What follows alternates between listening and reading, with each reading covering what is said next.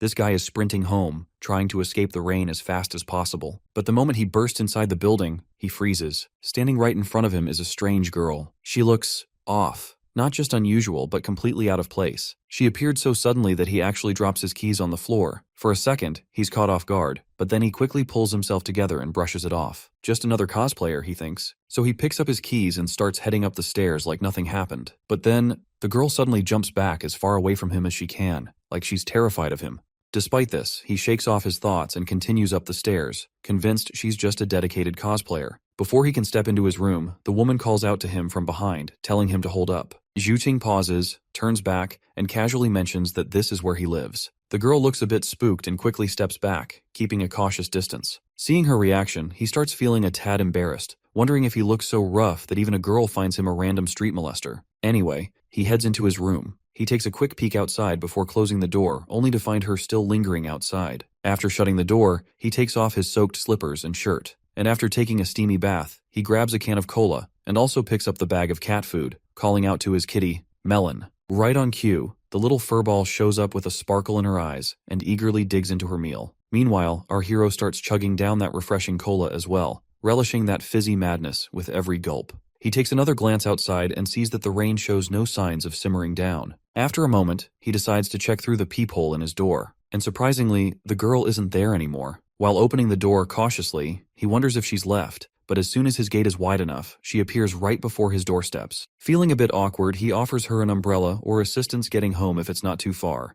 However, the girl doesn't respond to either option and instead asks where they are. Shuqing points out that they're in his neighborhood on Beiwang Road. The girl goes silent for a moment, unsure of what to expect. Then she asks who our hero might be. Well, that's another simple question our hero doesn't have a clue how to answer. So, with a bit of confusion, he lets her know that he's just some random guy. He then tries to offer her his umbrella, but she just stares at this ordinary umbrella like this is some alien thing. After a moment of silence, she introduces herself as part of the Yan clan and confesses she has no idea how she ended up here. Her admission leaves our hero scratching his head, wondering if she's just a girl caught up in some cosplay fantasy. He sighs out of exhaustion and motions for her to come inside while he tries to call for help. As he dials Guard Cho's number, the woman's eyes lock onto the TV. An ad starts playing, and without hesitation, she slices the TV with her blade. Her face goes white as if she's seen some kind of dark magic that needs immediate vanquishing. The boy stands there, stunned, while the guard asks about the weird noises in the background. The girl turns to him with her bloodshot eyes, giving him an intense glare. Once our clueless hero is not in the position to utter a single word, the guard abruptly hangs up, thinking maybe our hero is tied up with something urgent. Shuqing scratches his head, looking puzzled, and asks her where she came from. Meanwhile, the lady wants to know if the people inside the weird glass thing are dead, and she's curious about the folks he was chatting with on his brick. Seeing her those straw sandals she is wearing, the boy wonders if this quirky lady could even afford to replace the fancy TV she just sliced. Finally, he raises his hand in a calming gesture, reassuring her that he's a decent guy, and suggests she puts her sword down. After she retrieves her sword from the TV, the boy asks her name and where she's from. She promptly replies her name is Jiang He, and she's a disciple of the Yan clan. He compliments her for coming up with such a cool name and jokes if her Yan clan is loaded enough with cash to compensate him for his broken TV. The lady gets confused and asks how he doesn't know someone as prestigious as the Gusu Yan clan. The boy simply shakes his head, admitting he's never heard of them. Her silence speaks volumes, as if she's offended by this guy who doesn't even recognize her clan. Seeing her tense expression, the boy reassures her again that he means well, and gives her the green light to ask any questions she wants. The lady timidly admits she just wants to find her way back to the Yan clan. Our hero, still clueless about where this Yan clan might be, reminds her that they're in the city of Jiangcheng and asks if she knows it. The woman stays silent, and now our clueless hero is starting to rub his head in frustration because he really doesn't want to entertain the idea that she might actually be from ancient times. So he asks her who is her emperor, but the puzzled lady insists that her emperor is one everyone should know about, which leaves our hero scratching his head at her cryptic response. She stares at him in confusion, wondering why he doesn't know about the emperor. She then asks our hero if it's the 16th year of Kaiyuan. Her answer shocks him, prompting him to pause and immediately start scrolling through his phone for information. He's amazed to find out that in the 16th year of Kaiyuan, it was during the reign of the 7th emperor of the Tang dynasty, known for the longest reign in the dynasty's history. To confirm if she's truly from the past, he asks if she knows Li Longji and mentions other famous figures from that era. The lady lights up with joy to realize he knows these names and eagerly asks where she can find them. With an anxious smirk, Shuqing jokingly tells her she might find them in a Chinese mobile game. Suddenly, a delivery man calls from the doorstep, and the lady instantly grabs her sword to confront the intruder. The boy rushes over, urging her to calm down because it's just someone delivering food, not a threat. Lady Zhang asks if the man is a servant, but our hero explains this man is just here with a food delivery. As he accepts the food, the lady watches in confusion and amazement at this whole process of this takeout. The boy then asks if she's hungry and wants to eat something, but the girl nervously declines. Standing by the door, she asks him why everyone she's seen here has short hair, wondering if they're all exiles. Our hero reassures her that's not the case,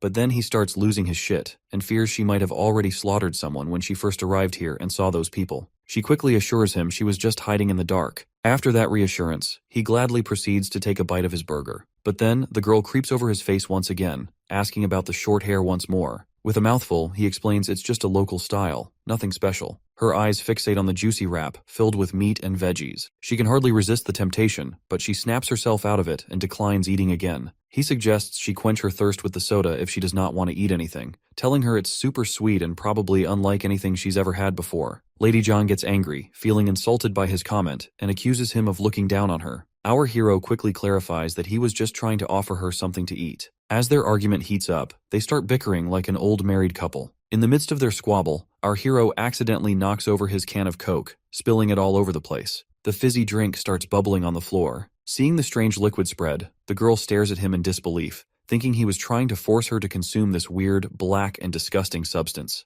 The poor guy sweats nervously, insisting that it's not poisonous and attempting to explain the concept of a carbonated drink. But these modern concepts make no sense to the girl from ancient times. In a fit of rage, she pins our hero down and glares at him with fiery eyes before she can slice his head off. Shortly after, she calms down a bit when he proves the drink isn't poison by chugging it himself. The girl finally gets it, and our hero tells her to stop drawing her sword every time, mentioning how she freaked out his cat, Melon. He then looks at her and realizes there are only 3 options to get rid of her. Option 1, trick her into going outside and let her freeze or starve, but he knows she'd end up on the news. Option 2, call the cops, but she might go berserk and make a mess for him by killing those officers, and just thinking about it gives him the creeps. The third option is to keep an eye on her. Since she's from ancient times, he might learn some neat stuff from her, but he's also worried she might chop him in half if she keeps brandishing her sword. Instead of regretting it later, he decides to take her in and see how things go. With that settled, he offers her the burger. Although she's clearly tempted by the tantalizing food before her, she stubbornly looks away and asks him what exactly this thing is that he's holding. Deciding to prove it's not poisonous, he takes the first bite, and she agrees, eagerly telling him to go ahead. As he eats, the lady watches him closely, and the boy realizes this amount of food might not be enough for her, so he decides to make a rice bowl instead, thinking her ancient stomach might not handle the burger well. It seems he was just making excuses to eat the burger himself. Seeing him finish it off completely annoys the lady to no end. He gestures for her to sit down, but she cautiously checks the seat by pressing her hand against it before sitting down cautiously. Let's face it, she can't trust this strange guy completely, even though he did offer her his umbrella. His room is filled with oddities, and he eats weird stuff too, so she decides to remain vigilant and careful. She asks about this place again,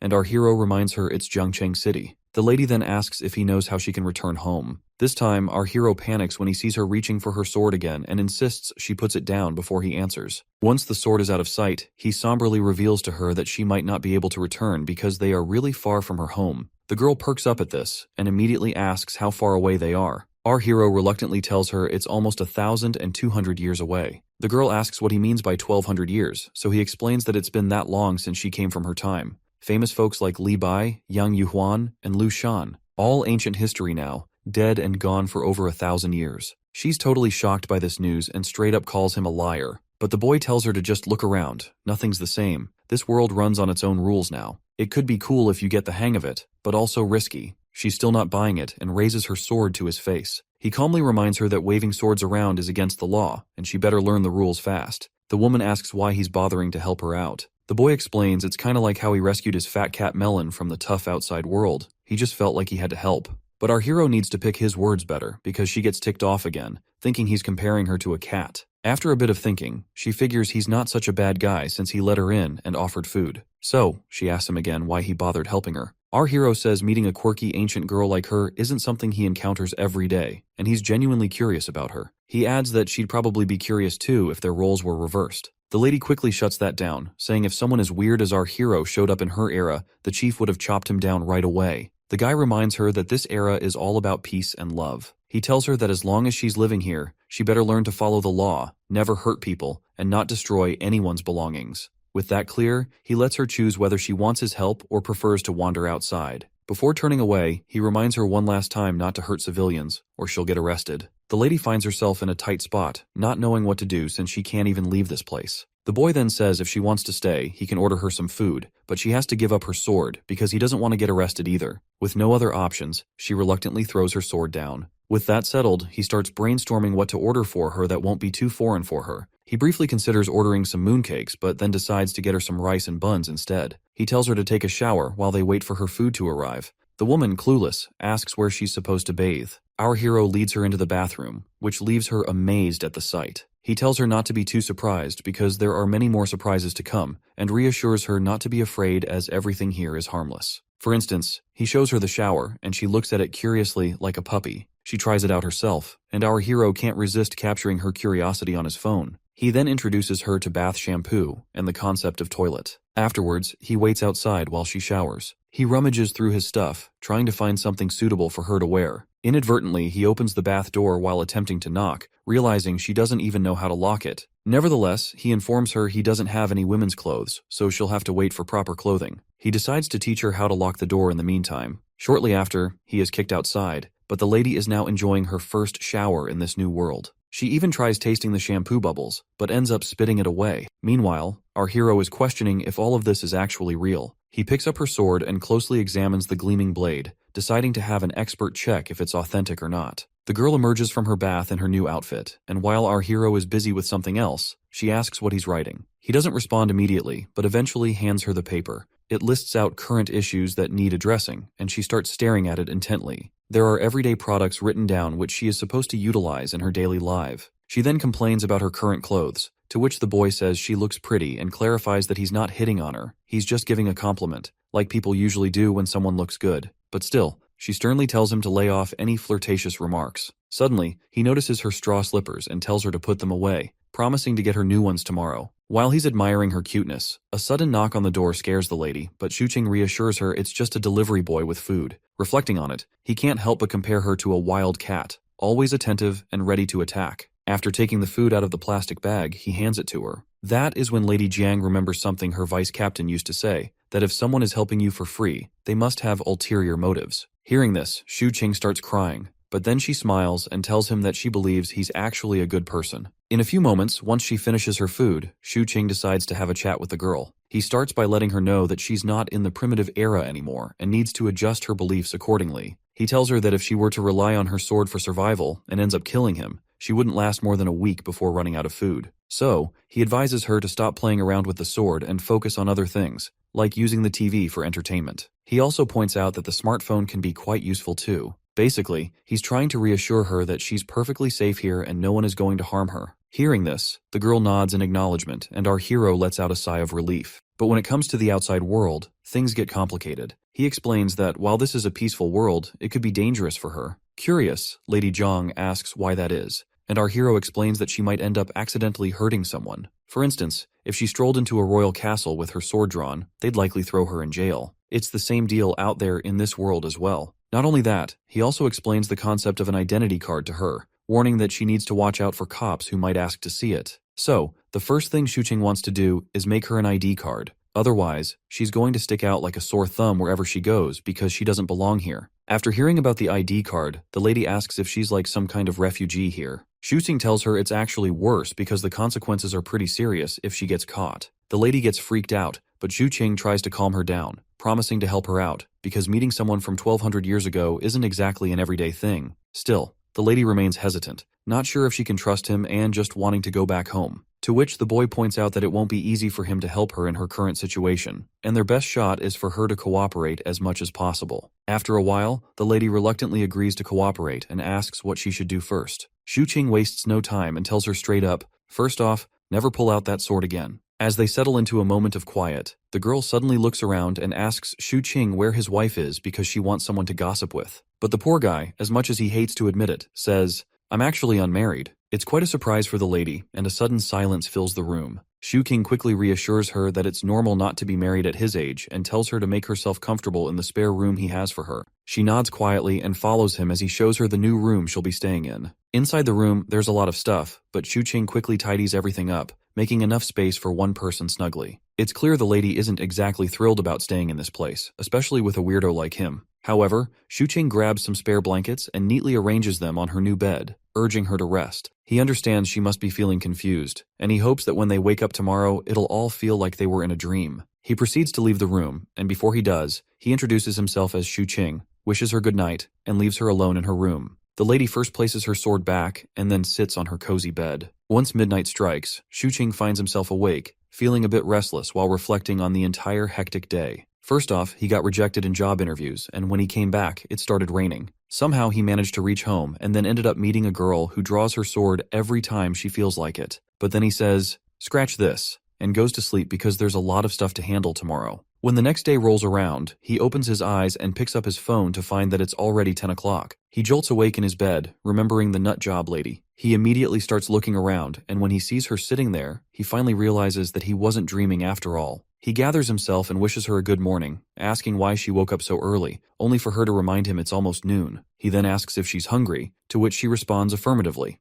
albeit a little. She starts looking for something in her chest and hurriedly goes back to her room, returning with 2 silver pieces, telling him he can buy food with them. Shu King is amazed to see the silver in his hands, though he knows silver doesn't fetch much. However, he thinks if she has any gold, he could use that to get cash and possibly help her obtain an ID card. The girl shows another piece of stone, but Shu King quickly tells her to keep it because she can't go outside yet. He looks at her closely, estimating her height and width, and promises to buy her some clothes later, along with bringing back some food. Afterwards, he heads to the bathroom, brushes his teeth, and freshens up. Then, he heads to the shopping center to pick out some suitable clothes for her. After looking at several options, his eyes settle on a particular dress, and tells the attendant that he'll take that one as well. It seems like he spotted some bras in the distance, but couldn't bring himself to enter that section alone. After an hour of shopping, he finally finishes and looks at the stuff he bought, feeling embarrassed about holding women's cosmetics. He then heads to the bookstore, grabs some books, and makes his way back to his apartment through the bustling city. Upon reaching the building entrance, the guard asks him about his shopping trip,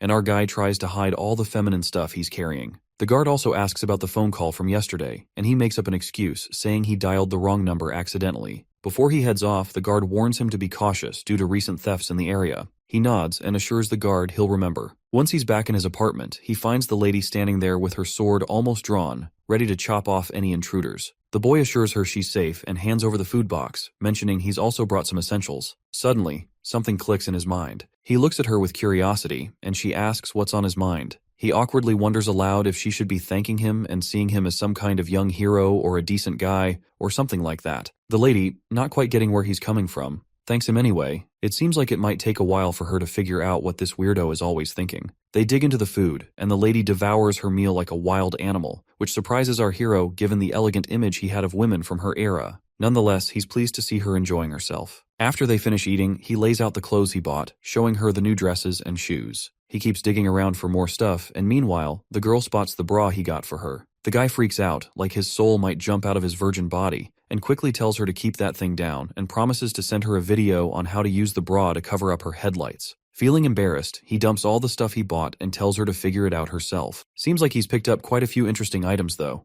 Along with that, he's brought some books to help her understand this world and its culture better. He's even planning to teach her how to use a computer so she can learn on her own. Seeing her looking tired and restless, he suggests she get plenty of sleep before they can figure out their next move. But then she asks about his status in this world. Hearing this, he rethinks things and admits he's a graduate student still on the job hunt. It's funny how despite being unemployed, he still manages to splash out on fancy clothes and cosmetics. So, even the lady starts to think he's some rich kid, but our hero quickly shuts that down, saying he's from a poor background. Then she starts wondering if he might be a landlord or something. Nonetheless, she dives into her books, but when she sees those old pictures from her era, tears well up in her eyes as she thinks about how she can get back home. The boy reminds her he has no clue how to get her there, but asks her how she ended up here. The lady reveals she was chasing a small thief in heavy rain, got lost in the middle of the forest, and wandered around until she spotted these tall houses. Seems like this guy's clueless about how to get her home, but he cleverly changes the subject, telling her she's got to survive in this world before going back. Then, without skipping a beat, he asks about her military ranking and martial arts skills.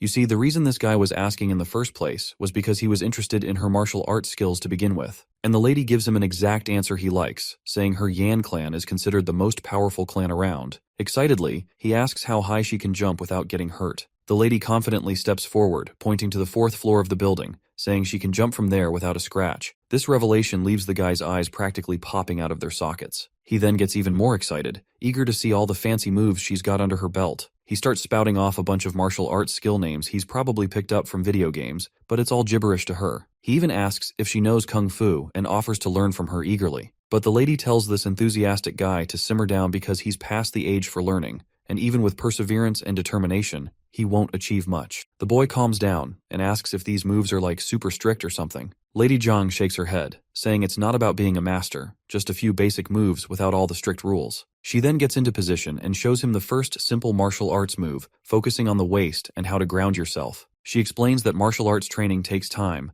building up bit by bit, day by day. He then asks if he can practice stakes and literally begs for it. She reminds him that it will take 3 years for him to learn stakes. The guy thinks that in that amount of time, he could become a full-fledged army soldier, so he gives up on martial arts and asks her to teach him sword techniques instead. The lady brings him back to reality once again, saying he's also past the time to perfect his reflexes because his eyes can't keep up with his hands right now. Finally, he throws his idea of becoming a warrior into the dustbin and simply tells her to try on the clothes. Once she's in the bathroom, he wastes no time taking advantage of the moment. He grabs her sword and starts swinging it like he's the second coming of the ninja itself. But this loser can't keep up because the sword is way too heavy for his puny muscles. The lady finally comes out of the bathroom, and when the idiot looks at her, she's looking smoking hot in her new getup. Her clothes fit like they were made for her, and she even walks around to check if they're tight anywhere. That's when Mr. Forgetful perks up, noticing her hair is all over the place and realizing he forgot to buy her a hairband. He tells her to tie her hair back with a band, and once she does, bam! She looks even hotter, a perfect wife material. Overcome with emotion, he starts crying, feeling bad for underestimating her intelligence just because she's from ancient times. He decides to take her for a walk tonight and promises to buy her a proper hair tie while back at home. As dusk arrives, the girl takes a peek outside her room and sees the boy sitting at the desk. She comes out and asks what he's doing. He tries to explain computers to her, like how you can trash talk everyone in the crazy lobbies of Call of Duty, and warns her to steer clear of 4chan if she wants to keep her sanity intact. The boy then asks if she's having fun reading books. She admits that most things are flying right over her head, but she's slowly learning. The dude tells her to take it easy, reassuring her there's no rush, and reminds her she's already brave and smart. He jokes that if he were in her shoes, he'd probably be a lost cause. Lady Zhang looks at our hero warmly, cheeks turning tomato red. While he's chilling at his desk, the lady sneaks up behind him again and asks if he doesn't have to work. He shrugs, saying he's already hustling to make money in this world. But when she imagines someone making money, she doesn't picture a schlub staring at a giant screen. Our hero explains he's trying to make some quick cash online. Since she wouldn't get all the tech stuff, he suggests she start with the basics. His mind is struck with a bright idea as to how to make her familiar with some basic stuff. He asks her how strong her chief's martial arts skills are, and she replies, pretty darn strong. So, the dude plays a video on his computer and asks if these guys on screen are powerful enough. The lady's eyes light up as she watches the intense fight scenes on his screen. He looks at her with the same enthusiasm and asks for her thoughts. With a timid voice, she admits these moves are something she has not seen in her life before, and just imagining fighting these characters makes her nervous enough to pray. He then pulls up another ridiculous video where a guy smashes through an entire wall with just the palm of his hand. When she sees this, she's absolutely terrified out of her mind, trembling as our idiotic hero eagerly asks what she thinks of the video. With a pale face and a voice tinged with fear, she asks if everyone here possesses that kind of magnificent power. Quick to correct her, he reassures her it's all fictional and none of it is real. This just makes the lady angrier, demanding to know if he's telling the truth. The dude confirms, saying once again that the kung fu she just saw was all bullcrap. He then explains to her that in this world, people create things based on their imaginations. For example, the martial arts he showed her is what people here believe it to be, even though everything is blown out of proportion. Looks like Lady Jiang is starting to grasp all these concepts. He reassures her that with time, she'll totally understand about arts and movies. Xu Qing then finally asks his original question if her chief's kung fu is better than what she has seen so far. Well, she reluctantly admits it's not. He then asks about flying techniques. She confirms they exist, but most folks specialize in just one. She points out how unrealistic those movie stunts are because physical strength only goes so far. The boy thinks for a moment, pulls up another video, and asks if she can do that move. She mulls it over for a moment, stands up from her seat, and starts swinging her hands super fast, moving like a blur. Xu Qing is totally thrilled to see her nail the technique and excitedly tells her she's got it. She tells him to hit her up anytime he wants to learn it, promising to teach him. With those words, she heads out, leaving my guy doing a little happy dance, probably dreaming of becoming a warrior someday. As she walks to her room, she notices a fat cat in her way, but she ignores the little furball and simply shuts the door in the poor cat's face. Once inside her room, she lets out a sigh in fear, realizing there's actually no one in this world without ulterior motives after all, and the reason our hero is helping her is to learn some martial arts. This new world is really scaring her. All these weird things do not make any sense. But then, she glances up at the wide ceiling, grabs her sword, and starts practicing. The noise from her room makes our hero curious if she's not going to take a nap. Feeling tired, he also drops down on his bed, finding it unbelievable that there's a woman right next to his room. The thought makes him really happy though, and he falls asleep with those sweet thoughts lingering in his mind. Suddenly, he is jolted awake by heavy voices. He looks outside to see dusk arriving, checks his phone, and realizes he spent the entire day sleeping. He immediately gets up and decides to take Lady Jiang with him to show her the real world outside. As she puts on her shoes, he advises her on the do's and don'ts in public areas, insisting she not do anything without his permission. After laying out all the rules, he asks if she understands everything, to which she meekly replies yes. He also doesn't forget to take a photo of her before they head out. However, in the photo, her pretty face looks more like a molester, who is looking forward to grabbing some peachy ass in the streets. The boy asks her to give him a smile, but her forced grin is even worse than her usual expression, and he nearly faints seeing it. He abandons the picture idea, and decides they should just get going. But before they head out, he tells her to leave her sword behind because he doesn't want any trouble. Lady Jiang immediately refuses, but the boy reassures her that the people on the streets are as weak as he is, so she doesn't need to worry about anyone. The lady reluctantly gives up her sword. While she's standing there, he tries to snap another picture of her. This time, he manages to get a really good shot and cheerfully says, "Let's get going." Once they step out of the apartment building, the girl starts looking around anxiously. Our hero explains that this is a neighborhood where families live. He points out the main entrance and the road outside and mentions the stores on both sides where people can buy food, clothes, or whatever they need. Lady Jiang gets intimidated seeing a guy on a scooter, probably thinking it's some kind of magical ride. As they walk on, they notice some people. A fat woman immediately recognizes Lady Jiang for some reason. The girl hides behind the guy while the woman insists she's seen her before. Meanwhile, a guard asks if our hero has snagged a girlfriend for himself, but the boy just laughs it off and says she's just a friend. But it seems this fat lady isn't letting up. She immediately recognizes Lady Jiang as the sword-wielding woman from yesterday. The guard and the woman start discussing the sword she had, and the fat lady explains everything in detail. Our hero quickly jumps in, yelling that it was just cosplay, where people pretend to be fictional or historical characters. Luckily, the fat lady buys the cosplay story, and our hero seizes the chance, grabbing Jiang's hand and walking away swiftly. Seeing them walking side by side reminds the old man of his own past. Once they're out of sight, Lady Jiang pulls her hand away and starts feeling grumpy. He asks if that woman saw her yesterday.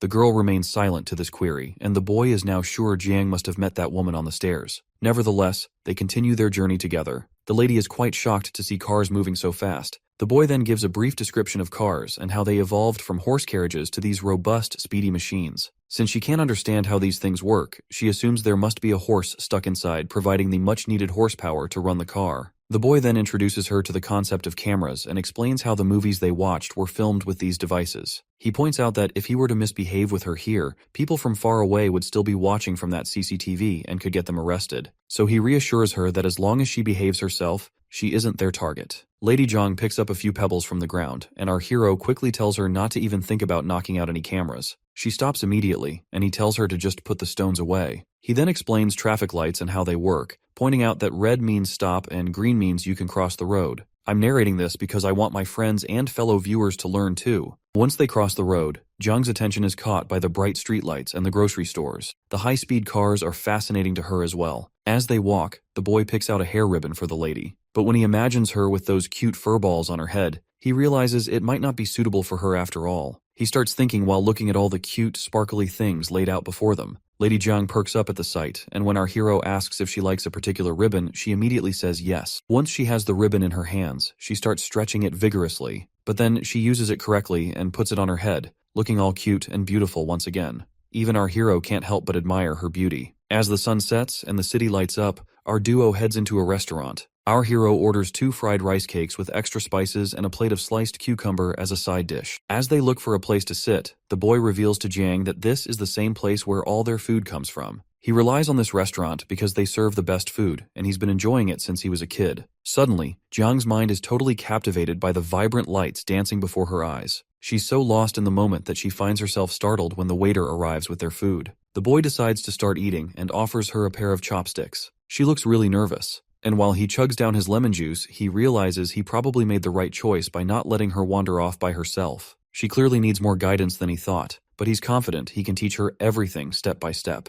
After they finish eating and pay the bill, they leave the restaurant feeling satisfied, especially our hero. They head back home, and once they're there, he asks if she's starting to feel more comfortable. She doesn't respond and just sits quietly on the couch. He tries to reassure her, saying that living in this world isn't so bad, especially with all the delicious food and junk food to munch on. He tells her that once she has her own ID card, she'll be able to enjoy it even more. Despite his reassurances, she still doesn't seem too thrilled about staying and quietly says she wants to go home. But then again, he reminds her that she can't go back home since it's already been 1,200 years. It looks like she has to accept reality. She asks how they're going to solve the identity problem. The dude explains he's no government guy to handle this stuff, but there's always a way, and reassure her that he'll help her. The girl gets flustered and feels grateful for his kind gesture. This time she thanks him properly by calling him a young warrior. The boy responds with the same brotherly energy, emphasizing that identity is crucial in this world, and without it, it's difficult to navigate. He then asks her where the list he gave her yesterday is. The girl points to the dustbin.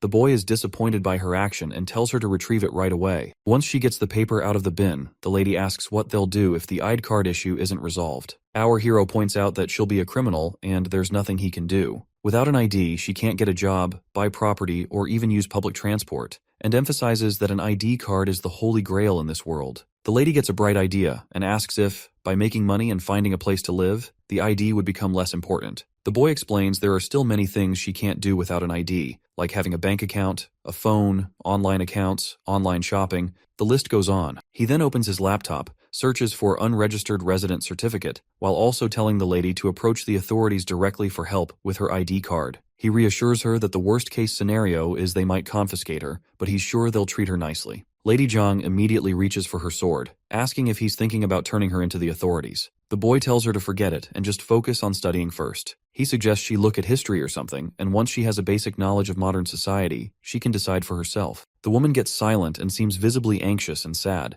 She asks if it's a problem for him if she stays here. Our hero reassures her that she can crash here as long as she wants, but insists she shouldn't fight or kill with her sword. He promises everything will be fine. Just then, the cat comes over, and the boy realizes he nearly forgot to feed this furball in all the madness. He plays around a bit with the cat and tells Lady Jiang that if she has nothing else to do, she can do some studying. The girl bows her head and decides to do just that. Looks like the dude found nothing worthwhile on the internet, so he checks his phone and decides to call someone he knows. He's about to call his best friend Chin Hao, who is now a good police officer, though he's not sure if his internship period has passed, and Chin Hao is now a full-blown officer. While texting Chin Hao, he wonders if he should mention that he's met a girl from 1,200 years ago, but he decides against it and sets up a meeting with his friend without revealing anything about their meeting. Feeling happy, the boy decides to take a shower to freshen up. After the steamy bath, he feels really satisfied. It then occurs to him that the girl hasn't showered yet, but he decides not to dwell on it. Suddenly, he remembers he's sharing space with someone of the opposite gender,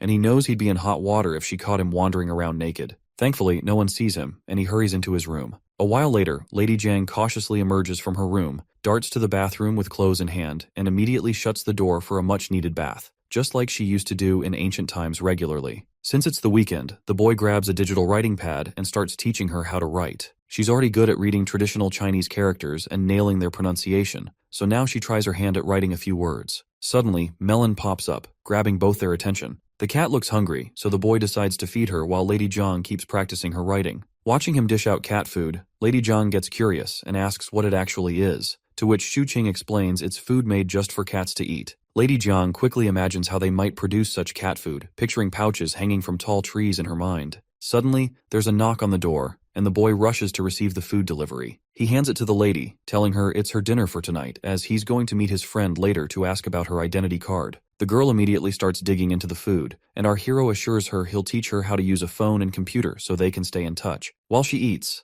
Little Melon chimes in asking for some food, but the dude scoops up his cat and reminds her to stick to her own cat food. Curious, the lady meekly asks if she can't give this cat some of her food, to which the boy nods and explains that this kind of food isn't healthy for cats. The lady is shocked to hear this, and her mind stops for a moment. If this food isn't healthy for an animal, how can it be good for humans? She even starts feeling like her burger doesn't smell good anymore. Shortly after, he shows Lady Jiang how to use Discord to message him on his phone, making it clear that it will not be him hiding inside the computer, but rather it will be the transmission waves who will carry his voice to her. Leaving his dormitory, he scratches his head, wondering if this is all okay. Eventually, he reaches his destination after a bus ride. Stepping off, he looks around and spots his friend sitting in the distance, waving at him. When they finally meet face to face, they exchange greetings. Officer Chin then pours a cold beer for our hero, mentioning it's the first time he's serving him a cup of beer. They both sit down, and our hero asks his friend how he can drink as a police officer. Chin Hao explains that he's off duty and dressed casually, just here as an ordinary person.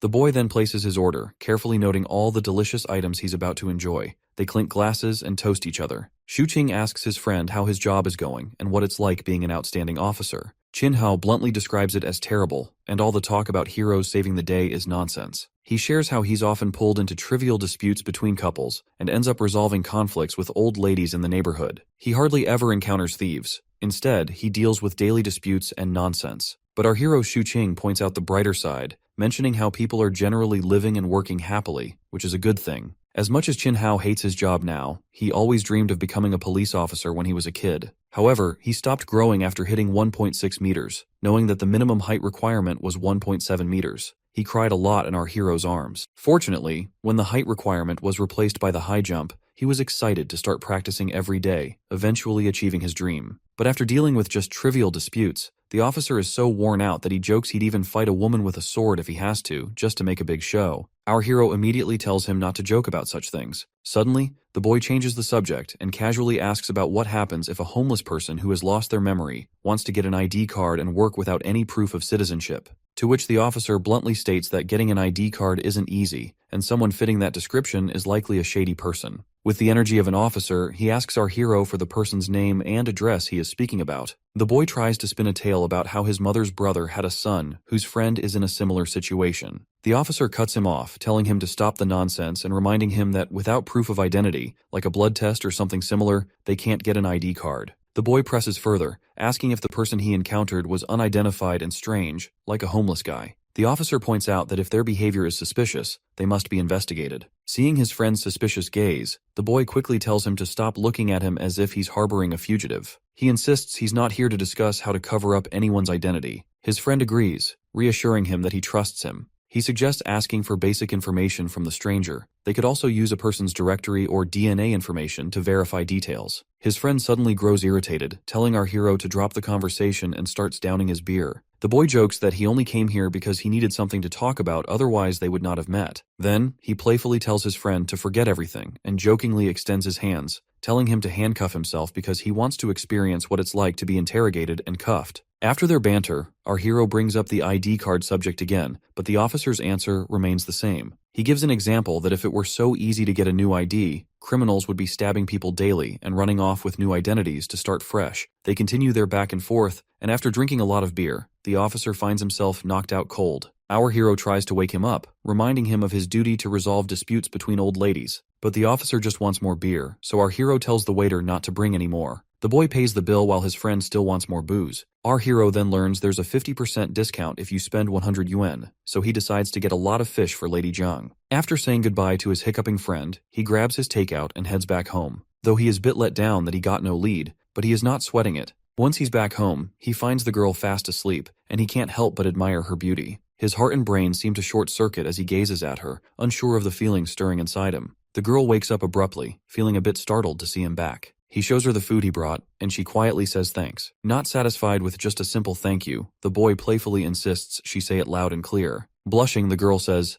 "Thank you, young warrior," which prompts an exaggerated reaction from the boy, claiming it was an easy task and a small contribution. As he unpacks the food, the girl asks if he drank a lot. He says no and shows her a yogurt pack, telling her to lick it before drinking. He starts rubbing his tongue against the sweet and sour yogurt, and she follows suit, surprisingly enjoying it and diving right in. The boy tells her to eat up and not let the food get cold. As he heads into the bathroom to take a bath, he can't help but smile, feeling the warmth of coming back home and seeing someone waiting for him. After his bath, when he's back outside, the girl immediately notices him. He asks if she checked her clothes, which confuses her at first. Then she remembers the bra he brought for her and feels super embarrassed just thinking about it. Apparently, trying to figure it out with YouTube tutorials didn't go so well. Later, she heads to the bathroom to change. She's nervous about trying on the fancy dress, since she's used to plain outfits that match her mood. She wonders what kind of prickly princess she'll look like in this new dress. She lays out the bra and dress on the bed, takes a bath, and dries her hair with a blow dryer. She's really grateful for the kind young man helping her adjust to everything, but she knows relying on him isn't a long-term solution, and she can only get so far with her limited knowledge. The sunshine of the next day leaks through the window, and the girl comes out of her room while rubbing her tired, sleep-deprived eyes. It looks like our hero woke up early this time. Lady Zhang asks him if he's working early in the morning, to which he replies that he's just watching some news. The girl immediately exudes a gloomy aura, asking if he is a government official. The boy reassures her that he's not, reminding her that if he were, she would already have her much-desired ID card. He then asks if she's hungry and offers to buy breakfast, asking if she'd like to come along. The girl declines and heads to the bathroom, so the boy decides to go by himself, telling her she can Netflix and chill in the meantime. Humming a tune, the boy strolls outside. The old guard calls him over, and the boy reluctantly approaches, noticing 2 more people present. One of the ladies asks if he's heard any creepy, weird noises lately, and the way she is looking at our hero, it's clear she suspects him of being the source of these sounds. It seems like the boy is completely clueless about what the lady is talking about, and he tells them that he didn't hear anything, and slept soundly last night. He wonders if there was a theft, but the old man suggests that they might be haunted because his dog was terrified by something the other night, so much so that it didn't even bark. When the boy asks the old guard if he noticed anything else, the old man takes a puff of his cigarette, exhales the smoke, and confesses that he didn't see anything, but he caught something on video footage. They all gather in the surveillance room where the old man plays the video. In the footage, they see something moving so fast that it appears as just a blur, and everyone is visibly terrified by this mysterious creature. And the reason our hero is also feeling terrified is that he's pretty sure it's Lady Zhang. He facepalms himself, unsure why she's doing that, and decides to go back to the apartments to ask her himself. Well, it looks like now we know why Lady Zhang was feeling tired a while ago. She was probably trying to explore this world by herself in the night to learn new things. The boy then asked the old man if the same had happened yesterday as well, to which the guard says no, noting that nothing unusual happened last night. He awkwardly laughs and decides to entertain the idea that maybe there's a ghost around. The bald guy over there and the chubby lady get curious, wondering why a ghost would be playing around in the dead of night, especially in their place. The old man decides to keep an eye out to see if there's some guy lurking around looking for a chance to steal. The boy finally gets back home and wastes no time yelling at her, asking why she snuck out in the middle of the night before. He stares at her with a mix of disappointment and concern. The girl meekly asks how he knew it was her wandering, which just infuriates the boy more. He facepalms in frustration, reminding her about the CCTV cameras everywhere that caught her. The girl looks a bit scared and worried about him. So, she quickly explains she was wearing a mask. Relieved, the boy sighs and figures as long as she keeps her face hidden, they're probably safe. He tells her from now on, if she wants to go out, she has to take him along. No solo trips allowed while she's staying here. He stresses how dangerous her situation is, so she can't just wander around freely. The lady timidly asks if she caused trouble for him, and he reassures her that luckily, no one recognized her,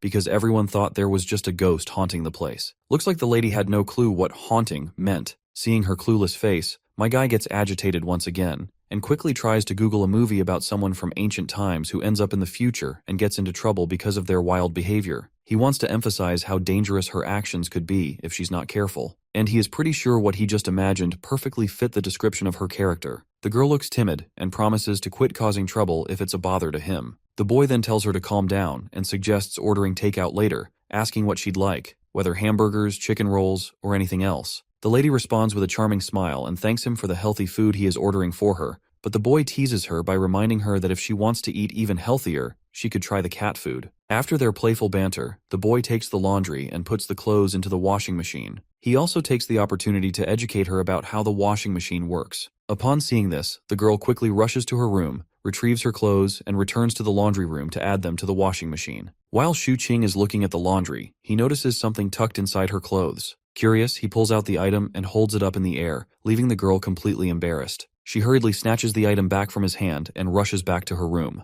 Zhu Qing is surprised to realize that it's a foot binding, which does not make sense as how she was moving around the neighborhood with her injured feet tied up with the binding. He glances at her, recalling how her feet seemed perfectly fine when he last saw her in those shoes, so it does not make any sense for her to tie her feet with clothes. He then decides to search online to see if martial arts enthusiasts have any interest in some sort of foot binding practices. But by the looks on his face, the search results don't align with his expectations. Turning to her, he casually asks if he can take a look at her feet. She stubbornly pouts and shakes her head, clearly uncomfortable with the request. The boy asks why is that, to which the girl just gives him a silent treatment. Well, it looks like this clueless guy has finally caught on that those bindings weren't for her feet, but for her chest. It's no wonder why she didn't bother with the undergarments he brought earlier, and he thought maybe her hooters were big enough already to fit anything. His soul nearly jumps out of his body as he realizes his foolish mistake. She shoots him an angry look, sword drawn and eyes blazing, seemingly ready to chop off his head. However, she manages to take control back to her nerves and turns around,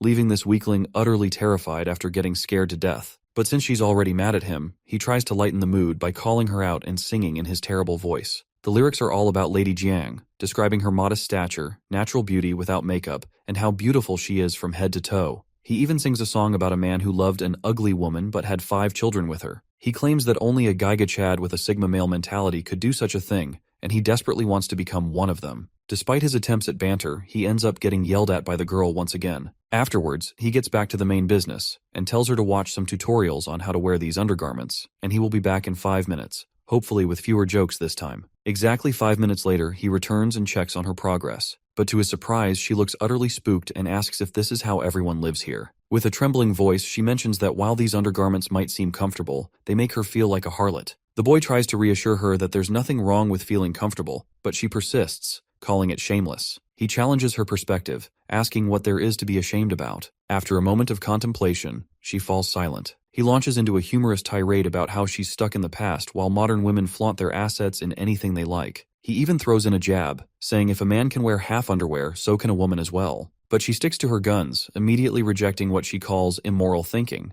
Seeing he couldn't reason with her, the dude decided to switch gears and calm her down. He revealed that besides studying and working, computers are also great for gaming. He warned her about the toxic fanbase in games like Apex Legends and instead introduced her to a game suspiciously similar to Super Mario. After seeing it for the first time, she became engrossed in the cartoonish world of jumping plumbers. While the lady was busy beating Niftsky's speedrun record, our hero quietly slipped away, thinking it's best to keep her occupied indoors. Later on, when he returned home, he interrupted her game to teach her how to defeat the final boss. After their gaming session, he felt exhausted and decided to take a nap while she continued playing on his laptop. Once he settled into his room, he reflects on how lucky he was not to land a job on that rainy day. Otherwise, even if the interview had gone well, managing a 1,200-year-old ancient girl would have likely forced him to quit. As dusk casts its yellow hue across the room, our hero returns to find the lady. He suggests they eat out and tells her to dress nicely this time instead of looking like a slob. He even advises her to try a different hairstyle. She looks at her options and emerges in a new dress, blushing as she adjusts to the modern style, albeit a bit too modern for her standards. The boy blushes too, struck by her beauty, but quickly urges her to change back to her original dress to avoid drawing attention in public. This sends the girl into a fit of agitation and frustration beyond measure. As they wander outside, the old security guard jokingly asks if he's taking his girlfriend shopping again.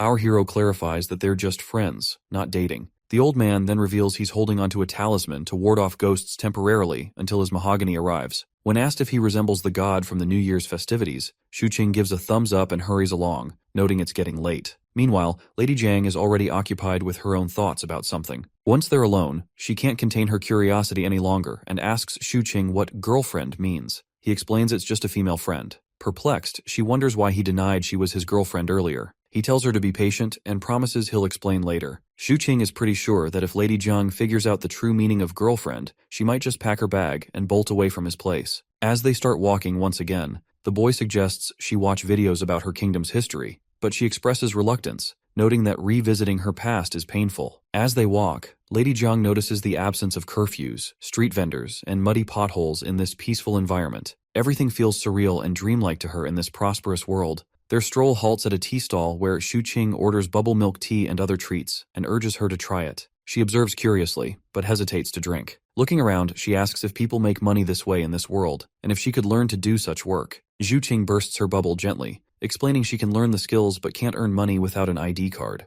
While she sips on her tea somberly, the boy reassures her that the identity card issue will eventually be resolved, so she shouldn't lose hope. He encourages her to enjoy the tea at the moment. As she drinks, he asks if she finds it tasty, but it turns out she doesn't really like it. She mentions the taste isn't quite to her liking, and the pearls are difficult to chew. The boy readily agrees, stating he feels the same and doesn't understand how people enjoy drinking this piss-like stuff. The girl gives him a cold stare, likely not appreciating being the subject of his taste critique. He quickly reassures her that he thought girls liked sweet things, which is why he ordered it for her, while his own drink is a bit sour. He invites her to try his drink instead. She cautiously sips his drink through the straw, and as the delicious flavor hits her palate, her face lights up with joy. So the boy exchanges his drink with Lady Jiang's pearl tea and gives her a gentle smile, genuinely pleased that she enjoys it. As they continue their outing, Lady Jiang starts to feel that something isn't quite right, but decides not to dwell on it, focusing instead on sipping her drink once again. After finishing their meal, the boy shamelessly burps, indicating his full stomach. He suggests taking a quick tour before heading home, and they stroll through the vibrant city in the middle of the night. Suddenly, the boy decides to stop at a bus station and suggests taking her somewhere good. Since this is her first time hopping onto the bus, he tells her not to panic and just follow him. The boy proceeds to put a coin in and enters the bus, guiding her to a window seat so she can enjoy the ride to the fullest. As the bus starts moving through the busy streets, the girl is amazed by everything she sees outside. The boy is a bit surprised that she isn't overreacting, considering it's her first bus ride. She reveals that she has ridden horse-drawn carriages many times before. Once they reach the Lanjiang bridge station, they exit the bus, and he introduces her to this new place called Lanjiang.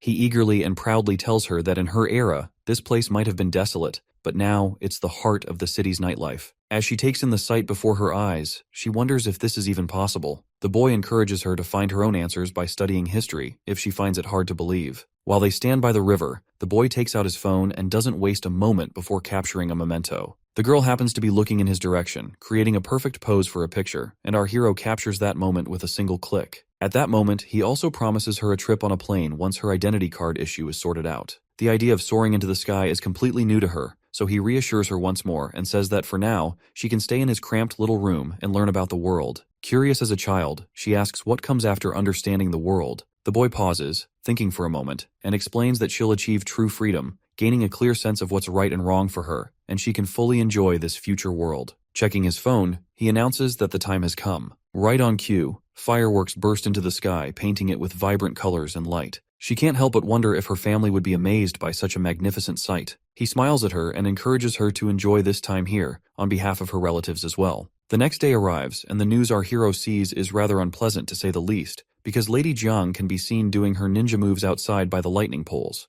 Of course, the dude's face sours at the sight, but it's also kind of reassuring. Since she played ninja at midnight, the guards have been on patrol more frequently, so there wouldn't be any real thieves around for a moment. Suddenly, Lady Jiang notices people gathered outside and curiously points her finger towards them, asking what's going on. Shu Qing gets creeped out as he realizes they've started to perform rituals to ward off the ghosts in the area. Shortly after, they dig back into their meals, and the lady points out that Shu Qing's lifestyle feels like being in a prison. He chuckles and reminds her how they went shopping earlier, watched documentaries, had lunch, shed a few tears over some anime, and then had dinner. He tells her that it's called having a home and an otaku's lifestyle, but the girl does not seem to understand anything. So Shu Qing explains that staying at home means having the freedom to choose what to do and where to go. He compares it to an ancient landlord who spends his days in the mansion with his family and a cat. The lady then decides to go for a little walk, and Shu Qing asks if she wants to go out on her own. She stays silent, which is all the confirmation he needs. So, he goes on a tirade, listing all the dangers and her shortcomings she has,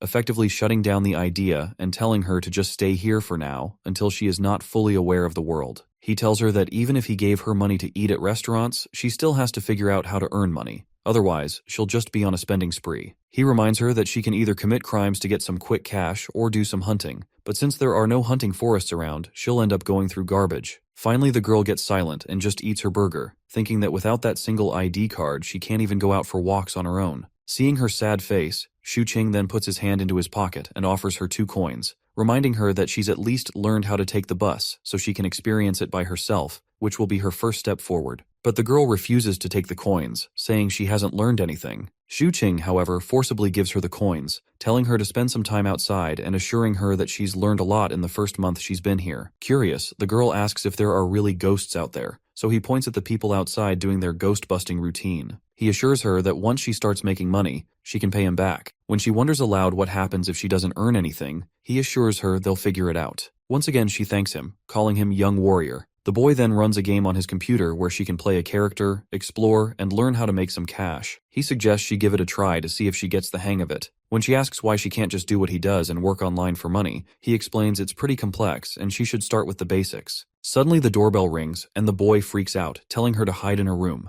But the person at the gate gets all antsy and yells at the boy to open up. When he hears that voice, Shuqing gets even more jittery and hurriedly guides her into a room and locks the door before finally facing his father. There's this grumpy old man staring him down. The boy nervously says hi, but the old man adjusts his glasses and insists the boy call him landlord for now. The old man then looks around, demanding to know if his son has found a job yet. The boy, addressing his father as landlord, assures him that he will pay the rent on time and defends himself, stating that since he can afford the rent and his current lifestyle, he does not feel the need to have a job. The old man gets all agitated to hear this, and just like a typical father, he starts berating his son for how big of a failure he is. But the son tries to cut him off by saying since his father is here for the rent, he'll gladly pay up. When the old man spots some RPG game running on the computer, he gets even more annoyed and makes it clear that if his son doesn't find a job by next month, he's hiking up the rent. No questions asked. Jung wonders while chomping down on her burger if people are always ridiculously glued to their screens in this era, like a jail, always having a strict schedule to everything, and then using the phone for entertainment. Shuqing nervously laughs, explaining that this is known as otaku, which is a way of life. Being a woman she doesn't understand, of course the lack of brain cells is apparent. Though the hero further elaborates, flexes his gender roles. He can either choose to stay inside or go outside, no restrictions. So he chooses to rot inside all day long. All Jung can think about is, he is just like those lazy landlords who have leisure time on their hands, enough to explore themselves. Then, Jiang demands to go outside, but Shuqing shows offense to that, and throws a million questions at her, mainly concerning what she is even going to do outside. Boy just proved he's after all a Gen Z. Then, Shuqing tells her that he will give her some money, but she will run out of it one day if she doesn't find a way to earn. He is some manipulator, as he tells her that she'll have to commit crimes to have money. Surely he hasn't heard about OnlyFans. Or unless she runs into another super big-hearted person, like him. Classic gaslighting behavior, the women are going to love to fix him. Further, he goes on to say that since there aren't any woods around for her to hunt, she will probably end up lurking through the trash cans to eat. Though she knows without an ID she can't really go anywhere. Then he pulls out some money from his pocket and assures that she has learned a lot in a month, and at least she isn't drawing her sword out at him. But Jiang seems hopeless. But he ain't even that bad. He surely is trying to fix her. He tells her that he's going to take her outside after the ghosts go away, and she needs to get some personal experience to understand a couple of things. Jiang really falls for the ghosts thingy. Only if women these days were that easy to get. Anyways, he decides to help her find a job, but the task is a bit difficult since they're in the era of tech geeks, and she's the boomer of the boomers. But he ends up finding something which matches her qualifications, a game of runners in an ancient style. But she wants to do the same thing as him, that is, watch people through surveillance cameras. Wanting to be a stalker in 2025 is so edgy, but he denies it, knowing that she has to learn a gazillion things beforehand. Suddenly there's a knock on the door, and Shuqing panics and guides the ancient girl to hide in his room. After she hides herself, he opens the door and it's his dad, aka the landlord. He steps in and questions quickly if Qing has landed a job. He assures him that he's going to pay off the rent soon, and he doesn't have to worry about him having a job. Of course, since he wants to be treated as a princess, why would he need a job anyways? His dad scolds him that he's not had a stable job ever and he's always playing with weird things. God forbid if a man has a hobby or OnlyFans. Shuqing gets annoyed and tells him that he's sending his money to him right now, or if the landlord just came to see if he's going to work on the National Day holiday. These millennials and boomers hate seeing gens knowing their rights. So, his dad gets mad at him and threatens him to find a job or he will increase his rent. But of course, he's a man with brains. He tells him to lower the rent since the place is haunted and has a terrible environment.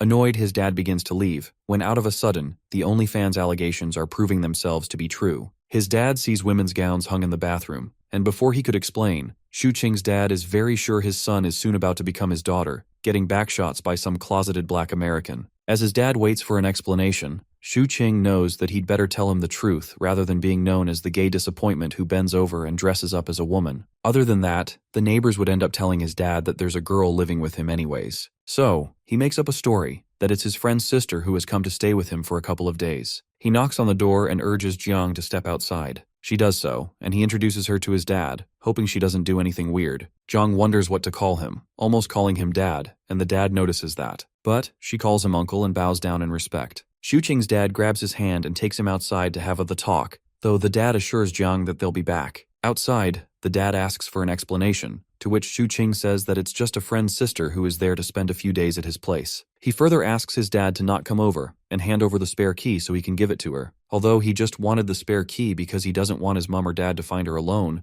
that would be way more unexpected and complicated. But his dad wonders if that's his girlfriend and he denies straight away, but his dad ain't that dumb. After all, he was 17 once too. That's how he got Shuqing's mum to spread legs for him. The dad asks how old the girl is, and Zhu Qing admits she's 18. That's what 14-year-olds these days lie about too, so they can end up being baby mamas to men who don't even want them. The dad sounds unconvinced, but that annoys Zhu Qing, to which he says that even if they are in love, what's there to be surprised about? Well, probably he's unable to believe that someone could love his dusty son too. Well, the dad came down to check if he can pay rent and have a job, only to find a chick in his apartment. His dad once again points out he doesn't have a job, to which he bursts that being a content creator pays off well too. Well, his dad ain't even wrong. It's high time he finds a real job being a McDonald's cashier. Being annoyed, he asks his dad what the rent and utility bill is, and then transfers it to his dad right away. He urges his dad to give the spare key because now he's properly renting out the apartment. Zhu Qing's dad tells him to pay on time every month, or else he will have to pay more than others, and if he has a problem with it, he can find some other apartment. But the boy is smart. He knows whatever his dad owns will be his someday, so he continues to stay here. The economy got him excited about his dad's demise.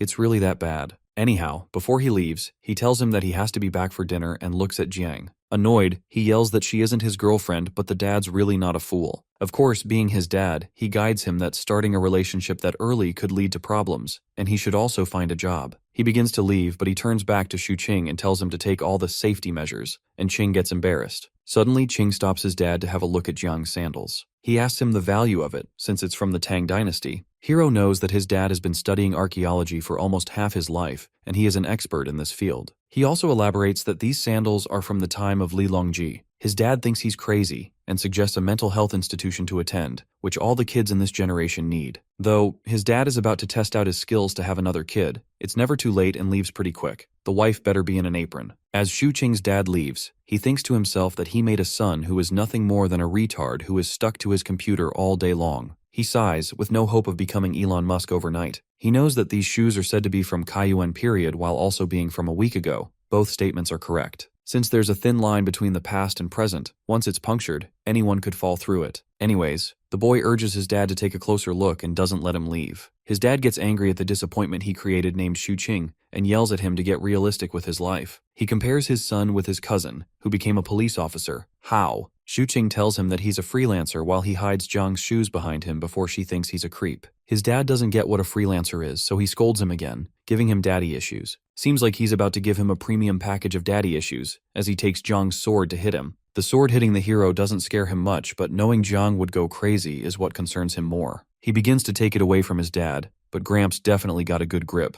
But our boy, being clever, tells him that this is definitely not an antique but a toy, and his dad falls for it and gives him back the sword. He begins to leave, while again telling him to get a job or take a civil service exam. As his dad finally leaves, Zhu Qing looks at the sword and sees not a single mark of oxidation, which makes it look pretty recent. He notices Jiang peeking at the sword, and he tells her to take it away and not take it out often. Then, he wonders why she wants to call his dad Dad. He clarifies that if she ends up seeing his mum, she's supposed to call her auntie and she listens. Then, Qing asks Jiang if she wants to keep martial arts in practice. So badly, he wants to become a master in a quicker way, someone whose stamina is so low that they bust just seeing a woman. Having no way to become a master overnight, but he does know that it's useless in this era. So, he brushes off the thought and takes Jiang to play the game with him. Qing thinks that he has to treat her like a child and teach her everything step by step. Kids mostly learn through toys and games, and online games are considered games too, having the same nature. Then he guides Jiang how to play the game. She wonders how they make money off it,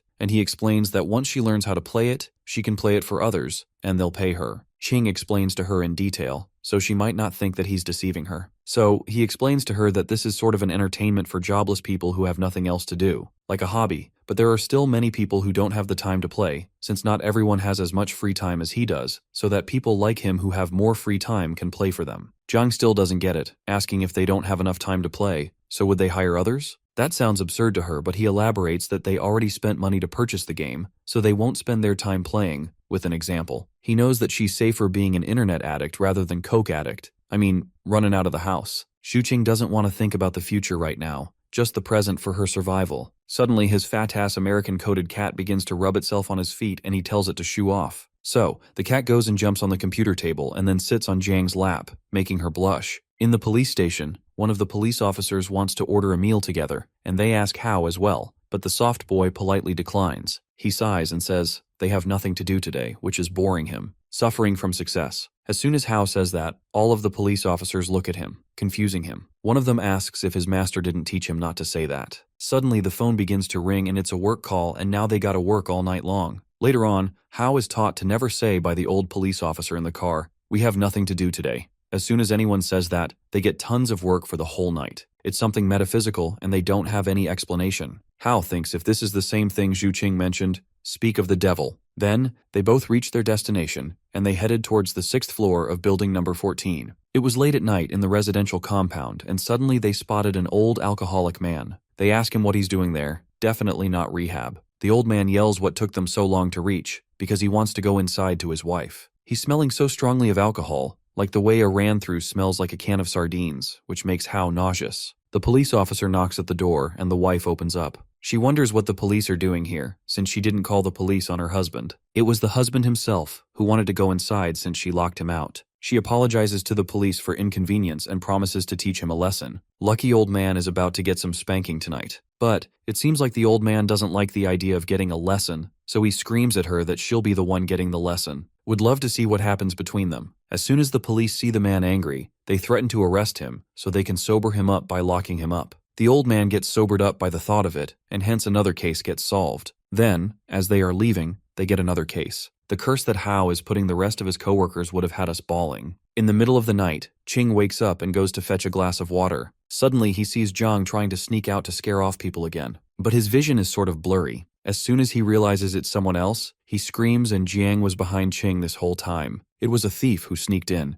and he began to run away from the scene. Well, we got a little Bruce Lee from the Tang Dynasty here. Zhang slams the thief's head on the floor and begins to press it as hard as she could. Xu Qing quickly realizes that if she doesn't let go of his head, his skull will crack open like a coconut. He urges her to stop, and she does. Then, Qing takes off the veil, and the thief has a North Korean haircut. He sits nervously and embarrassed that he got Undertakered by a girl. Meanwhile, Xu Qing slaps his head, wondering what just happened. The protagonist realizes how powerful her grip must be, because the thief almost got choked to death. Personally, I think that's an honorable way to die, getting choked to death by a hot chick. There's literally a mark on his hand. Anyways, Qing goes to make a call to Hao since he's also a policeman. The thief begs him not to call him and spare him, and he's already gotten beaten up, so he promises to learn from his mistake. Coldly, Qing says that he deserves to be beaten up because people's hard-earned money isn't his, and he should instead find a job. Yeah, projecting his daddy issues on the thief. But the thief admits it was his first time stealing. He explains that he knew the building was haunted, so he tried to take advantage of it, but he got beaten up to death instead. Not just that, he's hella scared of Jiang. Her aura is something to be scared of. Qing asks for an apology, and the thief apologizes right away. However, Xu Qing thinks that the apology is not sincere enough,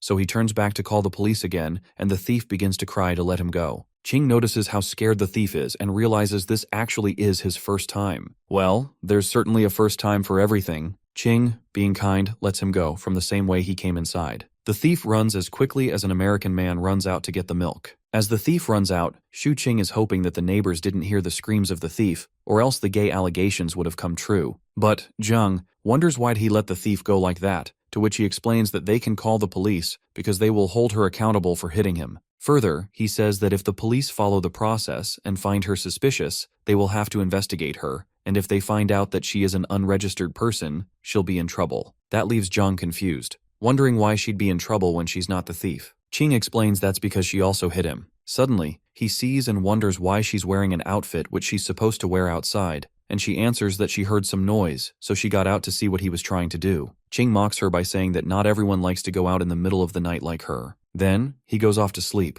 knowing he'll get someone to fix the window tomorrow. The next morning when he wakes up, he sees Zhang all sweaty, as she practiced all night long. God knows what kind of practice. She opens her hair and he's mesmerized and begs her to keep the door open so he can see her practice. He should have reported himself to the police for the creepiness. She agrees to it, while some women charge $5.99 monthly for it. He's surprised to see her agree with him so quickly, but she tells him that whether she agrees or not, he'll still be unhappy. That pisses him off, but he chooses not to have an argument. Then, Xu Qing suggests they go out for breakfast while someone fixes the window. The night before, he thought about how it's not enough to stay at home and live without seeing anything, so he steps out to have some personal experiences too. As they walk outside, Qing guides Zhang how to learn from the life all around them. She wonders how that could be, and he explains that she must abandon all her past thoughts and beliefs and start a brand new life and make new experiences. While mansplaining, Qing tells her to not be too harsh to people, like the way she was to the thief the night before. because the way she was holding him down, it looked like she wanted to snap his neck. But she denies, because she reduced the amount of force. Further, he elaborates that hurting someone in this era could bring upon trouble on them, so he guides her to not kill anyone. That leaves her confused. To what extent can she beat up someone? Well, I'd say if it's a man, better not hold back, but Ching guides that it depends on different factors. Jang follows up with a second question. If he sneaks into her room at night, how hard should she beat him up?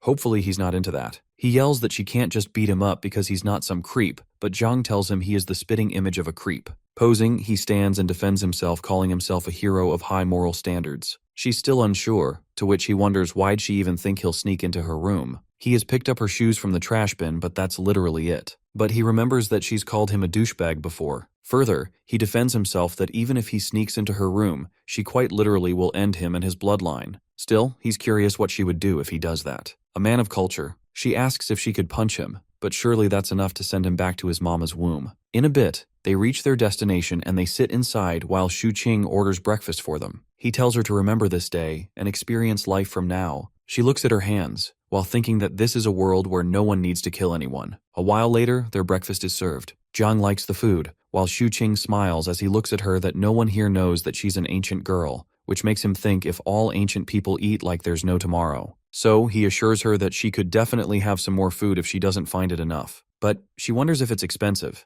But he explains that breakfast is the cheapest, and she doesn't need to worry about food in this world, because food is cheap here. As he chomps down on food, he thinks about how it feels like he's raising a baby. Then Zhang gets up to order 15 more buns, almost making Shu Qing spit out his food. Seeing that, he tells the waiter that the order is to go. He asks her if she can even eat that many, and she wonders if she ordered too many. But he just guides her to not eat that much in public, and tells her to pack it up and eat the rest at home to save themselves from suspicions. While Zhang eats, she assures him that she'll pay him back when she earns, though she could definitely use another way to pay him back. Then he gets the check and they leave. They pass by a hot pot buffet, and the lover boy promises her to bring her to eat some buffet next time. Jang wonders what that is, and he elaborates that in buffet, they can pay a little money and eat whatever they want until they are full, and there are plenty of other dishes. That makes Zhang think that it's like charity, but Shu Qing clarifies that it's nothing more than a marketing tactic. Then, he says to her, that mostly people in this era work through the brain, and since they don't do anything physically much, they don't feel hungry either. So, her eating like an American fatty would get eyes on her and everyone would end up knowing who she is. Basically, the buffet thing makes the owners profit more, because people don't eat much anyways. He highlights that girls and children are prime victims of this marketing tactic, as they would pay 100 yuan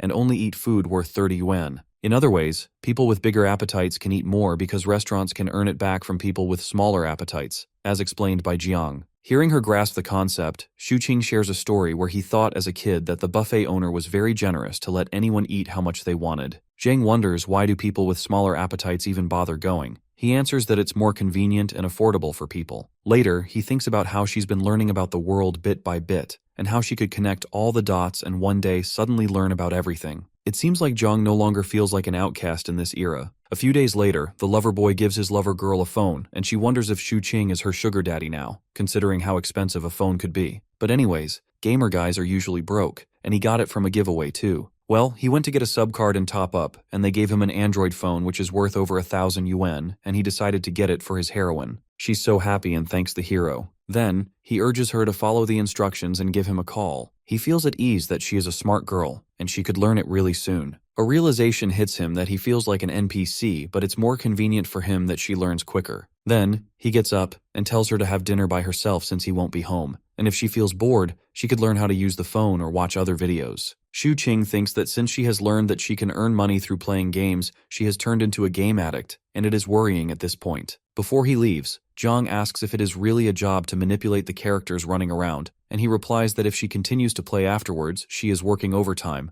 but since she is already in an internship, there won't be extra pay for overtime. Then he reminds her that she should eat, and if she needs anything, she needs to call him. He leaves to go see his parents. He hasn't visited them since Zhang came. King steps inside and sees his dad. His dad tells him his mom is out playing mahjong. Then he asks where his girlfriend is, talking about Jiang. Shu Qing gets annoyed and explains that she's just a friend who will stay with him for a while. The dad utters that he wouldn't let a man stay, but Qing defends himself that Hao has lived with him, but he's considered an exception by his dad, as the dad thinks that Hao could really be his girlfriend if he wasn't a man. Qing knows there's no winning from his dad and calls his mom instead, who is a mahjong addict. They wait for her to come back home, and Shuqing informs his dad that his apartment was broken into by a thief, though he fixed the window, but can he reimburse him for the cost? His dad mocks him that there isn't anything worth stealing at his place, and the only thing that is worth stealing is the computer which he sleeps with, so nobody can really steal it from him. He's committed to his computer, can't really judge the gender of the computer, will end up getting me cancelled. His dad asks if he was hurt, but Shuqing explains that the thief was beaten up and chased away, of course not by this weeb. Then, his mother returns from mahjong and begins to cook right away. She seems happy, which makes them think that she probably won more than usual today. As she cooks, she wonders where her son's girlfriend is, and again he protests that he doesn't have a girlfriend, and his dad is blabbering false news. His father wonders that they live and eat together. That sounds pretty much like a relationship. His mom didn't know that, and she is surprised at that news, and she urges to show her the picture of Jiang, though she was trying to go and look at her by herself. But her husband stopped her because it's not considered respectable to go without telling these days. He doesn't show her picture and says that she is just his friend and nothing special, while he thinks that his mom has always been persistent, so she won't let them go until she sees it. So he ends up showing a picture of her, and she thinks how pretty Jiang is. Of course, being a boomer, she starts swiping through the album and wonders why he has so many pictures of his just friend. He snatches back his phone while thinking that this is his record of observing antiques and wonders why has his mother started discussing her so much as if she is her daughter-in-law. The thing about Shuqing is, no matter what Jiang is doing, he always quickly takes random pictures of her. Even though they aren't officially dating yet, he definitely feels something for her,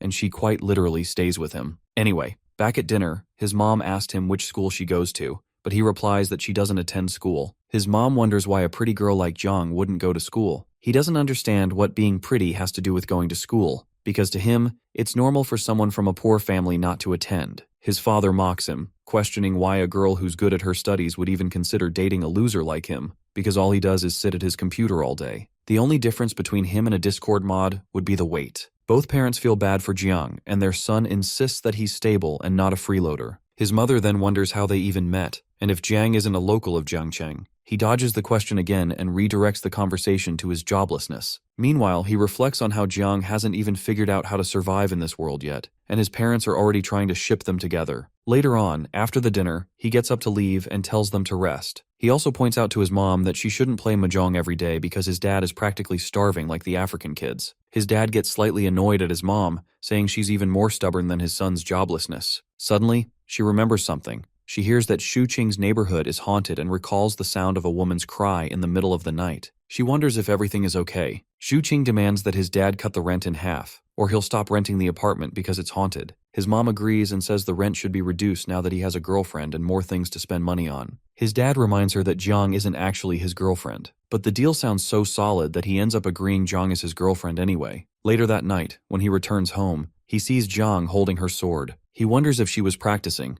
but she runs off to take a shower, and he's confused about why she would take her sword with her. He asks if something happened while he was gone, but she denies it. He's left wondering who exactly she feels the need to defend herself from. But then again, as long as it's not him, he figures it's fine. He sits on the sofa and his imagination runs wild thinking about her. Of course, she probably does need protection from him, but he brushes off the thought. Then he notices his computer had been on standby the whole time, and decides he'll start working tomorrow. Meanwhile, she comes out of the shower, shining like Aphrodite. Looking at her, Shuqing wonders if practicing martial arts makes her prettier. Back in the day, she would have been exposed to extreme temperatures, but her skin is still smooth. She reminds him that she once asked him to learn martial arts and he refused. He yells back that he can't learn just by standing in a stance. An idea pops into his head. She could start a beauty class through martial arts practice. But that would probably flop since people these days don't even exercise to lose weight, let alone take up martial arts. Jiang sits down and, while trying to use the hairdryer, asks if the Taoist caught the ghost. In truth, there never was a ghost. It was just her sneaking out by mistake, and people assumed it was supernatural. She gets mad because she's a human, not a ghost. The lover boy realizes she isn't used to using a hairdryer, so he takes it from her and helps dry her hair. She hands it over, and he continues the conversation, affirming that yes, she is human. But the problem is that no one in this era has ever seen a real martial artist. Someone flying across rooftops at night would easily be mistaken for a ghost. She wonders aloud why people don't practice martial arts anymore. He explains that living conditions have improved. People no longer worry about food or clothing and want to live more comfortably. Martial arts just aren't necessary anymore. People today have better options for enjoyment. He starts telling her a historical story, but she interrupts, saying she doesn't know those people. He explains the story was written by Mr. Jin Yang. He concludes that martial arts is basically dead now and people can only rely on technology to live comfortably. He tells her to put her sword down, there's no one to defend against anymore, but she screams that there is a ghost and she has to protect herself. He tries to dismiss it, but she shivers and finally admits,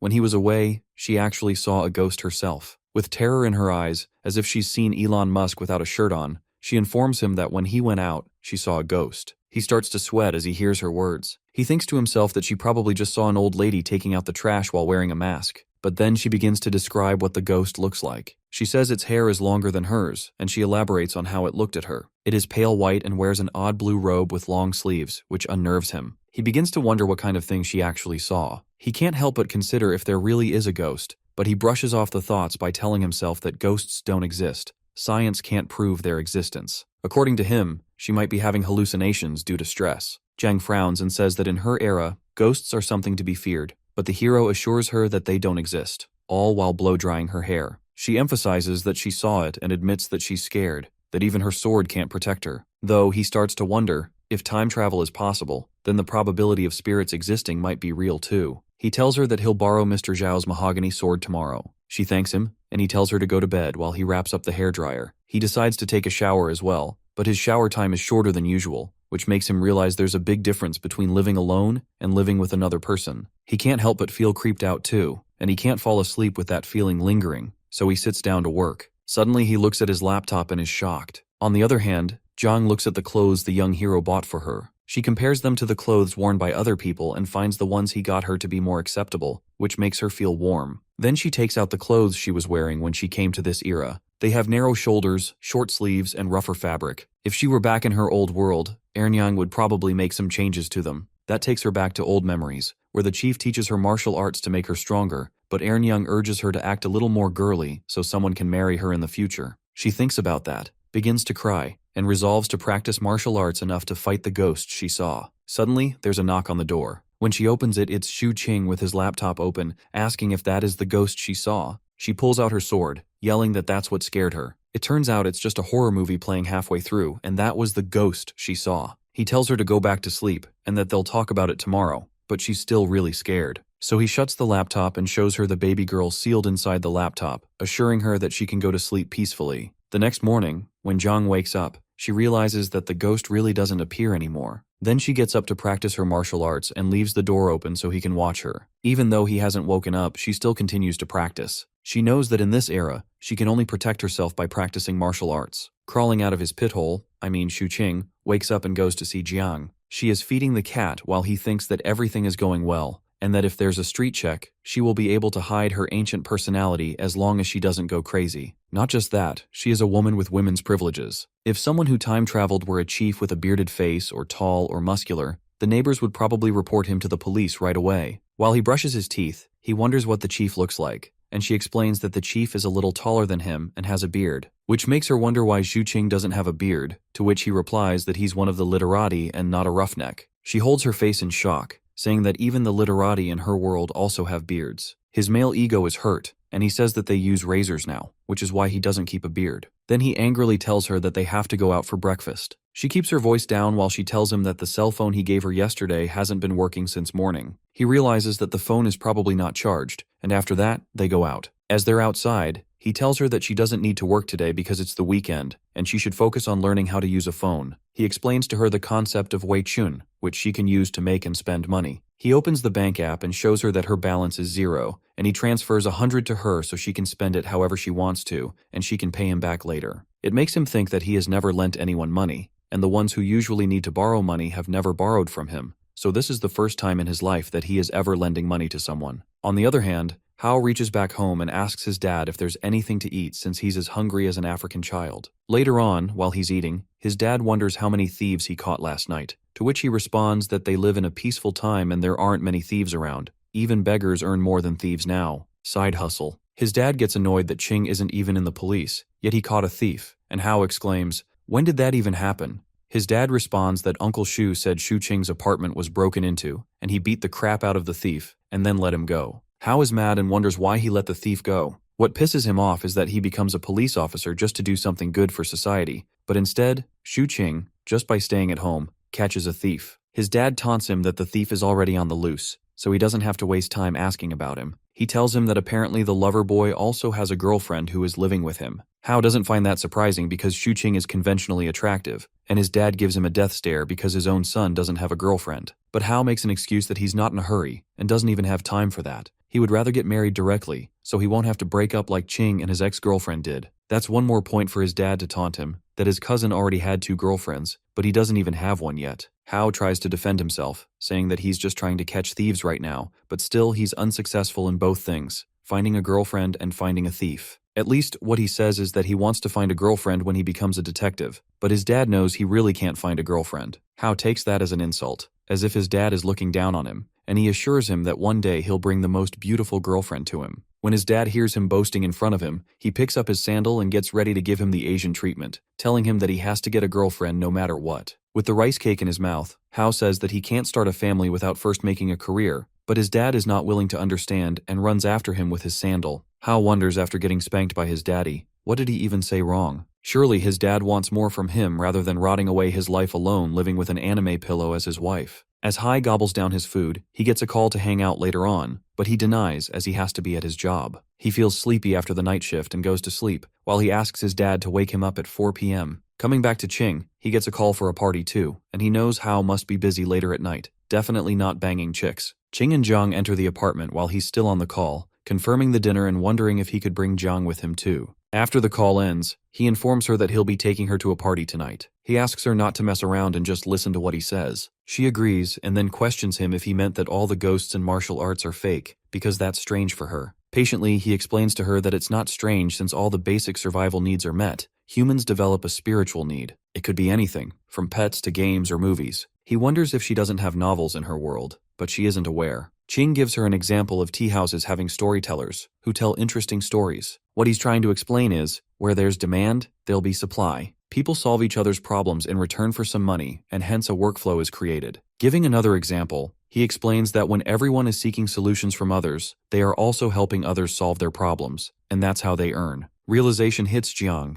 and now she understands how Qing can live like a landlord without having to go outside to work. She gets the concept of it, the concept of watching movies in leisure time, and he approves of her smartness. He tossed her a can of soft drink as a reward, but she wonders why he took her in. Was it for his spiritual need? He thinks and smiles at her, and says he did what he wanted to. As he continues to play with the truck of a cat, she thinks that the young hero is really just a person with a big heart. She opens the can, and the entire soft drink fizzes up and spills on her. He hands her over a tissue to clean up herself. The world would become a boring place if everything was to be done with a purpose. Later at night, as they're making their way to the party, he guides her that she can eat and drink whatever she wants except for the alcohol, and there might be a lot of people coming to the party later on. They reach the place. He tells her that it's a place for her to experience newer things. As they step inside, he makes sure to let her know she can stuff her mouth with as much food as she wants. Jiang finds the music too loud, and by her looks, she looks uncomfortable as if her uncle touched her. As Qing enters, they all seem happy for Qing to join. His friend informs that they all were waiting for him to arrive, and he should start singing now too. But Qing takes Jiang and decides to sit for a while. Jiang observes the place with uneasiness apparent on her face. Jiang is visibly uncomfortable. Her body language is awkward. Qing urges her to have some snacks before everyone arrives and they can eat properly. Handing her over some hazelnuts, he guides her how to crush them, but she can barely hear him because of the music. He realizes he has to speak louder, so he gets nearer and teaches her how to crack open a hazelnut. Then, he wonders if she has had these before, but she hasn't. When she eats it, she finds them incredibly delicious, to which he apprises her to eat more. He isn't worried about how she cracks up the shell, because in a place crowded like that, no one would probably notice, and even if they do, they would probably only think how strong she is. Then he laughs and cheers while passing on a drink to his friend Zijun. He begins to party with them and drinks beer. Seeing him drink beer, Zhang wants to try it too, and he denies that a girl should know how to protect herself, and she's out, but she urges that she has had alcohol before, and she won't get drunk. He definitely has double standards because she just wants to have a taste, but he's not letting her. So, after she insists a lot, he lets her have one of which brightens up her face. As she drinks it, he wonders if she likes the taste of it, and she ends up disapproving of the taste. On the other hand, his friend Zijun thinks that they are doing something fishy and stops them, but Qing tells him to mind his own business.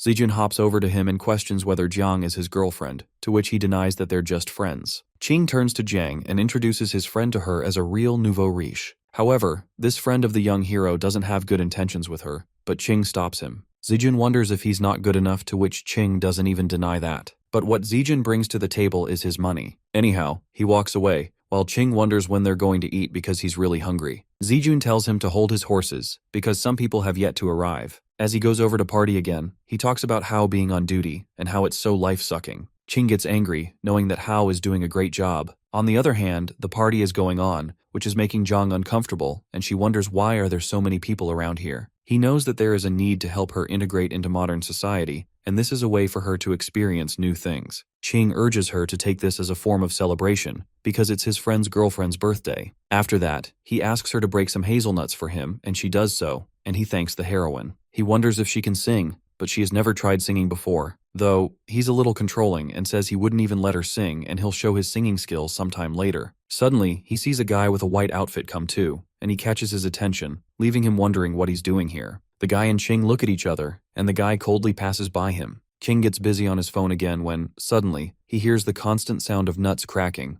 only to find out that Zhang has eaten all the nuts out of hunger. He wonders if she's hungry, and she admits to it, so he assures her that in a little while there will be a supersized cake. Her mouth waters just thinking about it. She comes to think of it, she hasn't had any bad experiences with food over here. The worst food she had was the half-eaten bun and the hamburger when she first arrived. They were a little hard and tasteless, but even those were better than the pancakes and the gruel. Zijun gets Ching's attention and urges him to sing, since Hao isn't here, and he agrees to sing just one song. He takes the mic from Zijun, and Jiang, out of curiosity, leans over to see what that is. Suddenly, hearing her own voice being extremely loud, she gets scared. Ching tells her to relax and explains that it's a microphone. Well, now at least she'll be prepared for the speakers she'll be hearing the broadcast from. He looks over at her face. She looks extremely adorable, and he wants to pinch her cheek but brushes off the thought, knowing that someday he will try it. Then he begins to sing with his friend. Zijun looks around and sees that everyone is here, so they're about to get things started, and then the cake arrives. He holds the microphone and says that it's his girlfriend's birthday, only to suddenly realize that his girlfriend is missing. Someone informs him that she went out earlier. Ching smirks, joking that his girlfriend isn't even around, and he was about to cut the cake because he thought the girlfriend was the girl who was singing with him earlier. Zijun looks around and finds her nowhere, so they just decide to keep on partying. Ching wonders if that's his new girlfriend,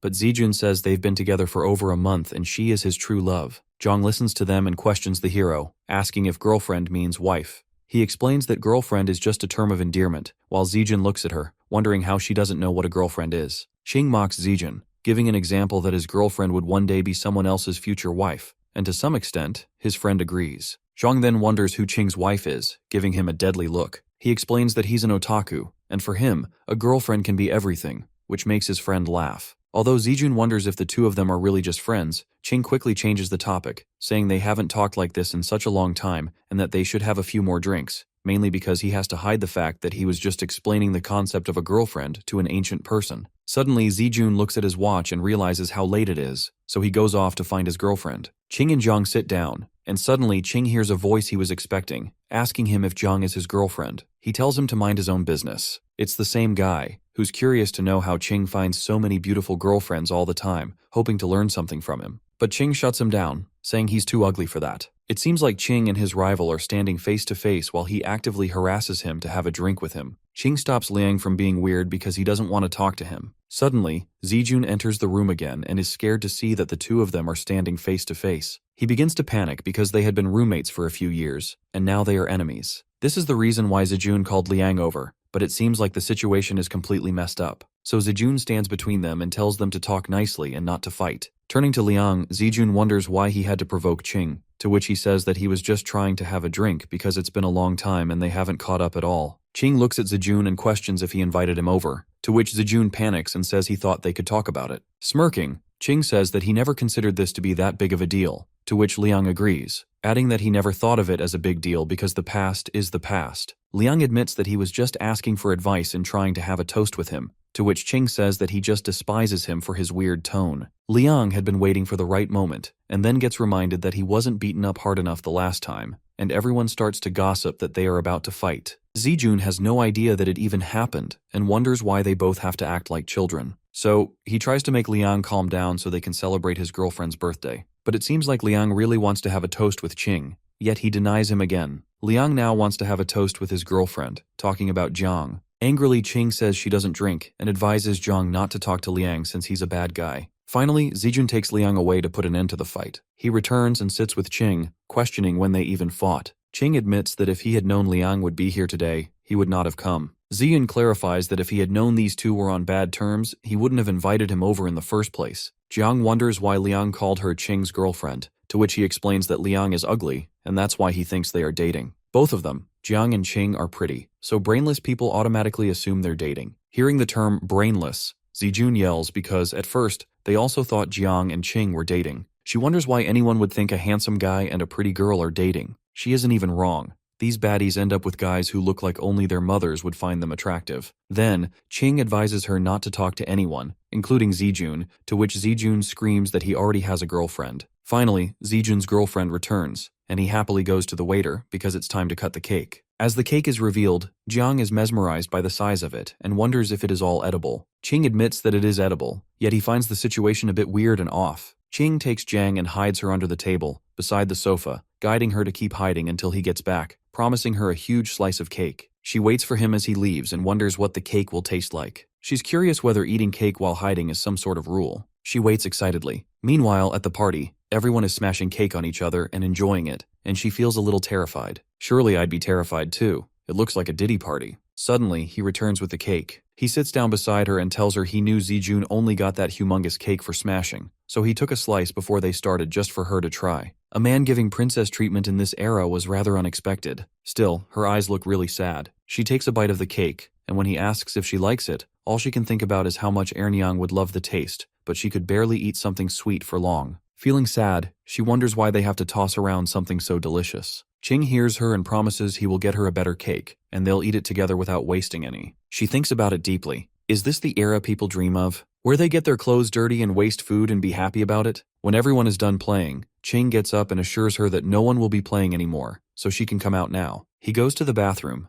and afterward, he tells her they'll be leaving soon. She stays there, waiting for her hero to come back, when Liang approaches her, covered in cake, asking her to be friends with a nasty look on his face. She angrily replies that she doesn't want to engage in any conversation with him, but he's stubborn. Seeing her clean clothes, he realizes she didn't participate in the fun, so he tries to smear cream on her from the cake, and she exclaims, backing away. As she defends herself, about to knock him out, Ching returns and punches Liang in the gut for even daring to get close to Jiang. That makes Liang furious, and he punches Ching, who falls onto the table. Hearing the commotion, Zijun enters the room, panicking as he sees Ching and Liang fighting. Ching and Liang are beating each other up as if they'd get a reward for it. The crowd begins to pull them apart, but they are unsuccessful. Suddenly, a hand grabs Ching out of the feud, with Hercules kind of power. It was no one other than Jiang. Everyone who witnessed that just thinks how incredibly strong she is. On the other hand, Zijun regrets putting them together, and Ching laughs that Liang ruined a good party, and he should beat him up a little as well. Ziyun yells that he'd rather punch him. Then, Zijun calls off the party and begins sending everyone back home. After everyone is gone, Ching once again begins to trigger Liang to fight him, though Zijun seems concerned for Ching, as his face is totally swollen. He brushes it off, saying that he's okay, and turns back to his rival to fight him again. He talks about having the guts to touch his girlfriend's face, so now they can solve it if he has any other issue, hinting that he is going to beat Liang up. Suddenly there is a knock at the door, and Zijun tries to send them away by saying that they're busy, but it turns out it was the police who got the report of a fight happening here. Along with another officer, it was Hao. Hao feels a little nervous knowing them too well. As the police officer steps inside, they see Liang on the floor, while Ching clearly shows the signs of being beaten up. Zijun tries to explain that there is a misunderstanding and there wasn't a fight. Liang and Ching only fell while singing. On the other hand, Zijun makes sure to tell Hao that he looks super smash in the uniform. Getting back to the police officer, he asks Ching about the situation, and he lies that they just fell while being drunk. The police officer asks him for his ID number, but Ching doesn't have his card. The police officer confirms once again if they didn't fight at all, and Ching tries to assure him that there wasn't a fight. They were just messing around. But Liang decides to back off from the plan, that he hit him, and they did fight indeed. Hao asks if they really fought or not, to which Ching admits that they did fight. Nervously, Zijun still tries to cover up the situation by saying that they're drunk, but the police officer shuts him up, saying that they all are going to the police station to settle it. Ching asks Zijun to help him send his sister back home, and he will go to the station. He was only talking about Jiang,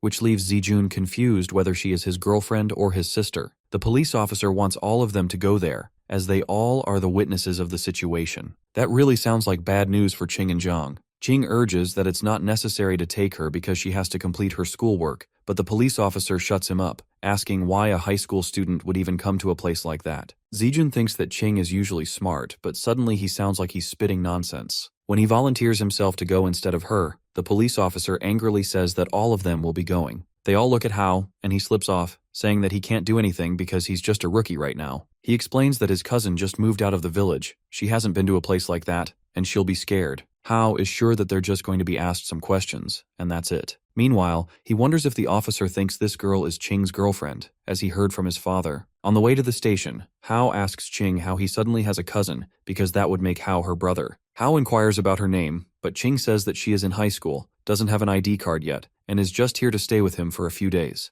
Hao looks at her and introduces himself as her brother. Meanwhile, Zijun complains that Hao didn't come to the party when he invited him, but now he's here after everything is already done. As they reach the station, Ching feels a little nervous and wonders if this is what people call a guilty conscience. However, Jiang is preparing herself for the questions she's about to be asked. She cheers herself up, and seeing her motivation, Ching becomes a little less nervous because they would eventually have to face these problems, so now they're just becoming familiar with it. Ching and Liang sit together in a room with the police, and Ching begins telling the story of how the fight emerged. Liang knows he won't get any benefit out of it but makes sure not to let Ching get out of the situation easily. So he starts to play the victim, saying he was just trying to make a harmless joke when he suddenly got punched in the guts. The police officer asks what kind of joke it was and says he needs to know every detail, urging Ching to go first, but Liang snatches that chance away from him and begins ranting. On the other hand, Ching is worried about Jiang being interrogated in the other room because it's still too early for her to deal with situations in a modern way. After Liang is done telling his story, Ching emphasizes that he left out one important detail.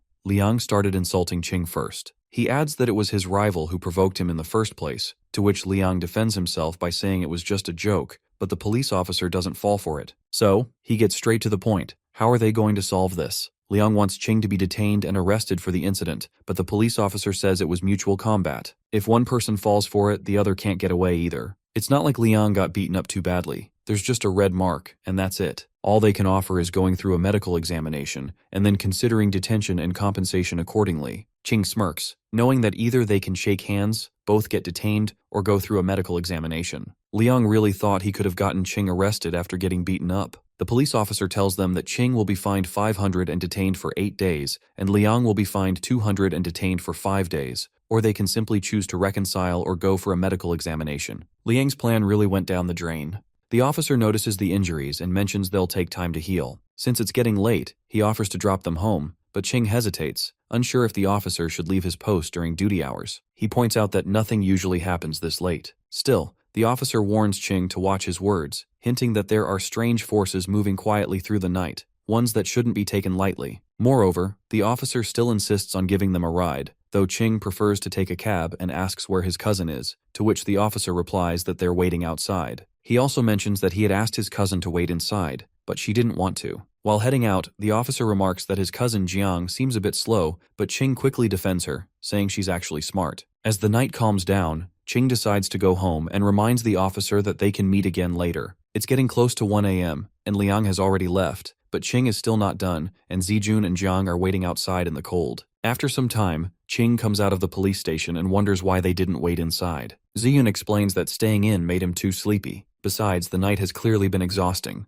Ziyun sighs, calling the whole day a mess. Despite the trouble, Ching jokes that if he gets another chance, he'd give Liang another beating. Suddenly, Ching remembers and asks about Zijun's girlfriend, the one he's been dating for a month, to which Zijun explains that she couldn't stay awake and went back to the car to sleep. Zijun offers them a ride home, but Ching declines, saying they'll just take a cab since it's already so late. As they get ready to part ways, Ching quietly reflects that with others always around, it's hard to talk to Jiang about the things that really matter. The night grows colder. Zijun comments on how chilly it gets this time of year and jokes that, in a moment like this, Ching should be offering his jacket to Jiang. But Ching doesn't react, and Jiang, standing calmly, mentions that she isn't cold at all. Her response carries the weight of someone used to much worse. While Ching looks like a delicate modern guy, Jiang comes across as someone much stronger, almost like someone from another time. Moving forward, there's a moment of silence when Zijun tries to figure out the connection between Ching and Jiang, but the answer isn't clear. It leaves more questions than it solves because she doesn't quite seem like a cousin or a girlfriend,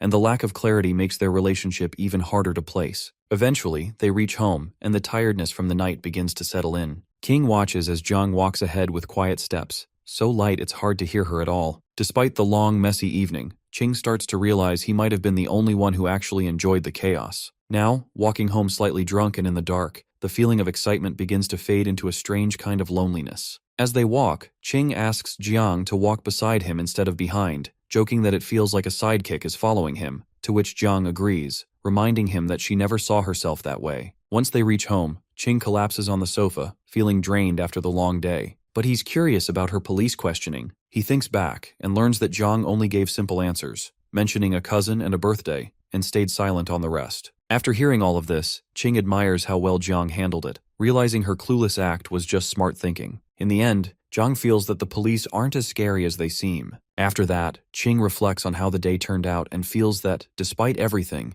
they handled the situation well. Also, Ching didn't lose anything from the fight and even managed to bring Jiang out for a bit of fun. Indeed, Jiang also got a first-hand look at a police station. Other than getting home late, Ching considers it a good day, especially since Jiang reacted well under pressure. Later, Ching teases Jiang a bit about being too obedient, but she calmly reminds Ching that she only follows him because she believes he's a good person. Additionally, Jiang admits she's been relying on Ching because she doesn't fully understand the world yet. Also, Jiang trusts Ching because he's been kind, giving her food, shelter, and support. Moreover, Jiang believes that if she couldn't trust Ching after all that, she might as well be wandering the streets. To Jiang, Ching is the only one who has truly helped since she arrived. After the serious conversations, they also joke about the fight earlier, agreeing that if Liang had actually touched Jiang's face, the outcome would have been much worse. Following that, Ching wonders if their fight seems childish from an outside view, to which Jiang, unimpressed, doesn't even consider it a real fight. Jiang asked our boy why he had hit that guy. Xu Sheng replied that the man had deserved it, and that punches were meant for people like him. He explained to Jiang He that if someone ever annoyed her that she couldn't hold back, she can't use her full strength,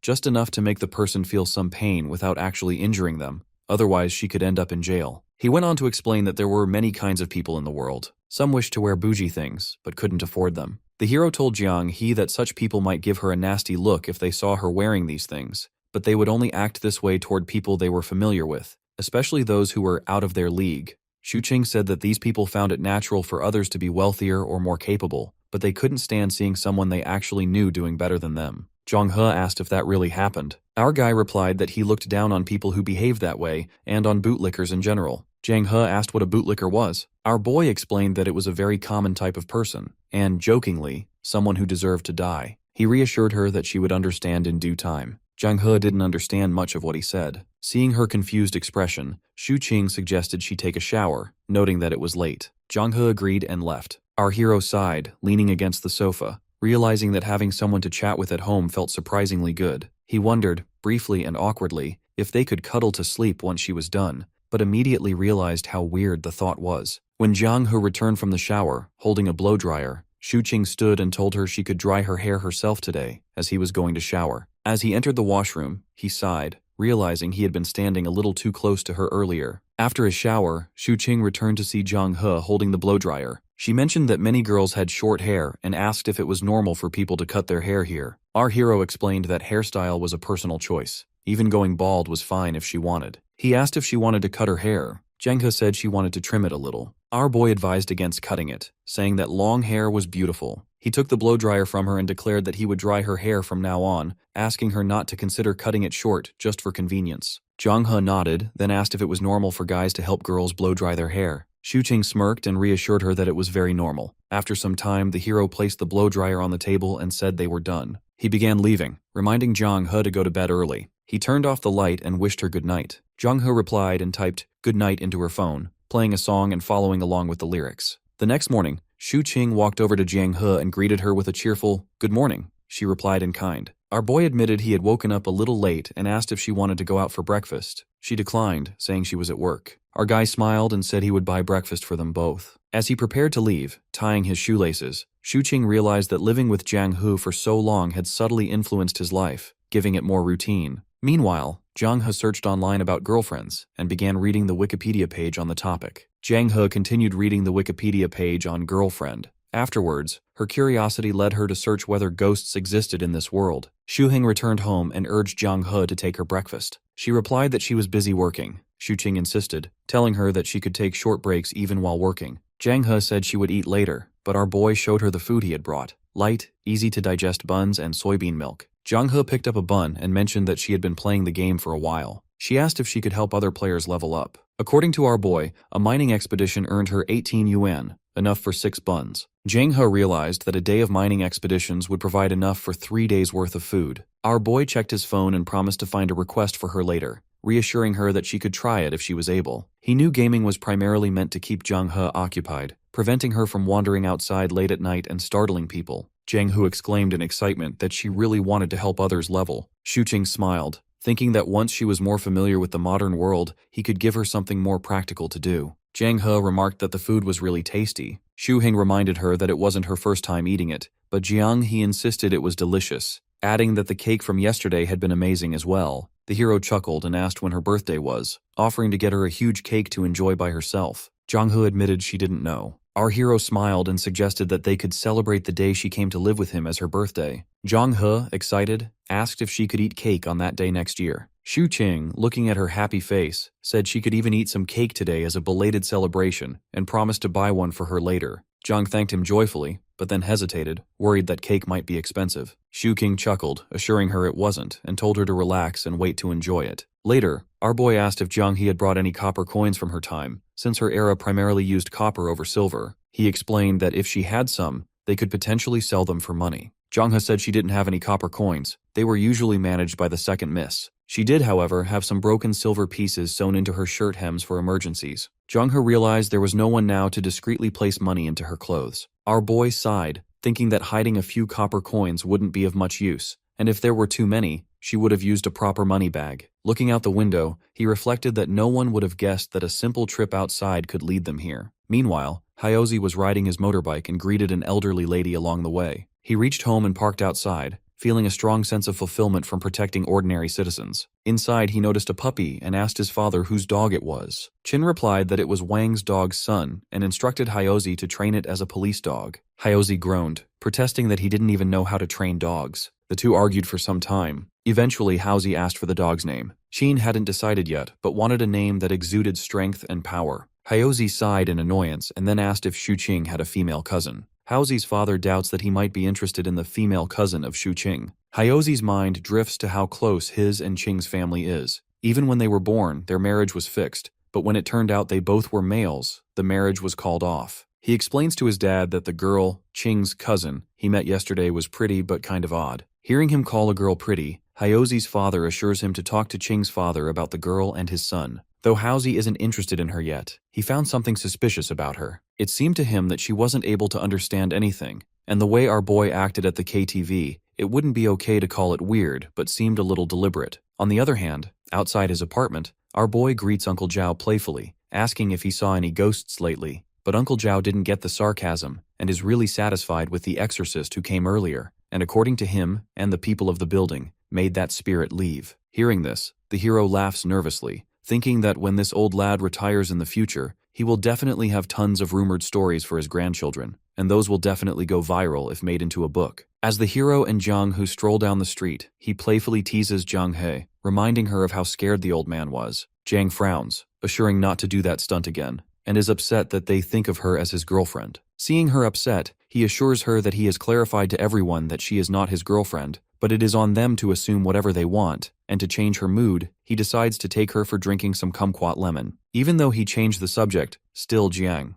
His mind races with thoughts. She doesn't understand why people assume they are in a relationship. They slept in different rooms, never crossing any boundaries. Though she knows they ate together and he helped her with a few things, it doesn't mean they can assume stuff. She tries to ignore all this by reminding herself that as long as her conscience is clear, everything is okay. While Qing buys them milkshakes, out of curiosity, Jiang He questions our boy about what girlfriends do so that she will avoid them. Taking a long pause, our boy explains to her all the signs of what girlfriends do, and it is similar to what they do all the time. This freaks her out. Noticing her uneasiness, our guy assures her that with her, there is an exception, as the situation is different for them. It doesn't really give her that much assurance, but she tries to forget it. While they are drinking milkshakes, Qing picks up the cake from the nearby shop he ordered. As soon as she sees the cake, she realizes that the debt is increasing for her, so she offers to let her help him in whatever way he wants. This makes the hero grin, and he decides to tease her, claiming that the problem he is facing is a lack of a girlfriend, so if she helps him with that, it would be great. Hearing this, Jiang He starts to think about it, which makes Qing smile. He wonders if she will agree to be his girlfriend, but he knows one thing: he will never make a move on her.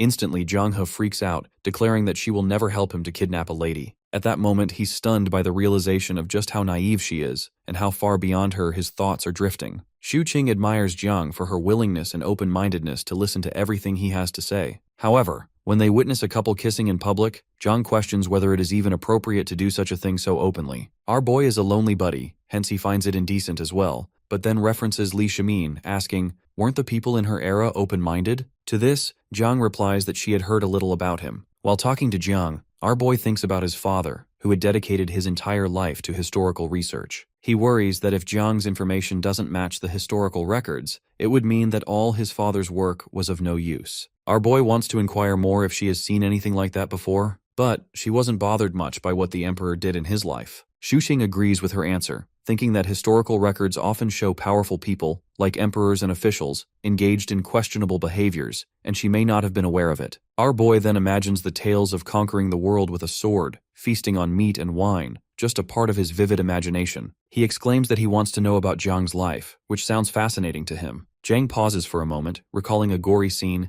and responds that our boy wouldn't love to hear it all. Shu-king insists, saying he would love to hear it as a story tale. Later, our boy opens up a cake box and shows Jiang the birthday candles. He explains that he didn't know her exact age, so he asked the shop assistant for candles for an 18-year-old. Jiang is surprised and is told she can place the candles wherever she wants on the cake. Shu-ching also tells her that he's going to turn off the lights, which Jiang questions. Our boy explains that it's part of the birthday celebration. After switching off the lights, our guy excitedly praises Jiang, calling her the birthday star of the night warrior, and tells her to close her eyes and wish for her heart's deepest desire, then blow out the candles in one breath. He tells her that since it's her first birthday in this era, whatever she wishes will surely come true. Jiang closes her eyes and takes a long time wishing, which makes Shu-ching impatient. He asks if she's done so she can blow out the candles. Jiang finds the entire ceremony weird. The hero explains that this is a Western tradition, and with time, it will get normal for her. Jiang then wants to use her phone to take a picture of the birthday cake as a memory. Shu-ching helps her take the pictures and tells her that once she's done, she can cut the cake. Since Jiang is new to all this, he politely helps and guides her in cutting the cake. Jiang wants Shu-king to have the first slice of cake, but he tells her she can have the entire cake. Jiang gets excited, and upon being asked by the hero whether she didn't like the cake, she takes a bite and happily tells him that it's delicious. Our boy shares that he had the same reaction when he first tasted cream as a child,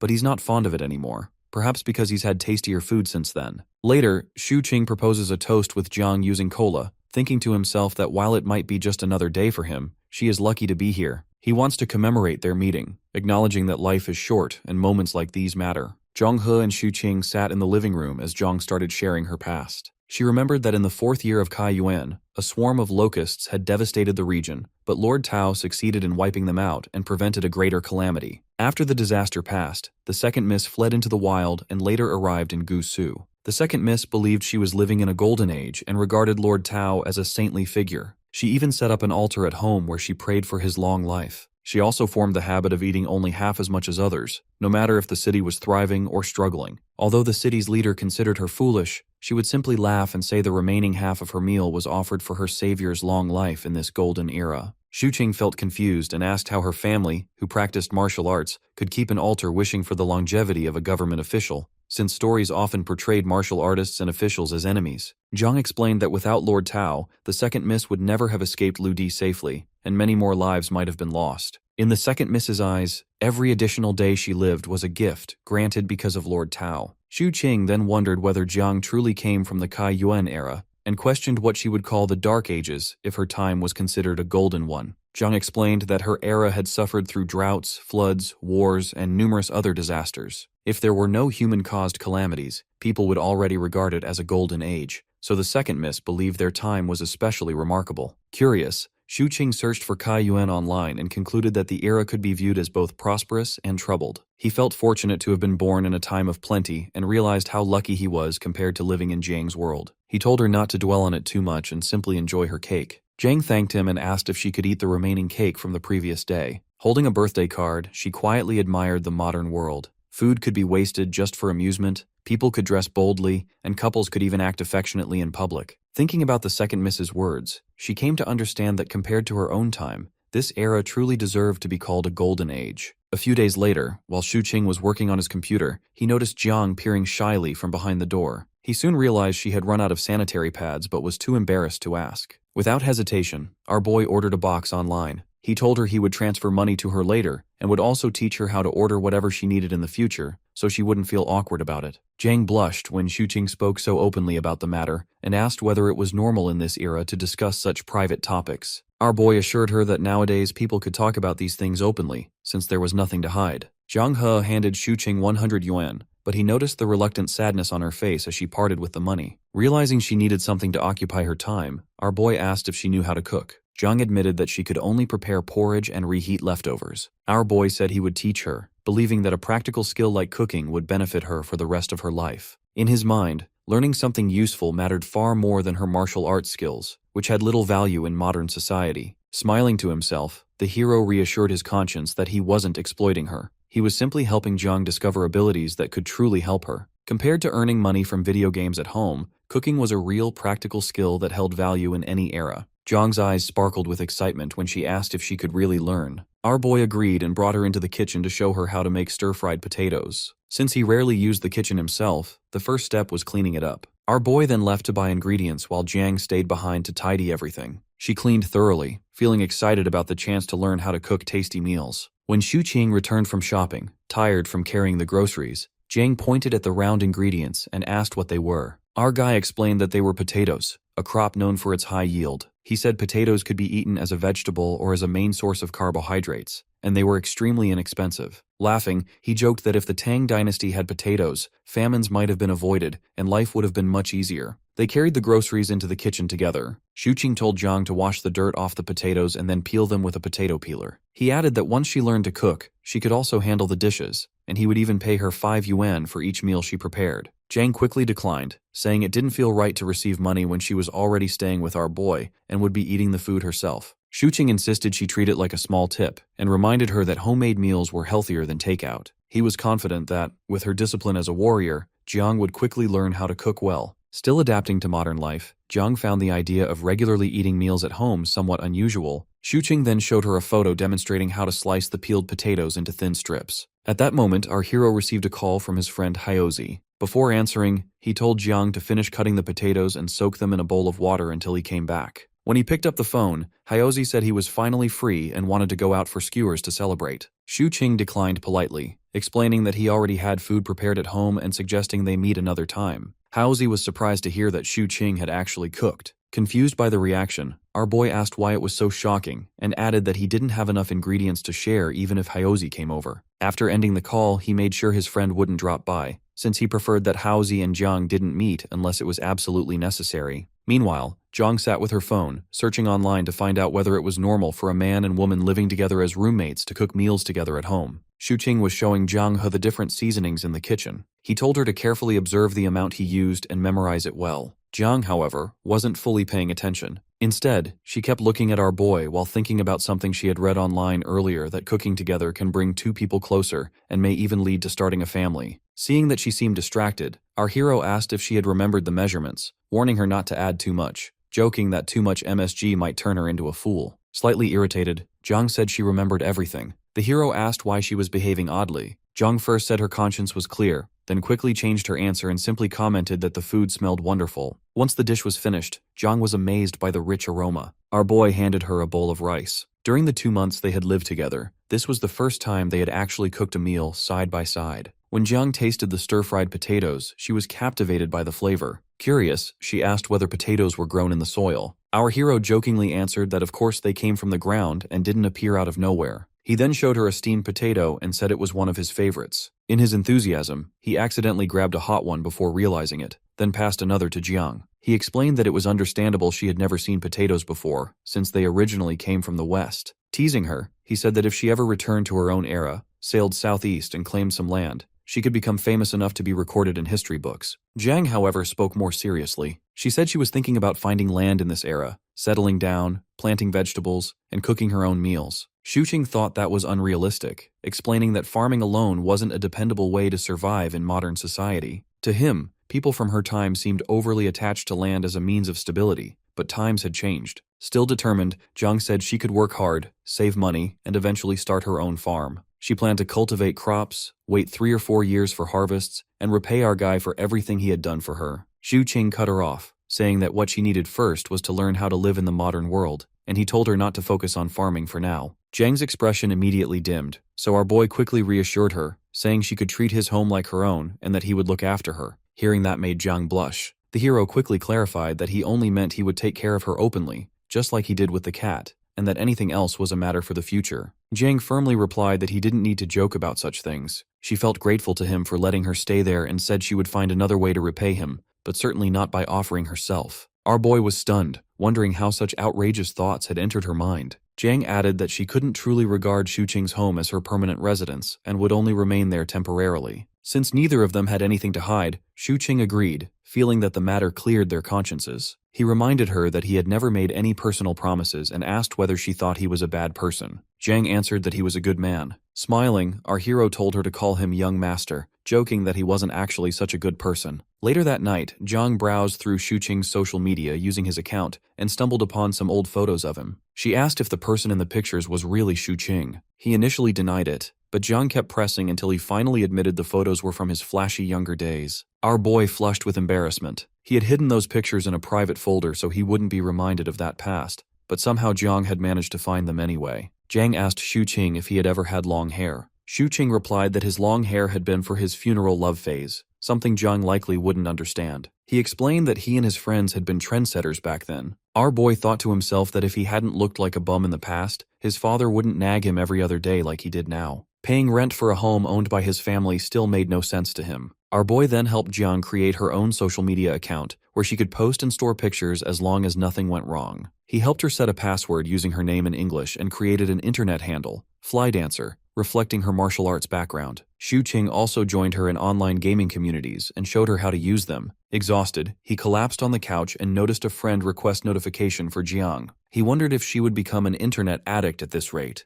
but he decided it was far better than her ending up as a miner or a vigilante. After just 2 months, the boy realized he had grown used to having Jiang around. He also saw that she was adapting to modern life, slowly becoming a city girl. In her own time, she had been just a grain of sand, but in this era, she was becoming a brick, solid and capable, which made our guy happy to help her. Later, Jiang got up to take a shower. Our boy told her he had bought a high-absorbent towel so she could dry her hair easily. While in the bathroom, Jiang reflected on how Xuqing had been right. In this era, many things existed for enjoyment, not for mere survival, as in her own time. After 2 months, she could feel how much she had changed since arriving. When Jiang came out of the shower, Xuqing offered to blow-dry her hair before taking his own shower. He thought that helping her would prevent her from getting annoyed and cutting her hair short impulsively. Jiang suggested that Xuqing could consider growing his hair long too, as long as he didn't dye it red, so she could return the favor by blow-drying his hair. Our boy was happy with his current hairstyle and told her that helping her was no trouble at all.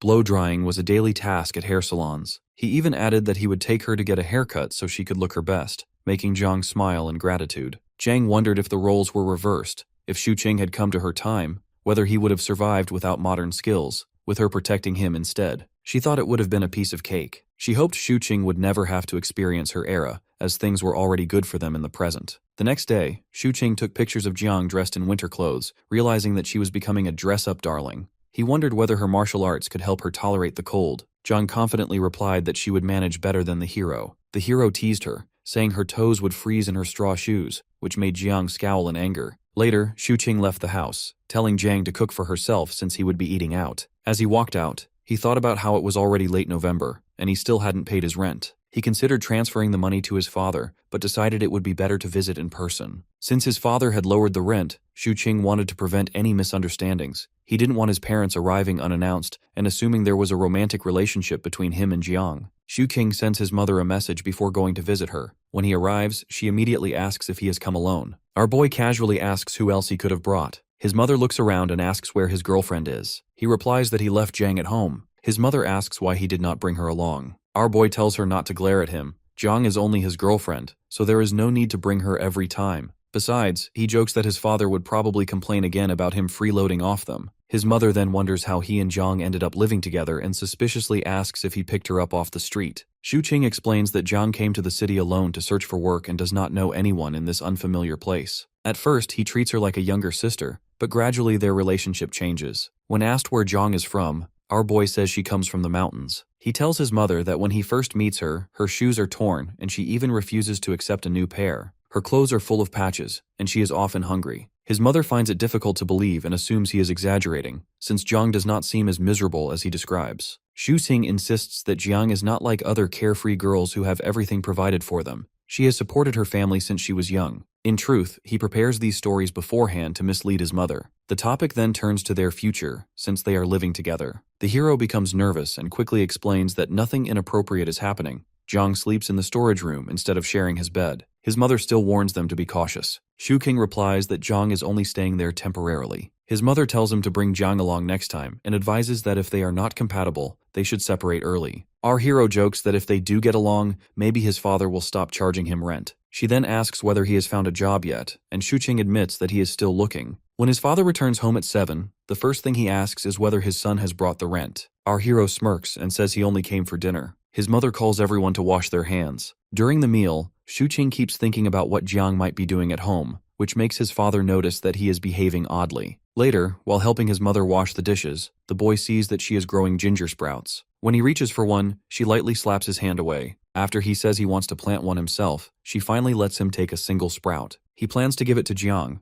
knowing she will enjoy taking care of it. As he prepares to leave, his mother tells him to go home since it is getting late. Our guy hesitates for a moment, then admits with a red face that he thinks he has fallen in love. On the way back, he keeps turning the thought over in his mind. He truly has fallen for Jiang, a girl who comes from 1,000 years in the past. Xu enters the house and asks Jiang what she is doing. She panics a bit, but explains that she is about to play some games. Instead, our guy hands her a small plant. Jiang studies it curiously, confused. Our hero explains that it is a sprouting ginger plant. He tells her she can keep it in her room, or place it in the kitchen. After a moment of consideration, Jiang decides to put it in the kitchen. Xu then asks if she still wants to play games, but Jiang feels tired and plans to go to bed instead. He reminds her to stay warm in the cold weather, assuring her that the weather will get better in a couple of weeks. Before Jiang leaves, our boy calls her over and asks her to sit beside him. After hesitating for a moment, he asks if he can hold her hand. Jiang refuses right away. Our boy says he only wants to check whether her hands are cold. She still declines, but he gently reaches out and briefly takes her hand anyway. As he holds it, he studies it carefully, which makes Jiang feel a little uneasy. When she asks what he is doing, he casually says he is curious whether martial arts training makes a person's hands rough or unattractive,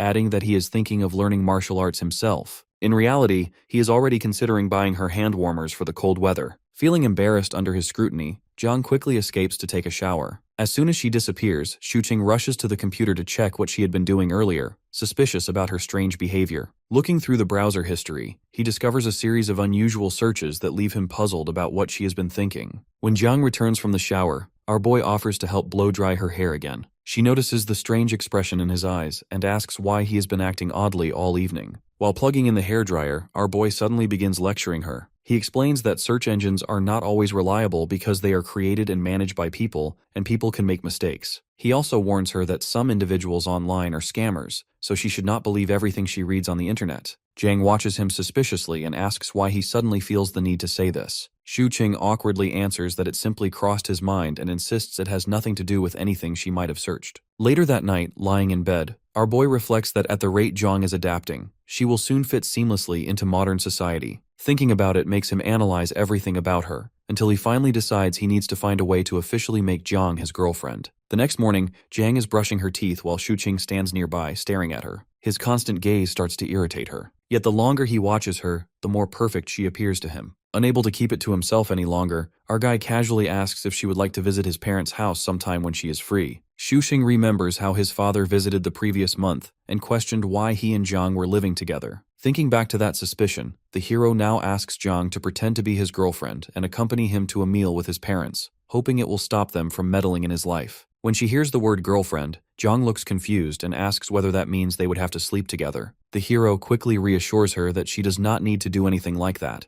She only has to join him for the meal. Then, jokingly, he adds that he would not mind if she wanted to share a bed. Jiang rejects the idea immediately. After some thought, she agrees to act as his girlfriend. Delighted, Xu suggests they should rehearse beforehand. Jiang frowns, not understanding why practice is necessary if they are simply going out to eat. Caught off guard, our boy hastily changes the subject and offers to take her to an all-you-can-eat buffet for lunch. The promise of unlimited food instantly sparks Jiang's excitement. While they are outside, the hero asks if she feels cold. Jiang says her clothes are warm enough. Our boy jokes that if she returned to her own era wearing that coat, she might as well stuff some potatoes into her pockets too. Jiang seriously asks whether she could earn enough money to buy a computer and bring it back with her. Our boy explains that a computer would only be useful if she first downloaded a huge amount of information onto it, and even then, it would make her seem odd in her time. Potatoes, he concludes, would be much more useful. Jiang decides that after tasting them, she will learn how to grow them herself. On the way, Shuqing notices Auntie Chung struggling to carry a large bag of rice. He asks why she is handling such a heavy load and wonders where Uncle Wang is. Auntie Chung explains that Uncle Wang has been dealing with high blood pressure and asks Shuqing to help carry the rice if he has time. Our boy agrees immediately and asks Jiang to help lift the sack onto his shoulder. He casually adds that he is just about to take his girlfriend Jiang out for a meal, and that it is lucky she happened to meet them. Auntie Chung brightens when she hears Shuqing openly call Jiang his girlfriend,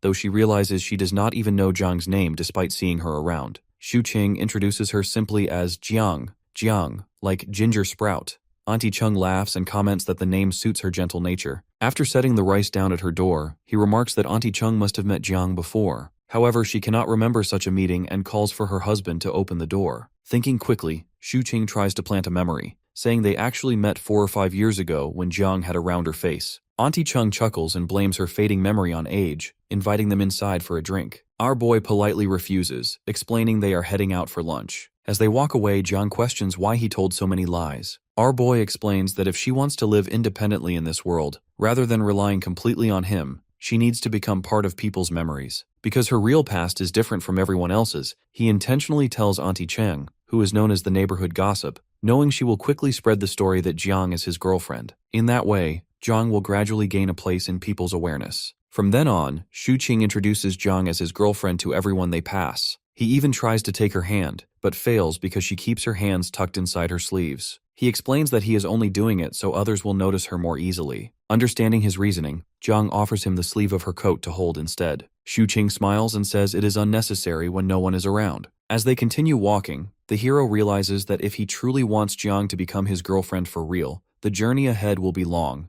and it will take a great deal of effort. Shuqing takes Jiang out for hot pot, hoping for a quiet evening. As they chat on the way, he suddenly freezes. Hyozi is standing ahead, laughing with a group of friends. Our boy instinctively wants to turn around and avoid him, but it's too late. Hyozi has already spotted them. With narrowed eyes, Hyozi asks what Shuqing is doing there, clearly suspecting he's up to something. Our boy casually replies that they're just going to eat hot pot and even invites Hyozi to join them. Hyozi declines, saying he's working, but his attention shifts to Jiang. Recognizing her as the high school cousin Shuqing once mentioned, Hyozi begins firing math questions at her, leaving Jiang visibly confused. Before things spiral further, our hero cuts in and boldly announces that Jiang isn't his cousin, she's his girlfriend. That only deepens Hyozi's suspicion. If Jiang is his girlfriend, why did Shuqing introduce her as his cousin before? Something is definitely off. Smirking, Shuqing mockingly calls Hyozi Sherlock Holmes and admits there is a story behind it, but he'll explain another day because he's starving. If Hyozi insists on interrogating him now, our hero jokes that he's ready to be arrested on the spot. Hyozi finally lets them go, but not without a warning.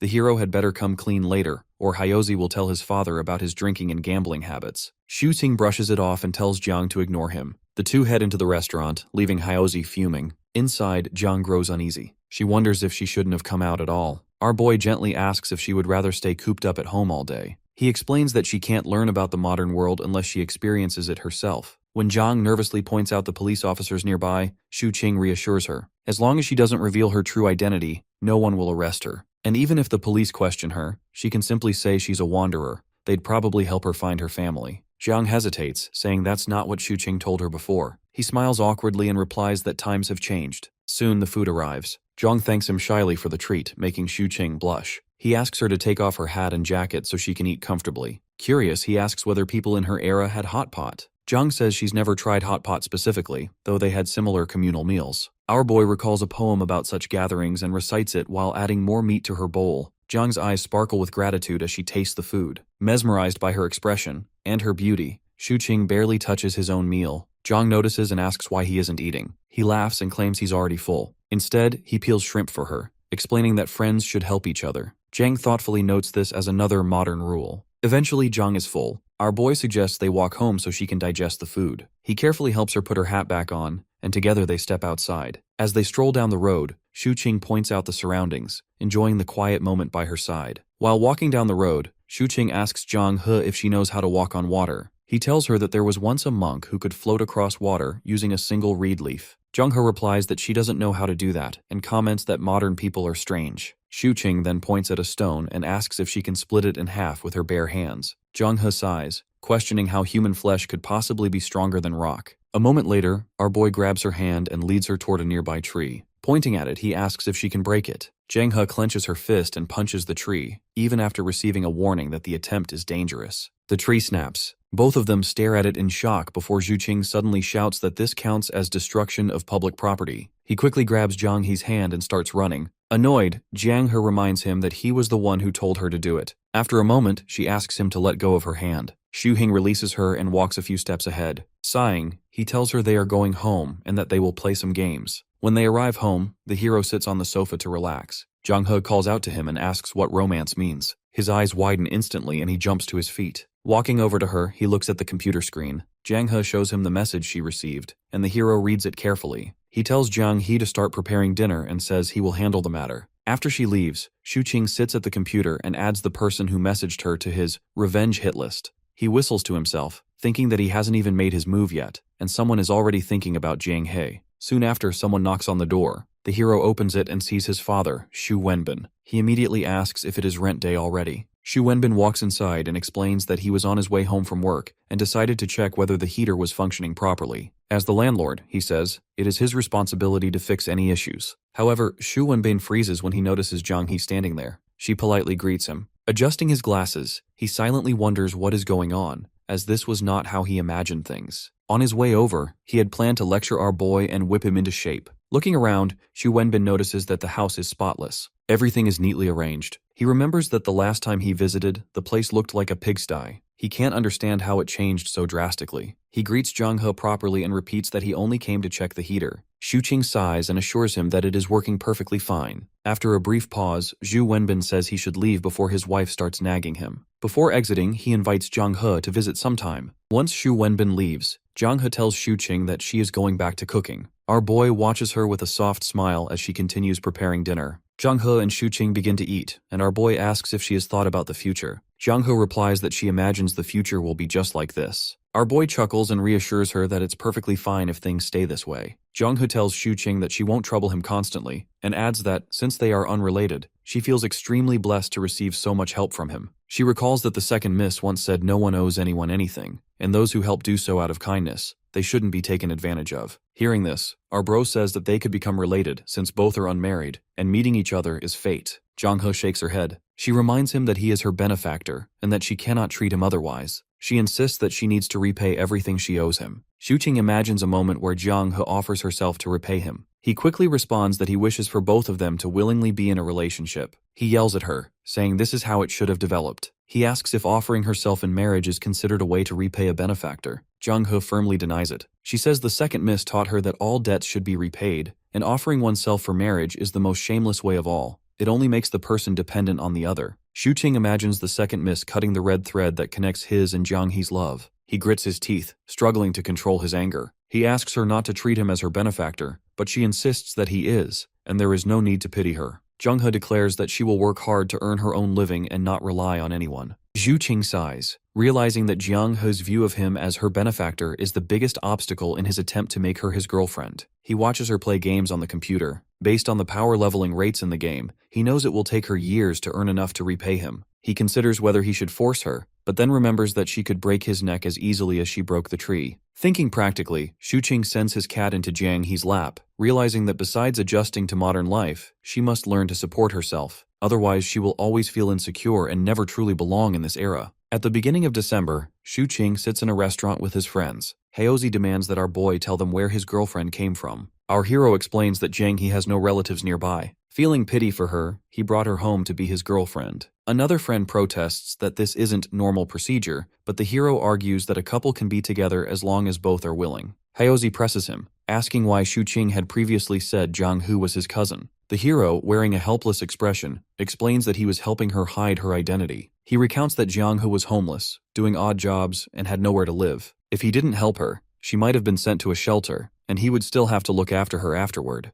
Haozi, feeling pity, agrees to believe him for now. Shu-ching smiles and shoulder bumps Haozi, asking him to help Jung-ho with the ID issue they discussed earlier. Haozi gets annoyed, and another friend shouts at them to stop fooling around. Our bro continues teasing Hyozi, and all three cheer with their drinks. After some time, Hyozi leaves, explaining that he has work tomorrow. Shu Qing and another friend see him off, thanking him for his hard work as a police officer. Our bro then sits in another car with a friend, asking if any of his family's shops have job openings that don't require an identity card. His friend tells him that if it's for his girlfriend, she just needs to give them a heads up. Shu Qing admits it would be difficult, since her only verifiable history is being homeless, and having a legitimate background would help. His friend suggests jobs even a 16-year-old could do, noting that it would be ideal for her. Our boy asks if it's possible to make it appear as though Zhang He has been working at one of his family's shops for the past 2 years. His friend nods and reassures him that he will figure out a way to make it happen. Later, Shu Qing announces his arrival as he steps inside the home. Zhang informs her that she's already eaten and left his food in the kitchen. He crashes down on the couch lazily while teasing his cat when Zhang smells the alcohol from his mouth. Interrogating him about the smell of alcohol, when she accuses him of visiting a brothel as well, he jumps out of shock. After he sniffs his coat, he asks her how she reached such a conclusion, so she explains that it is due to the scent coming off of him. Out of confusion, he once again smells his coat, and this time he can also smell the floral scents coming off his coat, which makes him think that they must have gotten onto him due to sitting in the car of the playboy of all time, Zijun. Shu Qing quickly defends himself, claiming he's a model citizen, and tells her that brothels and prostitution are against the law, so they are almost out of existence. Therefore, she doesn't need to worry about him wandering off or selling her off to someone else. When Zhang gets surprised at the number of laws and ordinances in this world, Shu Qing enlightens her about their importance by giving the example of selling off body parts in the name of legal transactions if it weren't for these laws. Shu Qing cautions Zhang about not being too defenseless, since even in the peaceful times, darkness still lurks around. His words throw her into deep imaginings of him selling away her body parts, and he notices it. Our bro tries to change the topic by reminding him how essential it is for her to have at least a little level of wariness, but Jiang is too lost in her scary imaginations to listen to Shu Qing. The hero decides to leave her alone with her thoughts and checks the food left for him in the kitchen. He eats it happily despite not being hungry, and after washing the dishes and changing his clothes, he slumps back onto the couch. He looks over at Jiang, who is working on the computer, and finds her so adorable that he wants to hug her. Shu Qing asks Jiang what she thinks about his father while sadly telling her how demanding and emotionally unavailable his father has always been. When he mentions how jealous it makes him feel to see people having good relations with their dads, Jiang turns to look at him. He, very cleverly, finally reaches the point of what he initiated the conversation for and cries about his father never hugging him when that's all he craved his whole life. Calling it an absurd request, he asks her for a hug, and it makes Jiang confused about the situation. Noticing Jiang's expression, he brushes it off, but it makes her feel bad, so she hugs him. He squeezes her body quickly into a tight hug, catching her off guard. At first, she tries to resist him and pull herself out of the suffocating hug but slowly calms down and holds onto his shirt. She tries to relax by reminding herself that it is just for the sake of the young master's experience, and her conscience is clear. On the other hand, our bro is enjoying the scent of her hair while holding himself back from hugging her tighter. After she asks him if he is done with the hug, he pulls back while thanking her and gets up to take a shower, leaving her worried about him not being as relaxed as he looks. Jiang's practicing martial arts with a sword in the morning while our bro is secretly recording a video of her. She stops immediately when she notices him, and he also stops the recording before asking her about the significance of martial arts. She answers that it works out quite well for her and flaunts her strength. After scrolling through some articles on his phone, Shu Qing gets to know the importance of martial arts and gets down on his knees,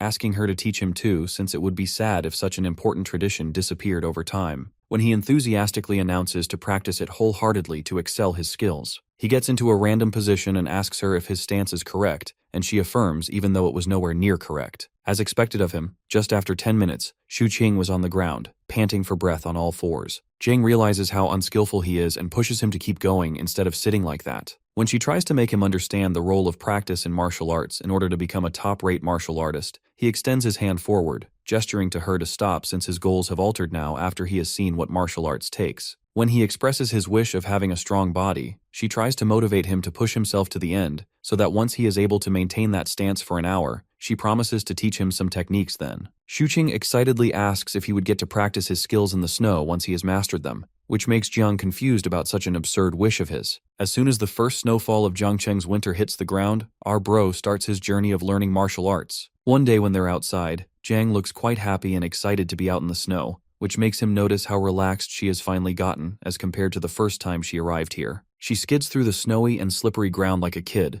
so he leads her to their ride. While they're sitting on the back seat of the car, Jiang notices how calm and relaxed the driver is inside the car, and all he has to do is to turn the steering wheel while staying oblivious of the cold outside. Interested in the driving job, she whispers to Xuqing about her thought of becoming a driver. Our boy is quick to dismiss her thought, saying he can't teach all the necessary things to her alone, and he can't allow her to get into road accidents voluntarily. Listening to him, she realizes that our boy knows how to drive and asks his reason for not driving one, to which he simply mentions his poverty. They arrive outside Xuqing's parents' house, and while assuring her to stay calm, he reminds her of the lie about coming here from the mountains of Zhicheng in search of a job, which she needs to tell his parents later. Suddenly, the hero notices his Uncle Qin and calls him out while telling Jiang to quickly grab his hand. After she reminds herself again about her conscience being clear about holding his hand, she holds his hand. Uncle Qin notices them, and our bro quickly introduces Jiang to him. While Jiang plays with Uncle Qin's newly found puppy, Uncle Qin asks Xuqing to teach Hyozi some dating tricks as well, but he says Hyozi suits arranged dates the best. While they walk to Xuqing's parents' home, he teaches her small tips on their way. He tells her how normal holding hands is, so she doesn't need to feel awkward about it even if there's nobody. She seemed a bit perplexed over his claim, so he shifted the topic to satisfying his mother's questions.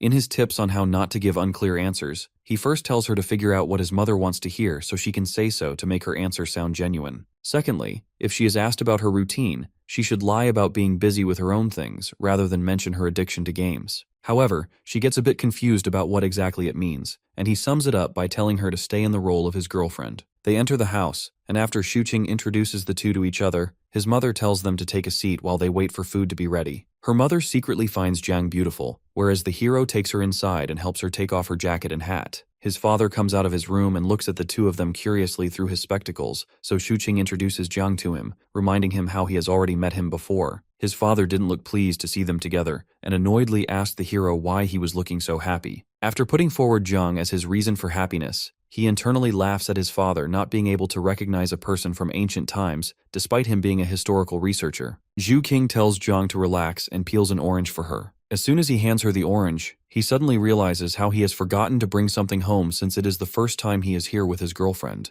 However, his father rudely tells him that they already have everything, so he does not need to bring over anything. His mother calls them for food, so he guides Jiang to the washroom and goes ahead to help out his mother. When the table is set, Jiang comes out of the washroom hesitantly, so his mother warmly welcomes her to the table, telling her to drop her shyness. She happily runs to the table and gets herself seated while Xuqing's mother serves her food. When Jiang looks at the food and rice on the table, she is surprised by the variety, since she has been thinking it was going to be a simple lunch. Jiang shares the tasty food his mother has cooked while his mother adores how good they look together. His father's eye, on the other side, twitches with annoyance at the sight of seeing them happy together. After a while, Xuqing's mother's adoration and his father's annoyance both turn into extreme shock as they watch Jiang munches down a second bowl of rice, which both of them combined haven't eaten. After the lunch, when our bro is helping out with the dishes, his father demands he visit him in his study later. Xuqing's mother offers some water to her, but she gets quite uncomfortable at his mother's sincere efforts to make her feel at home. She tells her not to get so formal with them and asks her to sit with her. Once the both of them have sat, his mother, while talking about their relationship, asks her where she is from. Remembering the answers our guy had taught her earlier, she quickly claims to have come from the mountains. Xuqing goes to talk to his father in the study, where he asks our boy about his future plans since he and Jiang are cohabiting. Xuqing casually assures him that it's nothing more than simply sharing a space, but his father gets angry. Angrily, his father says that he knows all about what young people think these days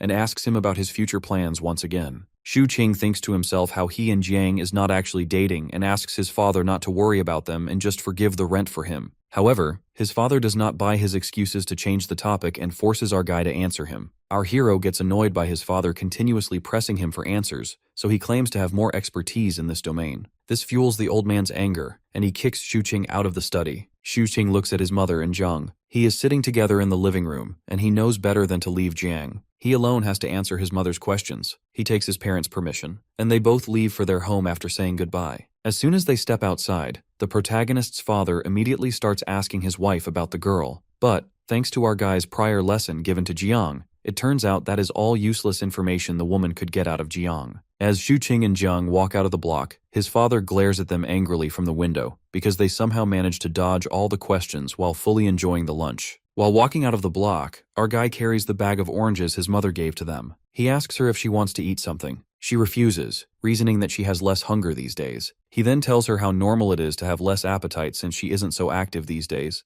but she should still take care of her diet and not overeat since it can hinder her movement abilities. Jang scaredly agrees, to which he tells her that it is fine since she loses enough calories while practicing martial arts. When he promises to buy a weighing scale for her to keep balance, she seems confused about it. He pranks her by telling her a scale is what a person is tied to and then lifted up to measure their weight. When she looks scared by the description, he chuckles and tells her that it's just a joke. Later at home, Jung worries about getting a job to pay her debts quickly, so she asks our guy about it. Since he could not think of a suitable job for her, he tells her to keep playing games until she finally finds something that interests her, since the most important thing in life is to enjoy it. After some thought, she confesses to not having anything that interests her, and then asks about the reason for their cat, Winter Melon life. After he expresses his oblivion about it, he tells how jealous he is of Winter Melon for not living under the shackles of society. When she asks the meaning of the metaphor, he teases her by saying she just would not get it and gets up to take a shower. She insists on him, annoyedly wishing to smack his face before he stops in his tracks, telling something about two types of people he hates. One he describes to be those who don't complete their sentence, and when she asks him about the second type, he walks into the washroom without answering, making her even angrier. Shuqing educates Jiang about the two kinds of dealers in games, one being the wealthy ones who can have as many resources as they want,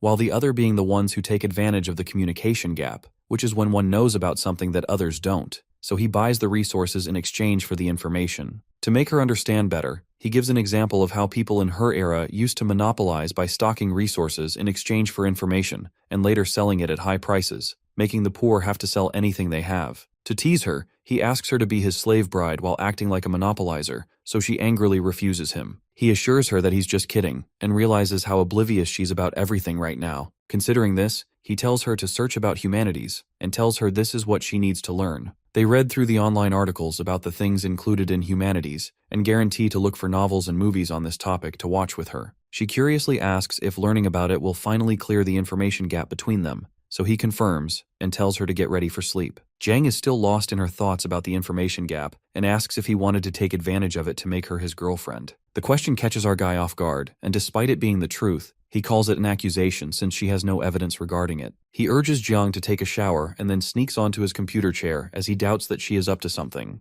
After looking through her search history, he finds out many weird, doubtful questions she had searched about him and his intentions. He wonders if it is not normal for two opposite-gendered people to develop feelings even after living together. Shuqing realizes how she has been acting normal all this time while having her deep concerns. Jang comes out of the shower, and after looking at her, he looks away with a smug smile. On being asked about it, he acts clueless and nonchalantly offers to dry her hair. She accepts his help and wonders why he still wants to end the knowledge gap between them when he should be wishing that she had never known about his secret feelings. She goes to bed while wondering if Shuqing's intentions are purely for her sake. Shuqing wakes up in the morning from his phone ringing. Upon receiving the call, his ears are blasted by his friend Hyozi's voice yelling through the phone. He asks our guy angrily about what he has told his father, Uncle Chin, so the hero says he praised the choice of name of his pet dog. Hyozi gets angrier at the hero playing dumb and directly asks him about matchmaking. Shuqing laughs when he remembers about it and teases him before hanging up. Shuqing gets out of his room, and upon being asked, he says that he's up early to strengthen his body. Considering that, she makes him get into a martial arts stance and stay in it. He asks if there isn't any quick way to gain strength, like castration or dual cultivation. She concernedly asks him if he wants to get castration, but he refuses and instead claims to want dual cultivation. She looks away embarrassingly while denying the existence of such a technique, but the blush in her cheeks gives her off, and our guy starts teasing her for that. After continuous practice, Shuqing levels up somewhat in maintaining his stance, but he still could not see any difference in his body visually. According to his fantasies, having a warrioress from the Tang dynasty should have automatically gotten him loaded with ultimate techniques so they could fight off evil on their way to living in the wilderness, the thought of his parents finally bringing him back to reality from his wish to live in the wilderness. Later, when Shuqing is working on his laptop, Jiang is lying down beside him on the couch while reading a book. He cautions her about the risk of becoming nearsighted due to reading a book like that, and explains to her what it means since she doesn't seem to understand the word. He gets up and brings her non-prescription, rectangular-framed glasses and gives them to her. He reminds her that it is the same as the ones that his father was wearing when they visited his parents' house. She carefully puts them on and asks him for assurance if she has put them on correctly. He turns on the front camera in his mobile phone and shows her how she looks. Our boy finds it perfect on her, but Jiang has a hard time getting used to its existence on her nose. He looks at her focused expression closely and starts blushing because he wants to hug her once again. Reminded of the same tactic, he brings up his father again. He asks her if Second Miss ever hugged her, so she affirms and tells him about how Second Miss would actually squeeze her tightly into a hug, especially on cold days, and used to make her feel at ease a lot. Before Shuqing can say anything, his mobile phone starts ringing. He looks at the contact name and announces that it is Zijun who is calling him. He attends the call, and after confirming if our guy is at home, Zijun tells him that he has the documents related to the employment issue that he needs to get signed by the hero, so he wants to come to Shuqing's place to get them signed. After listening to how the rich dude Zijun has already looked into his problem and even has the documents to be filled out, our boy invites him. Not so long after, the front door of our guy's house is knocked. Before he could answer the door, Jiang volunteers and runs to the door. She peeps through the peephole before opening the door, and this makes Shuqing confused. The reason Jiang makes sure to look through the peephole is because she finds it quite useful in case there is some kind of threat on the other side, so she can be prepared with her sword to defend herself. Jiang looks closely at the person, and when she recognizes him, she finally swings the door open. Zijun, who is shivering cold when he looks at Jiang, quickly turns to leave, thinking he has knocked on the wrong door. Our boy drags him inside, assuring him that it is surely his house, and asks Zijun the reason for him being so forgetful when he has already met his girlfriend, Jiang, before. After the clouds of confusion have cleared, Zijun slumps down on the couch beside our bro. He looks over at Jiang. He is playing a game on the computer and teases our boy in whispers, saying he just realized where Shuqing has disappeared to these days if it was not for his mistress. Changing the topic, our boy gets it confirmed if the forged work experience documents are good to go and asks Jiang to sign them. Jiang looks closely at the documents that were handed over to her by Shuqing to sign. On inquiring about them, he tells her that these documents will prove her 2 years of work experience here. In case she does not know how to read and write, our boy writes her name on his phone and shows it to her, telling her to copy it in the places her signature is required. When Zijun sees him teaching her how to do her own signatures, he asks our guy in shock if she actually is not aware of how to read and write on her own. Seeing Zijun's reaction, he realizes the need for an explanation. So while Jiang signs the documents, our guy lies to Zijun about picking her up from the streets she has been wandering around for over 10 years. When Shuqing continues to give absurd details about Jiang's appearance when he found her, Zijun refuses to believe him, whereas Jiang does her best to hold herself back from beating some sense into Shuqing. Shuqing offers Zijun to stay over for a meal and asks Jiang to cook some more food. Zijun seems surprised about the idea of having homemade food when he had been expecting them to go out, but our guy says he wants to benefit from a girlfriend who can cook well. While they wait for food, Zijun walks over to the computer system and asks Shuqing to help him out with setting up the new PC he is about to get. After Shuqing agrees to send him help, Zijun notices the computer's default language is set to traditional Chinese. When he asks Shuqing about it, he makes up an excuse about liking it better these days, and it makes Zijun suspicious of his recent behaviors. Nonetheless, Zijun compliments our guy for having so much knowledge. Shuqing mentions to him how this is the difference between a poor person's hunger for knowledge to earn and a rich person's hunger for ease. Thus, he spends on the poor. Zijun gets up from the chair in shock and asks Shuqing if he is up to some wrong medications since it is not like him to talk like this. The protagonist also realizes that he didn't need to tell Zijun in such detail as if he were Jiang. Shuqing makes up an excuse of going through so much since the last 6 months, so Zijun asks if it is because of being jobless or if it is due to dating the girl. In response to this, the hero simply asks Wanzi if he has watched the K-drama My Love from the Star. Zijun misinterprets it and laughs at him, asking if he also has a weird professor,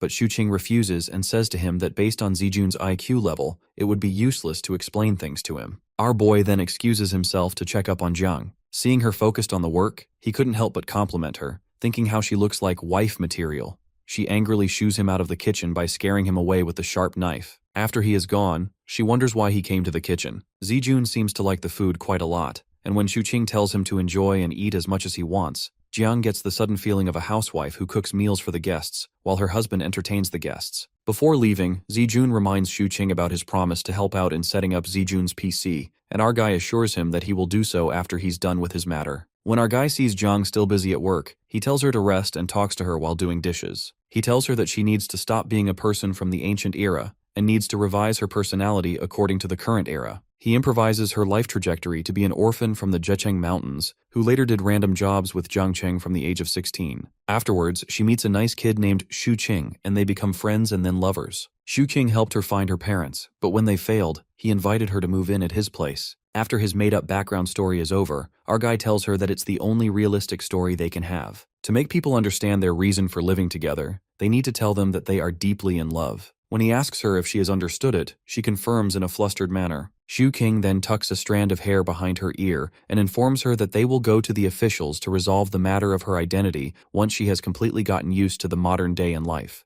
Jung is still stuck on the moment when he tucked her hair and angrily asks him if he was trying to flirt with him while her heartbeat quickens, making her confused. Shuqing, however, completely denies her claim and says he was just fixing her hair since it's normal to do so as they're dating each other. She reminds him that it's just fake dating and he shouldn't take advantage of being her benefactor. To calm her down, he sits her down on the couch and sits beside her, regretting why he touched her. After giving it some thought, he decides to tell the truth and confesses that, just like the phrase, familiarity breeds fondness, he has also started to have feelings for her after cohabiting for months. When he asks if there is something wrong with liking someone, she asks him in disbelief if that is actually the truth, so he confirms he has a crush on her. She asks him to not like her, so he asks her what's wrong with that since they both are single. He uses the word licking in the context of wanting to pursue her, and that scares her even more. Jiang scoots farther from him, threatening to hit him if he licks her. She feels uncomfortable and gets up, announcing she's leaving, but stops in her tracks by getting reminded of the gratitude she owes him. Shuqing tells her that there are no debts between them since she's taught him martial arts in return for him helping her out to adjust in the modern world. Therefore, she can leave whenever she wants. However, he asks her to teach more martial arts while he helps her find a new home. Looking at him still willing to help, she asks him the reason, so he simply states again that he likes her despite the debt she owes. He then says that she might have mutual feelings but is overlooking them since he seems ordinary to her because they are cohabiting. When he complains about her excluding him from her consideration, she refuses and tells him that she's leaving because he wants to lick her. He tries making her understand its actual meaning, but she refuses to talk to him due to feeling off about the situation. In her room, Jiang does a self-assessment of her feelings about Shuqing and leaving his home. On the other side, our guy is in the living room, wondering if she is going to leave since she hasn't come out of her room for so long. Just as he is about to tear up about losing her, she walks out of her room, and after stealing a glance at him, she walks straight into the kitchen. Happy to see her, our guy jumps out of his seat and follows her into the kitchen, asking about her decision. While washing the oranges, she acknowledges that what he said was right, and since the debt and the feeling he has for her are two different things, he can continue to like her without crossing the boundaries. He immediately promises not to do anything like that again. She thinks about it, and mentions how it would not be so good if she ignored all the things he has done for her in the duration of half a year, which she has spent with him, and just selfishly left. Thus, she shyly avoids eye contact with him while telling him to talk about their future together, after she has cleared all the debts. Shuqing is quick to hold on to her words and repeats them for confirmation so she confirms it. Later, when she's preparing a meal, he leans at the doorframe and keeps looking at her. On being questioned about his presence there, he says that he's confused if she now knows the difference between gratitude and like, since it would be like deceiving him if she only feels gratitude for him and is thinking it is like. Jiang quickly refuses to have any feelings for him, and our bro realizes that she is just in denial. Therefore, when she still seems to be stuck on how to differentiate the feelings, he proposes to do a test to check whether she likes him or not. After making her promise not to retaliate on the basis of the test, he pulls her into a tight hug. When he slowly lets go of her, both of their faces are flushed, and he tells her that if her heartbeat has quickened now, it means she likes him. She shyly turns her back on him, telling him not to bother her while acting unfazed by the hug. As he leaves, he realizes that she actually likes him too, since she did not pull back from the hug and let him hold her as long as he wanted. On the other hand, Jiang is blushing intensely,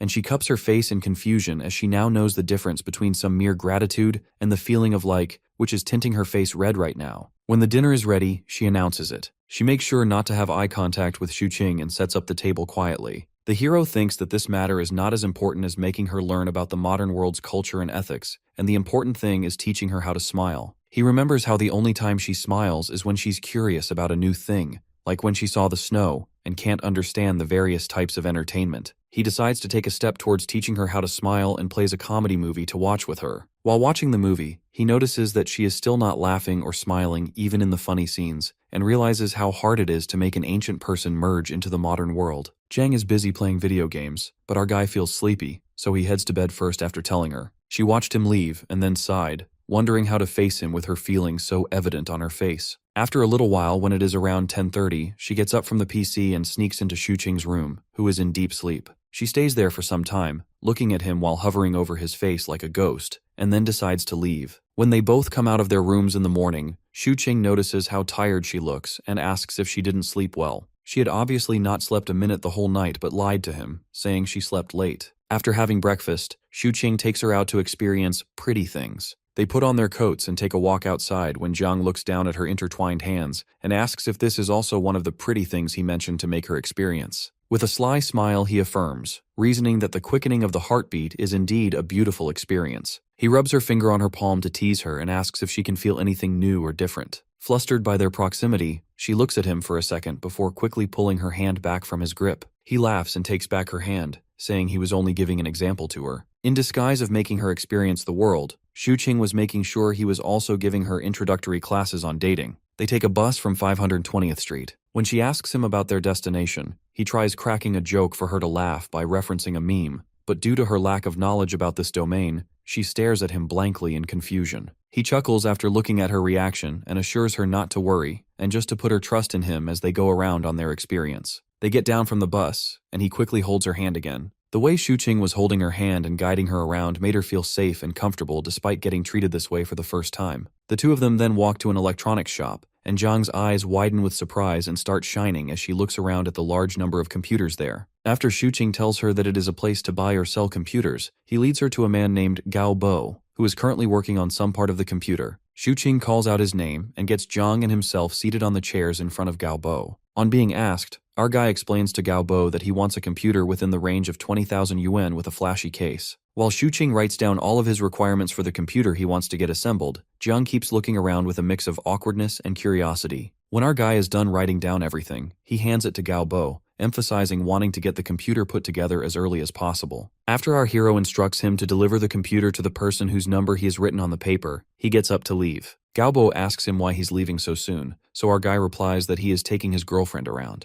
Xuqing instructs Jiang to remember where they are right now and tells her that the place is called Jiangcheng Square. He patiently explains the directions they took to get here, pointing out a few landmarks along the way, just in case she needs to navigate back on her own. The hero also instructs her about the place where she used to work about 2 years ago, mentioning how she was selling alcohol at a small booth set up nearby during festival seasons, creating a fake story about her. It feels strange to him now, seeing her like this compared to the past he barely knows. He eventually asks if she would be able to make her way by herself now. Jiang assures him with a firm nod that she knows the routes they took and won't get lost. As they are about to leave, Jiang notices a small shop nearby and curiously asks if they can go inside. Xuqing quickly stops her and lightly taps her forehead, telling her not to get curious about every little place since wandering around like that can easily waste time. Jiang pouts in response but decides not to argue. After walking a bit farther, our bro glances at her and asks whether she's hungry. When she admits that she is, he immediately brings her to a barbecue buffet he had been considering earlier. Once they sit down, Jiang casually remarks that she actually prefers hot pot buffets, since the food can be left simmering without needing constant attention like grilled meat. Xuqing laughs and agrees that her reasoning makes sense, finding her practical thinking amusing. He tells her to relax and just focus on eating until she's satisfied. Xuqing carefully grills the meat, making sure every piece is cooked just right. While doing so, he tells her that sharing warm food together feels a lot like holding hands, something simple yet meaningful. He adds that a good meal isn't just about filling the stomach, but also about feeling satisfied mentally. Jiang listens seriously, but then mischievously asks him to bring her some cake for dessert. Xuqing agrees and soon returns with 2 small cakes, one for her and one for himself. Jiang takes a bite and quietly wonders to herself,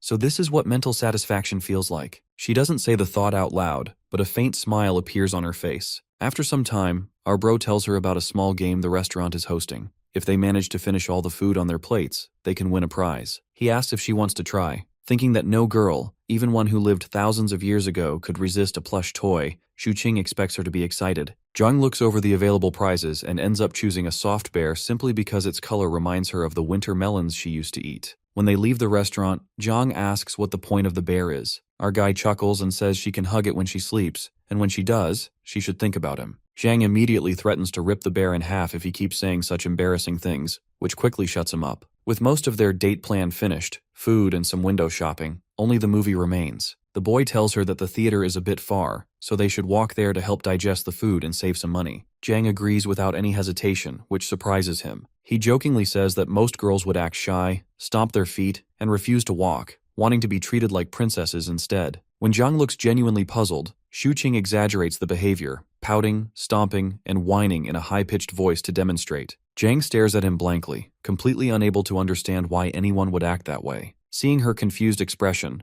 Xuqing laughs so hard that his stomach begins to hurt. Then he mischievously asks if she would like to try acting coy as well. In response, Jang lifts the bear again and threatens to tear it apart if he keeps insisting. Our guy immediately raises his hands in surrender and backs off, thinking that maybe her straightforward nature was better after all. When they arrive at the movie theater, Jang asks why they can't simply watch movies at home. Shuqing explains that it feels different because they are on a date, and watching a film in a theater creates a completely different atmosphere compared to sitting at home. He points out that whenever they watch movies at home, she treats them too seriously, almost as if she is studying or completing a mission. According to him, movies are meant to be relaxing, not something to analyze like a task. He tells her that inside the theater they will sit quietly in the dark and simply enjoy the film. Our boy reminds her not to make noise, and if she wants to do something else, she should quietly leave the theater first so she does not disturb anyone. After explaining all that, he suddenly asks in a serious tone whether he can hold her hand while they watch. Jang stares at him in confusion, wondering why he would want to do that. In her mind, her hands are rough and unattractive. She recalls the story of Dung Tuzi, who loves his wife even though she is not beautiful and even has 4 children with her. Thinking about it, Jang concludes that our guy must be like Dung Tuzi. She firmly warns him not to ask that question again, which startles our guy a little. He wonders how someone so young can be so fierce. Jang then suggests that he should quickly improve his martial arts so that they can properly spar with each other one day. Before she can refuse again, our guy quickly grabs her hand and pulls her toward the theater entrance. Once inside, he introduces her to popcorn and buys a large bucket for them to share. As the movie begins, Jang stares seriously at the large screen. When our guy tries to hold her hand again, she immediately pulls it away. He remembers how they have held hands before, and cannot help noticing that she now seems determined to avoid it. Meanwhile, Jang is thinking about how rough her hands are and how unpleasant they must feel to touch. She glances at Shuqing and suddenly imagines him asking her to have children with him. Embarrassed by her own strange imagination, she quickly shakes her head. Shuqing notices the odd expression on her face and wonders what she could possibly be thinking about to make such a face. After the movie ends, they slowly walk out of the theater. Jang suddenly asks why he likes holding her hand so much. The hero does not know how to answer and awkwardly looks away. Jang then stretches out her hand and tells him to hold it properly this time. Shuqing senses that she must have gone through some kind of internal struggle before saying that. He carefully takes her hand, feeling quietly thankful inside. Smiling, he calls her his little warrioress and asks if she likes the movie. Jang nods and says it is good.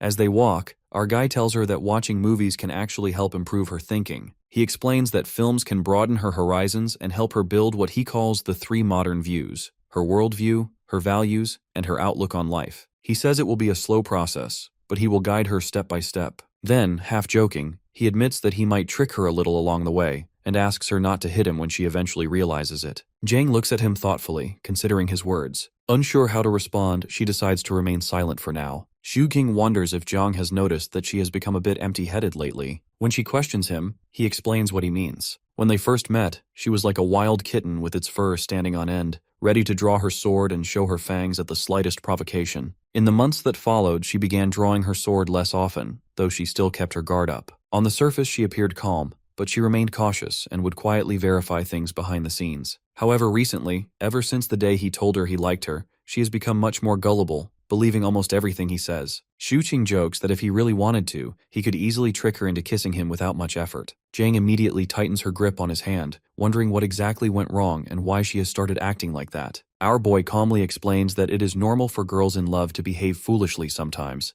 especially when it is their first time experiencing those feelings. Jang shouts that she is not in love at all. She is simply enjoying the beauty of the world, while simultaneously crushing his hand in her grip. She finally releases him, and our guy admits that he will not rush her to figure out her feelings. He even suggests that perhaps the reason she is acting this way is not because she likes him, but because she has grown dependent on him, much like she once depended on her second miss. Jang quietly admits that he might be right. Shuqing then tells her she should learn how to distinguish between gratitude and genuine feelings towards someone. Otherwise, if she keeps being so naive, he worries that he might not be able to resist taking advantage of that innocence to trick her. Jang grows flustered when he leans closer and casually admits that he is falling more and more in love with her. She thinks about how he is practically giving her advance warning before trying to trick her. Shuqing confesses again that it is simply because he likes her. Jang smiles faintly at his sincere words, and the two of them board the bus together. She asks about his hand, wondering if it still hurts. Our guy jokes that she should try using less strength next time. Hearing that, Jang quietly notes that he is already talking about a next time. When they arrive home, Shuqing opens the door and is greeted by Winter Melon. He kneels down and asks if the cat is asking for food. After playing with it for a moment, he gives it something to eat while thinking about how Jiang still seems completely clueless about anything related to romance. In fact, she seems to understand it about as well as he did when he was in 5th grade. Remembering the awkward times when he rejected girls in the past, he cannot help feeling slightly traumatized by those memories. He soon starts forming a plan.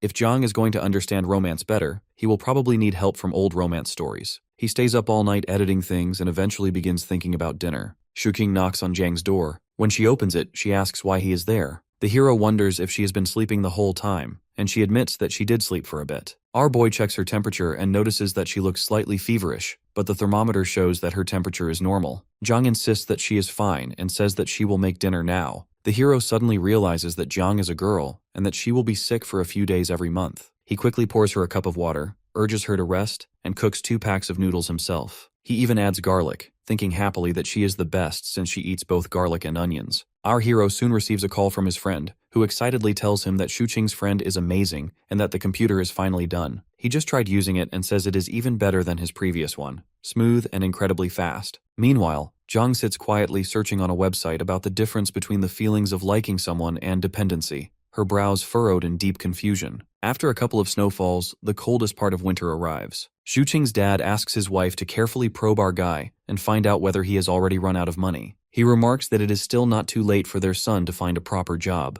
Meanwhile, the mother is distracted by another concern entirely. She keeps thinking about the girl and how she still hasn't managed to get close to her. Later, our guy and Jiang arrive at the house carrying many things with them, their hands full of groceries and gifts. His mother warmly welcomes them inside. Shuqing curiously asks his mom what she is making, and proudly tells her that Jiang cooks amazing food and could even help her in the kitchen. However, his mother politely declines the offer. Watching his son boast like that irritates our guy's father, who feels that he is being arrogant. The hero and Jiang sit down on the sofa to watch TV. Shuqing's father quietly observes them for a while before suddenly asking Jiang what she does for a living. Our boy had already warned Jiang that they would not be able to avoid such questions, and told her that if his parents asked anything, she should simply repeat what he had taught her. Jiang follows his instructions perfectly. She calmly explains that through the use of integrated circuits and microprocessors, she connects to online services through a modem and performs high-speed information exchanges with other users on the online service platform. Although Shuqing's father does not actually understand anything she says, he pretends that he does and compliments her anyway, thinking that it sounds professional enough. The hero quickly agrees and adds that the work is extremely difficult and mentally exhausting. Still curious, his father continues probing and asks what she mainly does during her work. Jiang calmly replies that she uses a set of number and letter keycaps to coordinate the X and Y positions of the on-screen cursor in order to initiate a sequence of interactions with other users. This explanation impresses our guy's father even more. He thinks Jiang seems extremely capable and concludes that our guy must have used up all his luck in life to find such a competent girlfriend. However, he still cannot resist lecturing his son. He tells Shuqing that he should join a proper company, hinting that making videos is not a reliable career. According to him, Shuqing's videos might be enough to feed one person for now, but they will never be enough to sustain him for the rest of his life. Shuqing immediately asks why his work has to sustain him for his entire life. His father then asks what he actually plans to do in the future. Our guy confidently declares that he will grow his work into a large and powerful business. He says he will open an office, establish a company, and eventually get it listed on the stock market. By that time, he proudly claims, he will be the CEO of a listed company, and his father will be the father of a CEO. Their family will become wealthy in this generation and earn the respect of everyone around them. His father becomes furious upon hearing this and angrily curses at him, asking if he thinks his father is a fool. He even threatens to beat him, but suddenly stops halfway through his sentence when he notices Jiang sitting nearby. He quickly restrains himself, thinking that family matters should stay within the family and should not be displayed in front of outsiders. Shuqing calmly argues that everyone has their own fate and asks why his father cannot understand that. He then remembers that his mother once took him to have his fortune told. An old man read his fate and wrote several things down on a piece of parchment. Our boy retrieves the parchment and reads it aloud. It says that he is destined to resist becoming an official, that he enjoys having fun, that he is fair-minded yet aggressive, full of energy, and compassionate toward those weaker than himself. It also says that he possesses the temperament of a tiger. After reading it, our guy firmly tells his father that this is simply his fate, and that no matter what happens, he cannot work in a company. Shuqing's father questions why he even bothered taking a picture of the fortune slip. Our guy explains that he wants to keep it so he can later have his girlfriend's fortune told as well, since she believes in such things. Hearing this, his father bursts into laughter, saying that fortune-telling is something only fools believe in, yet Shuqing still takes it seriously. The hero shoots back that the fortune teller only wrote favorable things about him because he nearly turned into a hooligan when he was younger. His father grows irritated and insists that it was only because he, as the boy's father, kept him under strict control that our guy did not go astray. He immediately argues back, saying that every teenager goes through a rebellious phase, and it was not solely because of his father's discipline. The argument escalates until the father and son stand face to face, glaring at each other intensely. Before things can get worse, Shuqing's mother sharply orders them to stop fighting. She quietly pulls her husband aside and reminds him not to cause a scene in front of Jiang. With an annoyed huff, the father stands up and storms out of the room. Turning back to Jiang, the mother reassures her that the two of them are simply bickering and that she should not take it seriously. She invites Jiang to sit down and get ready for dinner before leaving Shuqing and Jiang alone. The moment his mother disappears, our guy turns to Jiang with a grin and suddenly pushes a peeled orange into her mouth. He praises her performance earlier, saying she handled his father's questions like a professional. Jiang shyly agrees while he continues feeding her orange slices one after another out of boredom. After a moment, Shuqing grabs her hand and studies it carefully. He wonders how hands that appear so ordinary at first glance could possess such frightening strength. He cannot help but question whether that power truly comes from her own body or from something else. Jiang becomes embarrassed again when she notices his fascination with her hands and silently wonders why he finds staring at her palms so interesting. Suddenly, Jiang grabs his hand in return and declares that she will examine his hands as well. She observes that his hands are noticeably larger than hers, and that his fingernails are short, clean, and neatly trimmed. Shuqing casually asks if she knows how to read palms. At once, Jiang lets go of his hand and denies it, saying she does not know anything about palmistry and that he should not even ask such a thing. Later, after dinner, our bro approaches his mother and asks whether he can bring Jiang over during the New Year celebrations. His mother wonders if Jiang will not be going back to her own home.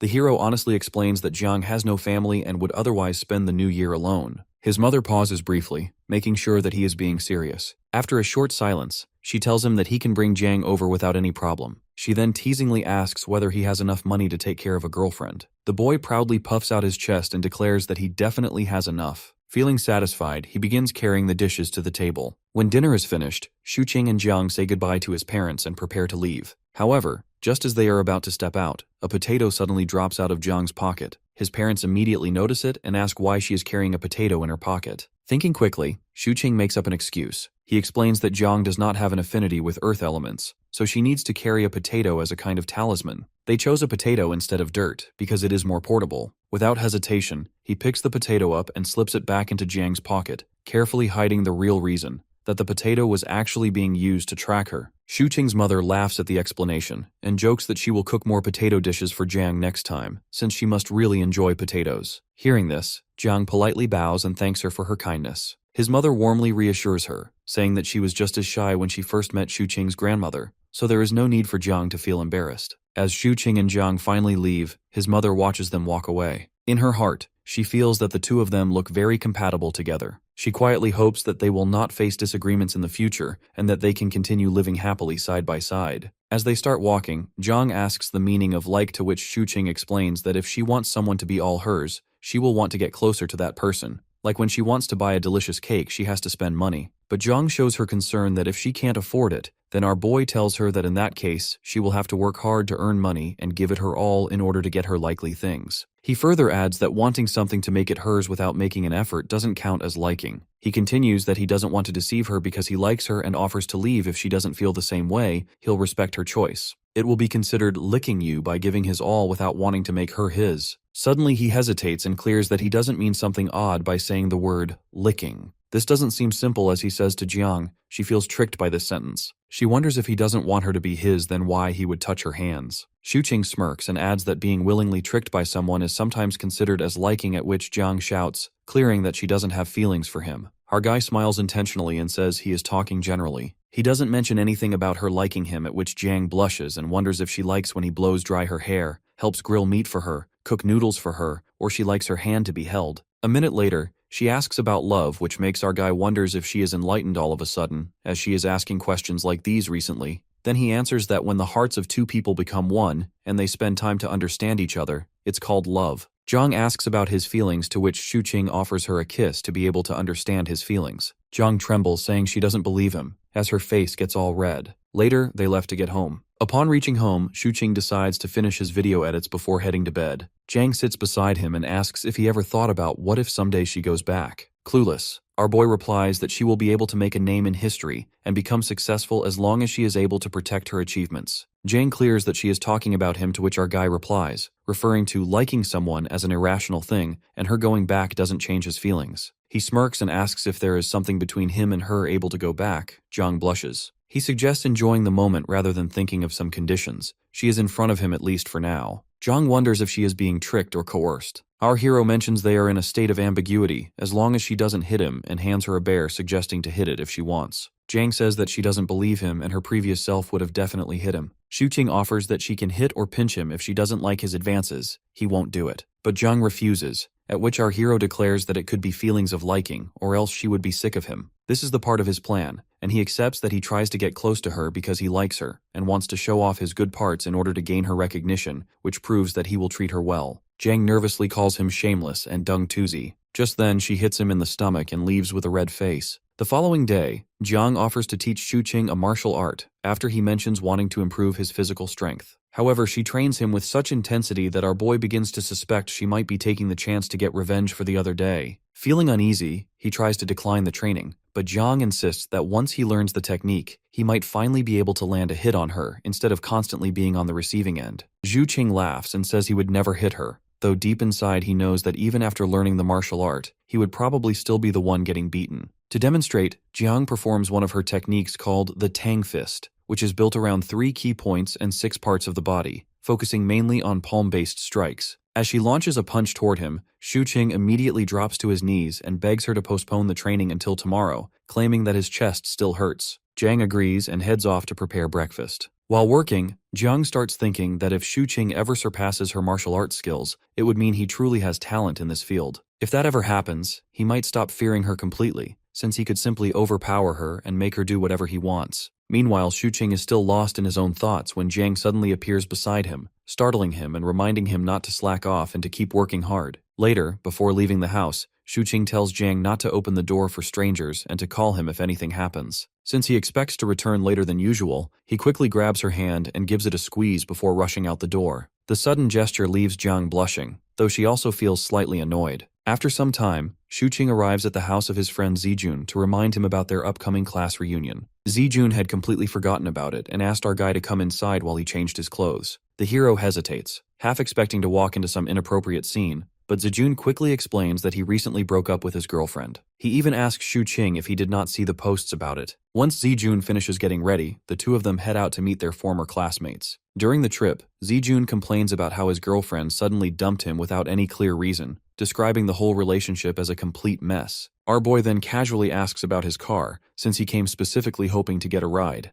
Zijun awkwardly admits that he cannot afford it anymore after getting into a fight with his father and losing financial support. Slightly annoyed, our guy suggests that they simply take the train instead. While riding the train, Zijun suddenly notices a girl carrying a yellow handbag that looks strangely familiar. Moments later, the girl angrily calls out to him, confirming that she is actually one of his ex-girlfriends. Nervous, Zijun tries to ease the tension by speaking sweetly to her. When he notices several paintbrushes in her bag, he recalls that she used to enjoy painting. Instead of being impressed, she responds with heavy sarcasm. Trying to avoid further awkwardness, Zijun quickly suggests they not dwell on the past and asks how she has been lately. She calmly replies that she has been doing well, eating properly and staying healthy. She then looks at him and comments that he, on the other hand, does not seem to be in very good condition these days. Zygon awkwardly agrees with her observation. Watching this exchange makes our guy feel strangely lonely. Even though the two claim to have broken up, the emotions in their eyes still linger, making them look more like a couple than strangers. Seeing this makes Shuqing suddenly think about Jiang waiting at home. Without thinking too much, he pulls out his phone and sends her a message confessing his feelings. Jiang gets a notification of a message as he opens the chat.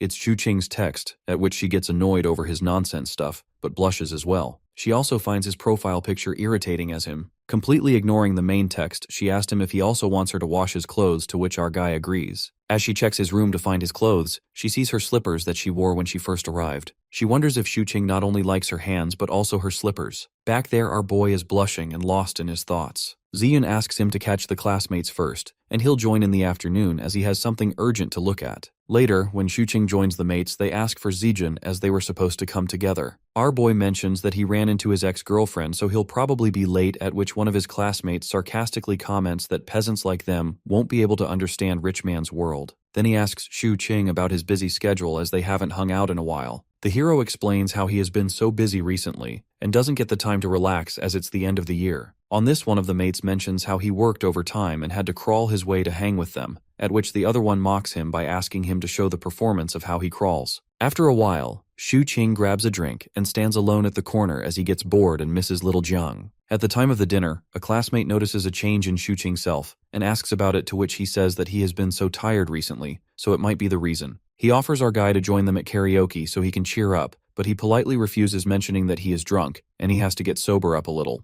As the mate leaves, our guy wonders why he liked these gatherings in the past. He wonders if he is influenced by Jiang and changes his old life into new. As the gathering gets over, suddenly the hero receives a call from Zijun. As he picks up the call, Zijun cries out loud and begs to save him. Half an hour later, Xuqing reaches Zijun. As he knocks on the door, Zijun shows up in a towel only, crying. Xuqing questions if he has been blackmailed by his ex-girlfriend. Zijun explains how he gets tricked by his girlfriend when he follows her here, and she insists him to take a shower. As he got out after a shower, she was left with all his clothes. Our boy mocks him, asking if that's all, which makes Zijun annoyed. He calls her ex-girlfriend evil and shameless. After that, Zijun suggests heading to the karaoke together, but Xuqing calmly refuses to go, as from the past half a year he didn't come out much, but Zijun calls, declares him drunk, and suggests he go so he can get well. Our bro again refuses to go and asks to just have meals with the close ones occasionally. He don't feel like partying anymore and want to stay grounded. Our bro keeps lying on the hotel bed and tells Zijun to go and enjoy the karaoke without him since he wants to relax in peace.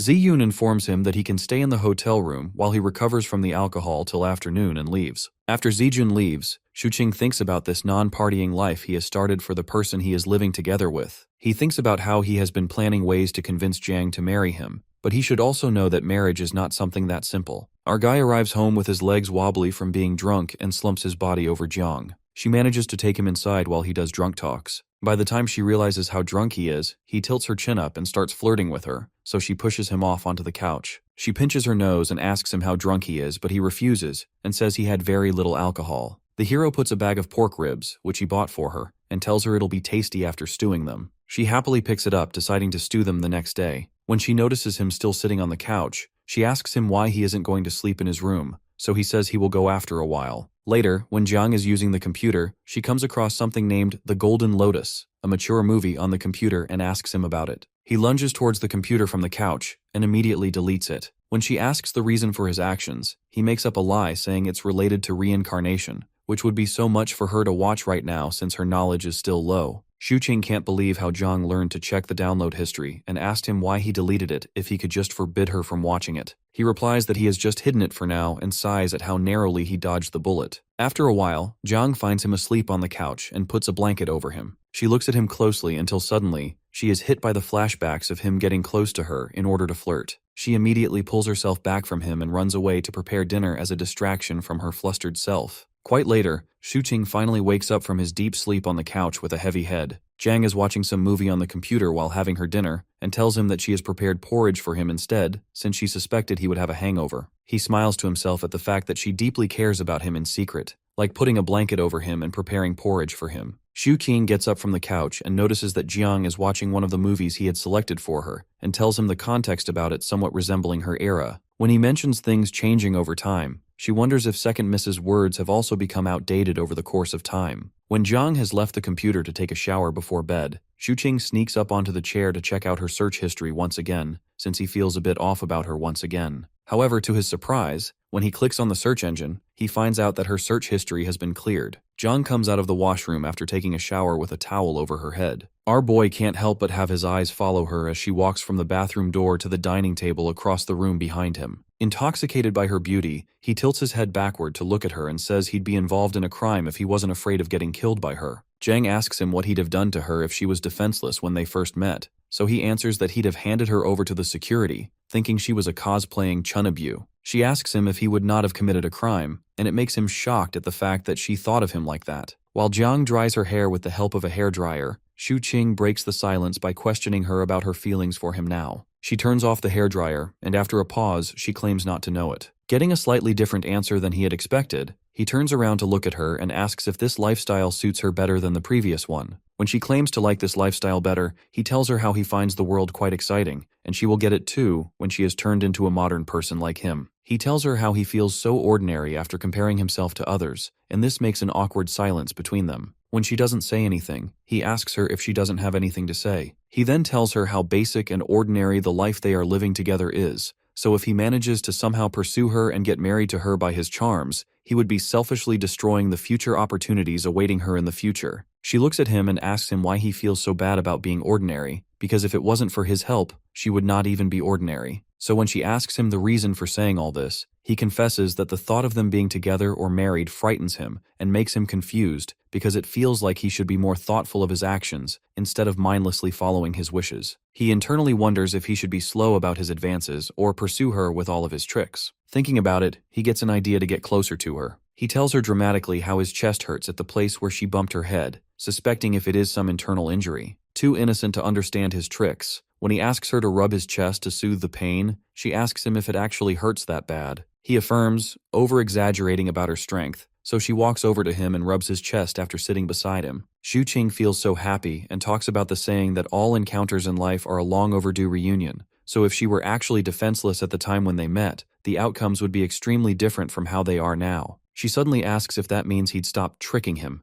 and that word annoys him, so he tells her to remove that word from her mind. Xu thinks how the whole day he was only thinking of ways to marry her and convincing his parents in case of any unfortunate scenarios, but all she could worry about was him tricking her. He decides to keep her close for now, but when he tries to pull her towards himself, she won't budge due to having a firm sitting position as a martial artist. Xu can't help but feel embarrassed, so he excuses himself instead and goes for a shower. Jiang's cheeks flushed as she debated whether she should have let him pull her closer. On the flip side, in the shower our boy thinks to himself that maybe he is now just a little far from it, or else she would not have given him such a hint. Stepping out of the shower, he spots Jiang using the PC even when it's already past 10, but she assures him that she will be sleeping after looking into something. As he figures that since the mood had already changed, he might as well do something productive. Skyscrapers weren't built out of thin air. They rose from tons of layers of hard work. So, settling onto the sofa with his laptop, he decides to take the chance to write a review of Farewell My Concubine and even polish his film critique skills. Seeing him work, Jiang gets intrigued, approaches him,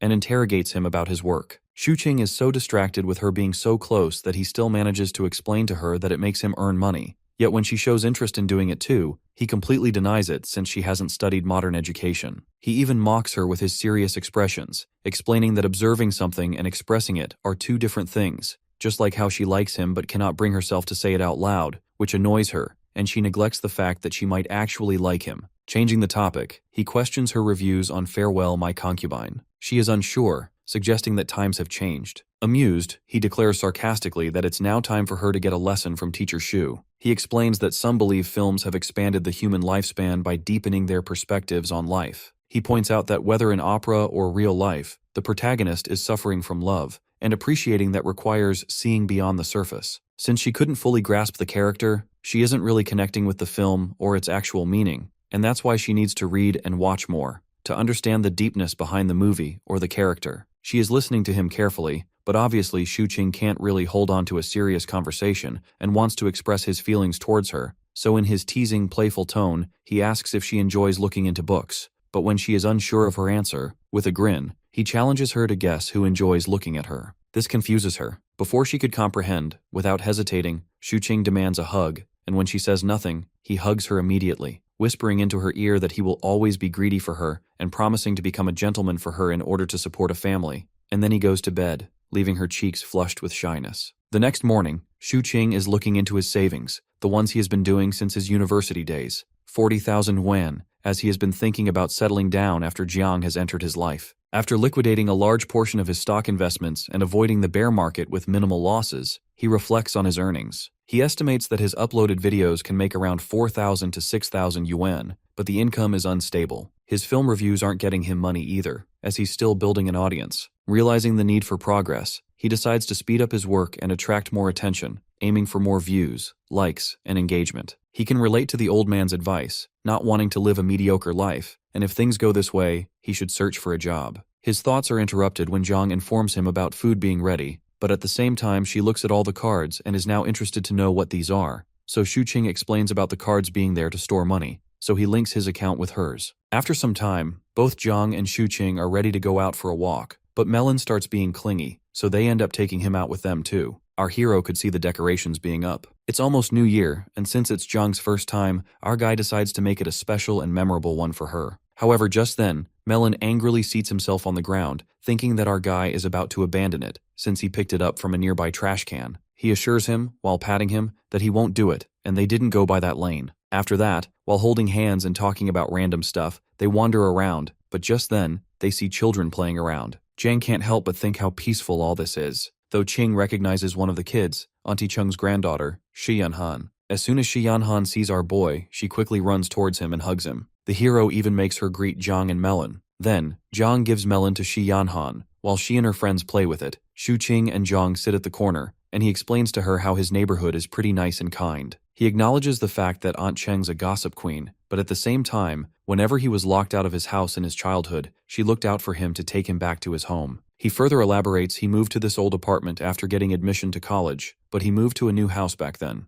Nostalgia is hitting him hard. This area is filled with his childhood memories. However, Jiang knows Shuqing made her greet that little girl because of some reason, so our guy confronts her rather than beating around the bush that he wants her to get to know more people, otherwise, she'll be a loner. During the conversation, Yan Yan suddenly runs up to them and asks if Jiang is Shuqing's girlfriend, surprising him with how much she knows. Amused, our guy playfully turns the question back on her, yet she becomes embarrassed and shyly explains that a girlfriend just means a female friend. This makes Qing grin, though he assures her that she can come by more to play with Melon if she wants, and even with Jiang He. As the kid leaves, our guy changes the topic, revealing that he is a hand freak, meaning he likes hands a lot, but this confuses Jiang because he has been obsessed with them from the start. But deep down, our guy knows he has limited permission, and if not, he would have shown her what kind of a pervert he really is. Later on, at home, Jiang trains our guy in martial arts, explaining that Tang Fist focuses on empty-handed combat, speed, and targeting vital points to end a fight in one strike. Shuqing is frustrated,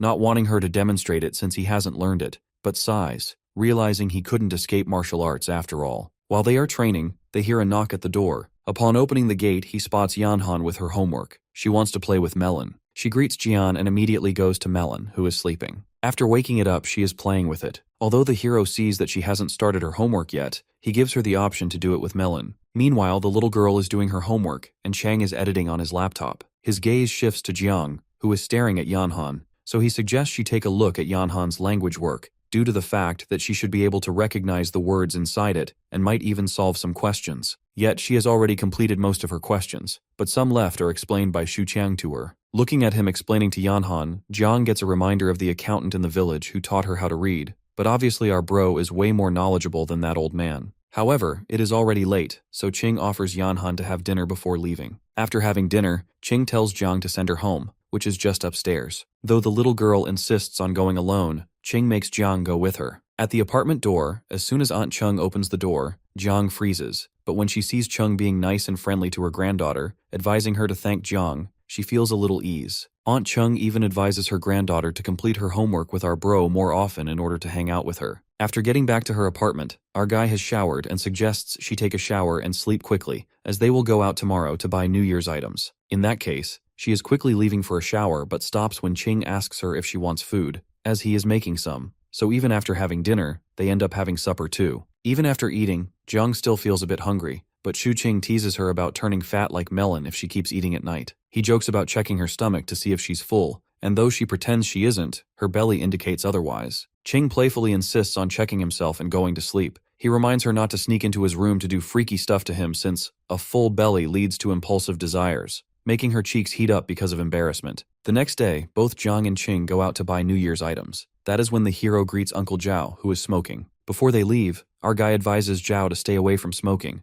but that old man is already close to dying, and only cigarettes are keeping him alive. While hanging out, the hero glances at girls who are in skirts, and glances at Jiang, who is in thick leggings, so he gives her the option to try them out, but Jiang prefers these because they are warm, not understanding how these girls don't feel cold. However, taking her hand, he informs her to hurry up. They have a lot to do today. Since it's New Year's, firstly, he wants her to change her hair a bit. At the salon, he meets the barber, informing him about getting their hair done. Upon seating herself, she is nervous, not knowing what to do or say, so she shows her urgency to our boy to let her have a haircut like his mom's. but he quickly denies, guiding the barber according to himself. After her haircut, it is all thinned out, and her fringes are neat too. Ching can't help but grin while looking at her because she looks prettier now. Now, they are heading out to a mall to buy her some new clothes and shoes, since he wants her to wear a new outfit from top to bottom on New Year's Day. As they head out, they run into a dog, which looks pretty angry, so our guy suggests staying away from it and going around it by crossing the road. But Jiang isn't afraid of it.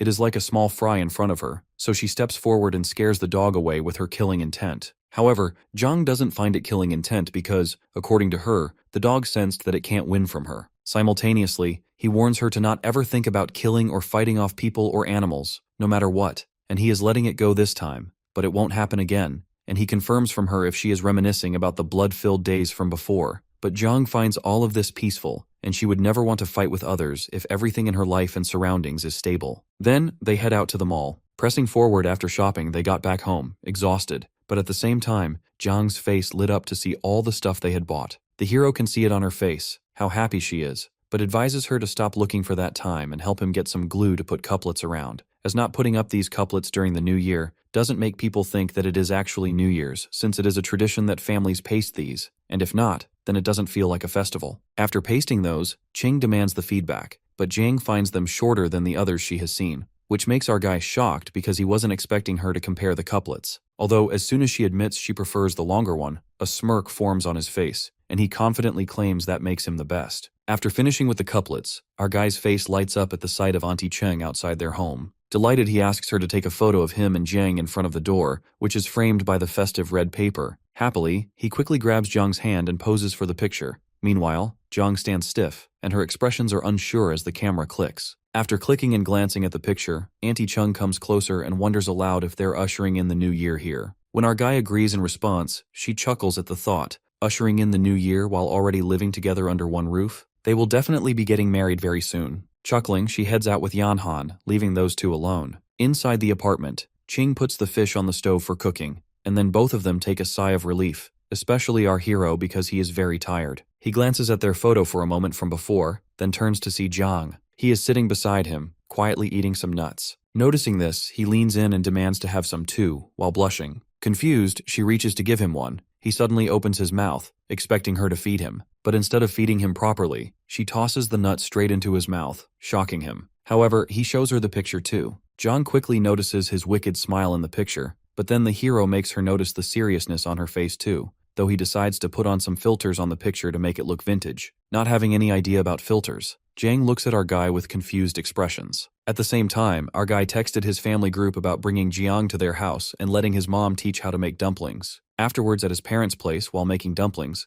out of curiosity, Ching's mom interrogates her about what they generally eat at home, so Jiang innocently reveals that they have porridge or noodles in the morning while she makes some quick food for lunch and dinner. She even mentions that they have supper at times too. This shocks the hero's mother, as her son never woke up till afternoon but now even wakes up for breakfast as well, even having 3 to 4 meals a day. But then she glances over at the beautiful girl her son has, making her realize that maybe living with a girl changes a boy. In the other room, Ching and his dad are munching on some snacks, and that is when they hear a knock. Upon opening the door, our guy spots Hyozi, who has bought some goodies for his friend's dad, since at his home they couldn't finish those. Hyozi is shocked to see his friend, yet our guy acts clingy with his friend. In the meantime, his dad is frustrated to see his son's friend getting benefits from working while his son doesn't even work, so ignoring them, he walks away to sit on his sofa. The hero brings up the girl Hyozi met through matchmaking, curious about how things are with her. But it probably didn't go well since Hyozi brushes it off quickly, telling him to change the subject for now and assuring him to explain everything later. Their conversation is interrupted when Ching's mom thanks him for bringing all the stuff and offers him to stay for dinner as she made dumplings.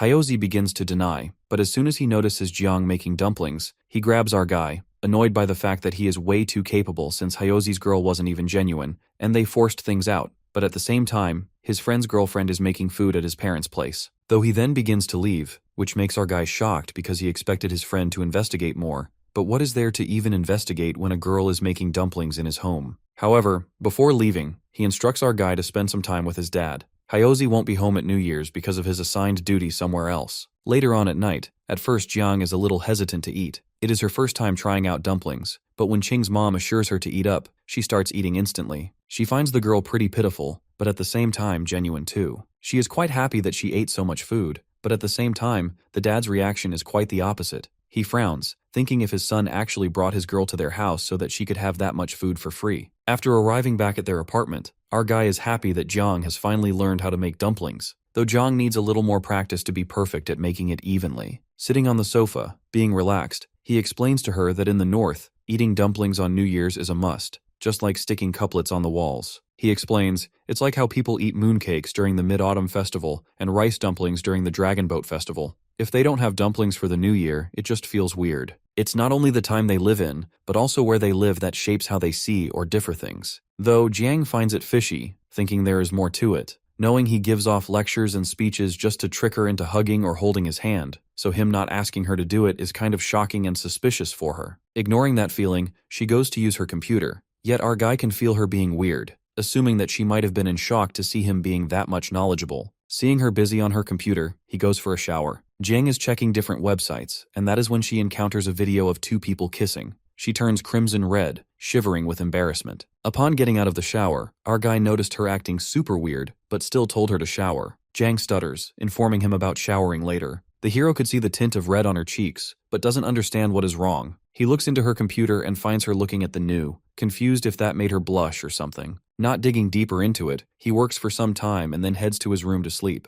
As he slams his door shut, Jiang can't help but feel this void inside her. He didn't even touch her hands before going to sleep. Instantly, the door of his room opens again, and he wants to know if she won't shower at this time too since it is too late. After he gets to know that she will wash her hair, he waits for her so that he can blow dry it like always. As soon as she gets out of the shower, he blow dries her hair. Noticing her being quieter than usual, he interrogates the reason behind it, assuming that she might have been upset about him not blow drying her hair earlier, assuring her to just say it without hesitating because if she won't let him, then obviously he will not get the hint. She can't help but think of beating that teddy bear because she is so pissed at him, yet it is obviously not the reason, so she stays quiet, thinking that he will eventually trick her into something, so there is no need to make all that happen right now or to confront the reason. The next morning, Jiang is making fish while looking at its recipe on her phone. When our guy walks to her, she expresses how modern she feels about herself, and is quite impressed about hiding her true self. Even his family yesterday didn't get the hint about her difference. This statement makes Ching a little suspicious because hiding her true self, what is that supposed to mean? He wonders if she is still planning to run away. Although his thoughts are interrupted when he sees her being all red while blushing and revealing that she likes being with his family and loves when the four of them are together. Ching has literally removed all the old stuff and replaced it with the new things they both bought earlier, and he is pretty impressed by himself. He glances over at Jiang, who is on her computer, thinking that it is like she has been reincarnated or is a newborn since it is her first New Year's ever. However, he then suddenly remembered one of her statements from last night about feeling modern, curious about her search history because he would have figured out what she meant, but now she is smart enough to remove it. He approaches her, and that is when she innocently points out the person on her screen, wanting to know what that is. Like a child, the hero explains to her that he is streaming to earn money. It is like him playing a game and people watching him play it. Finding it interesting, she reveals wanting to do it too, but when Ching denies because of her identity still being sensitive, she confronts her about her research, explaining that her research tells her that she can purchase a fake identity from remote places. However, our guy isn't in the agreement for anything illegal and suggests she obtain an actual identity card. Though she has no idea if there is really a way to get a proper one, our guy assures her that a solution will naturally occur once she knows how to properly live in this world. He then goes over to the sofa. While playing with Melon, he realizes that Jiang has actually improved. Before, she always listened, being confused, but now she is actually discussing her problems, which shows her character development. Later on that evening, Jiang has decided to make some dumplings. Seeing her busy, he decides to look into her search history, assuming that maybe she has forgotten to delete it, but instead she has put a fake alarm to alert him that she already knows that he peeks at her search history. This makes him utterly astonished, and with shocking expressions, he goes into the kitchen again to help her. He suggests she season the ingredients, and he will mix them all. Seeing him help her, Jiang just wishes that this type of life continues without any pause. On New Year's Eve, as instructed by Hyozi, our guy meets Uncle Chin. He is looking forward to seeing our guy and his girlfriend arrive at the annual dinner. That being said, he even gives him an idea of a separate mini hot pot gathering too, so Chin quickly agrees, but at the same time advises them to leave quickly because his parents are waiting for them. As they leave, our guy notices Jiang's eyes shine while seeing Uncle Chin's pet, realizing she likes dogs. But according to her, raising a dog as big as Uncle Chin's requires a lot of food and attention,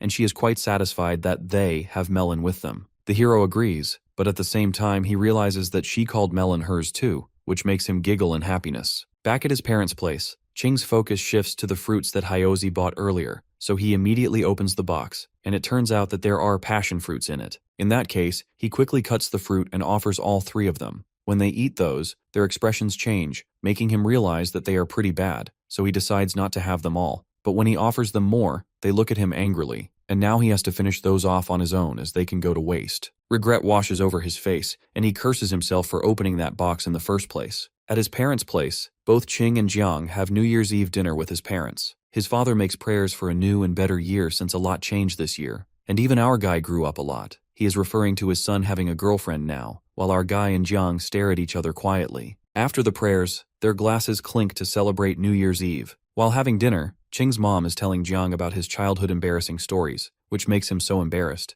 But at the same time, Jiang listens to those stories quietly while grinning, and notices our guy being all shy because of his foolishness. After dinner, while Jiang and Ching's mom are cleaning up the dishes, Ching's dad suspiciously calls him to his room and hands him a blue envelope. He advises his son to keep it safe and open it after going back home. It isn't money, because money is given in red envelopes during New Year's for luck. After some time, they leave. On the way back home, our guy decides to visit Uncle Chin. In that case, he assures Jiang to be more casual and speak her heart out in front of him since he would forget everything after some drinks. She doesn't respond, which makes our guy wonder why she is being so slow at grasping stuff out of nowhere. Jiang, on the other hand, is flustered, her cheeks heating up with a deep blush. Though his attention shifts to the box his father gave him earlier, and it turns out to be a condom, this makes Ching embarrassed and shy at the same time because they haven't done anything except for holding hands. When Jiang, out of curiosity, wanted to know what those are, so our guy lies that these are balloons of no use. Later on, after arriving at Uncle Chin's place, they all greet, and just then, our guy suggests Uncle find a partner for himself as Hyozi is always busy with his duties. This makes his uncle laugh, but at the same time, Uncle Chin notices Jian being quiet, so he jokes about her and our guy getting married as they are even celebrating New Year's together and questions her about her whereabouts. And with Ching's telepathy, she shyly tells him that she is from Zhejiang.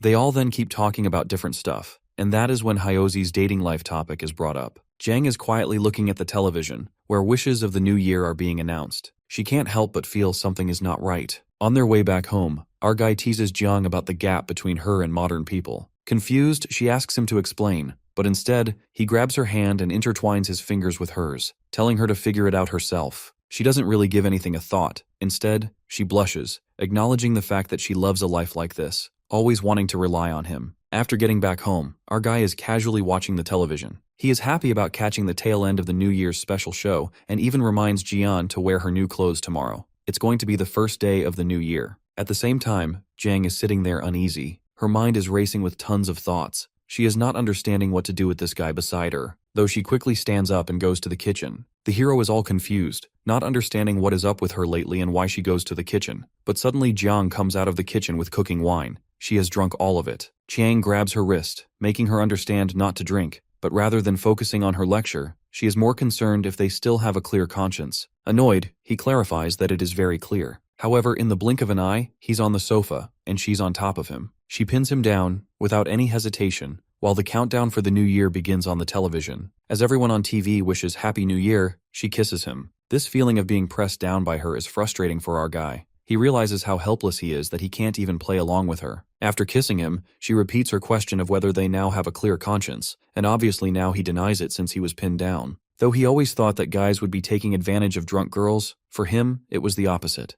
Jiang then leaves him and then goes inside her room, bringing her slippers to him in order to express to him that he is important to her. She even offers to teach him how to punch. Confused, he suggests she rest, as learning how to punch can wait. Jiang pauses for a moment but then leaves. Therefore, Ching takes a sigh of relief but is still too confused, not understanding how to clear the mess inside his head. Instantly, Jiang peeks out of her room again. Our guy is again freaked out, suggesting she leave because if something more happens between them while she is drunk, she will beat him to death. But instead she reveals with a touch of a hint on her cheeks that he hasn't touched her hands today, and when he does, she quickly goes to her bed. Ching is stunned, too shocked to see this side of her, doubting that she would try to leave tomorrow because of shame, so he locks all the doors and windows. The next morning, the first day of the new year, Jiang seems to be in a really good mood while wearing her new clothes. On the flip side, Ching secretly watches her from his room, finding her being normal more weird. Gathering all his courage, he approaches her and questions her if she remembers what happened last night. The question makes her blush, but she still manages to tell him that they no longer have a clear conscience. Ignoring that, he spots her dressed in her new dress and realizes that he went to bed like that and didn't even shower since yesterday.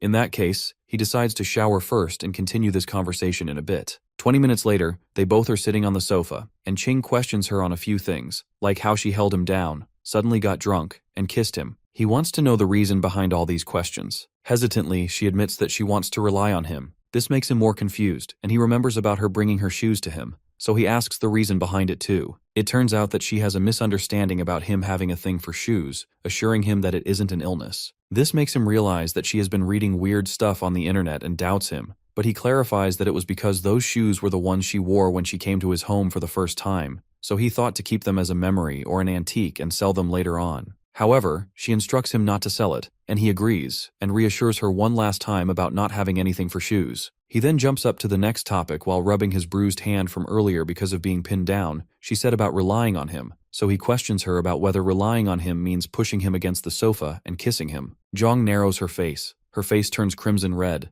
and she declares that they don't have a clear conscience after a kiss, and in that case, she is his girlfriend now. Hearing that, Ching also blushes and now can't help but demand a hug from his girlfriend. As he extends his arm, she slides near him, and they finally hug. The actual hug that Ching always wanted. While hugging her, he acknowledges the fact that his thinking about relationships is quite different from hers. Jong doesn't really put a deep thought into it because what they have right is what she wants forever, and Ching agrees to her. But at the same time, cupping her face, he confronts that he wants a modern. Jong has his wife, not someone confused who will be having children just for a stable life. He even hopes that she learns how to smile, and when she hears that, she tries to smile forcefully, which is totally weird. He acknowledges the fact that she has a pretty smile, but she doesn't have to force it. She just has to smile more often. The smile she has when she sees snow, when she eats cake or hot pot. The genuine smile that she actually has. He agrees that she is doing much better compared to the time she first arrived, but even right now she is able to smile. But it is just her raising the corners of her mouth according to the current mood. This makes Jong realize that is the reason her Uncle Chin didn't talk to her that much last night. Without lying, he admits that it is right, and it is obviously fine because she definitely needs time to understand and grasp things. After all, she is from over 1,000 years ago. Her mental state still needs time to grow, and in that case, he promises to wait for her no matter what happens. He then demands a kiss from her, and without hesitating, she kisses her cheeks. That being done, he makes her understand not to push him forcefully down like earlier. She just has to say what she wants, and she will eventually get it, and if that is a kiss, then it is a lot better. Hearing that, she apologizes for her behavior yesterday, and this is how it turns out to be an actual Happy New Year for Ching after all.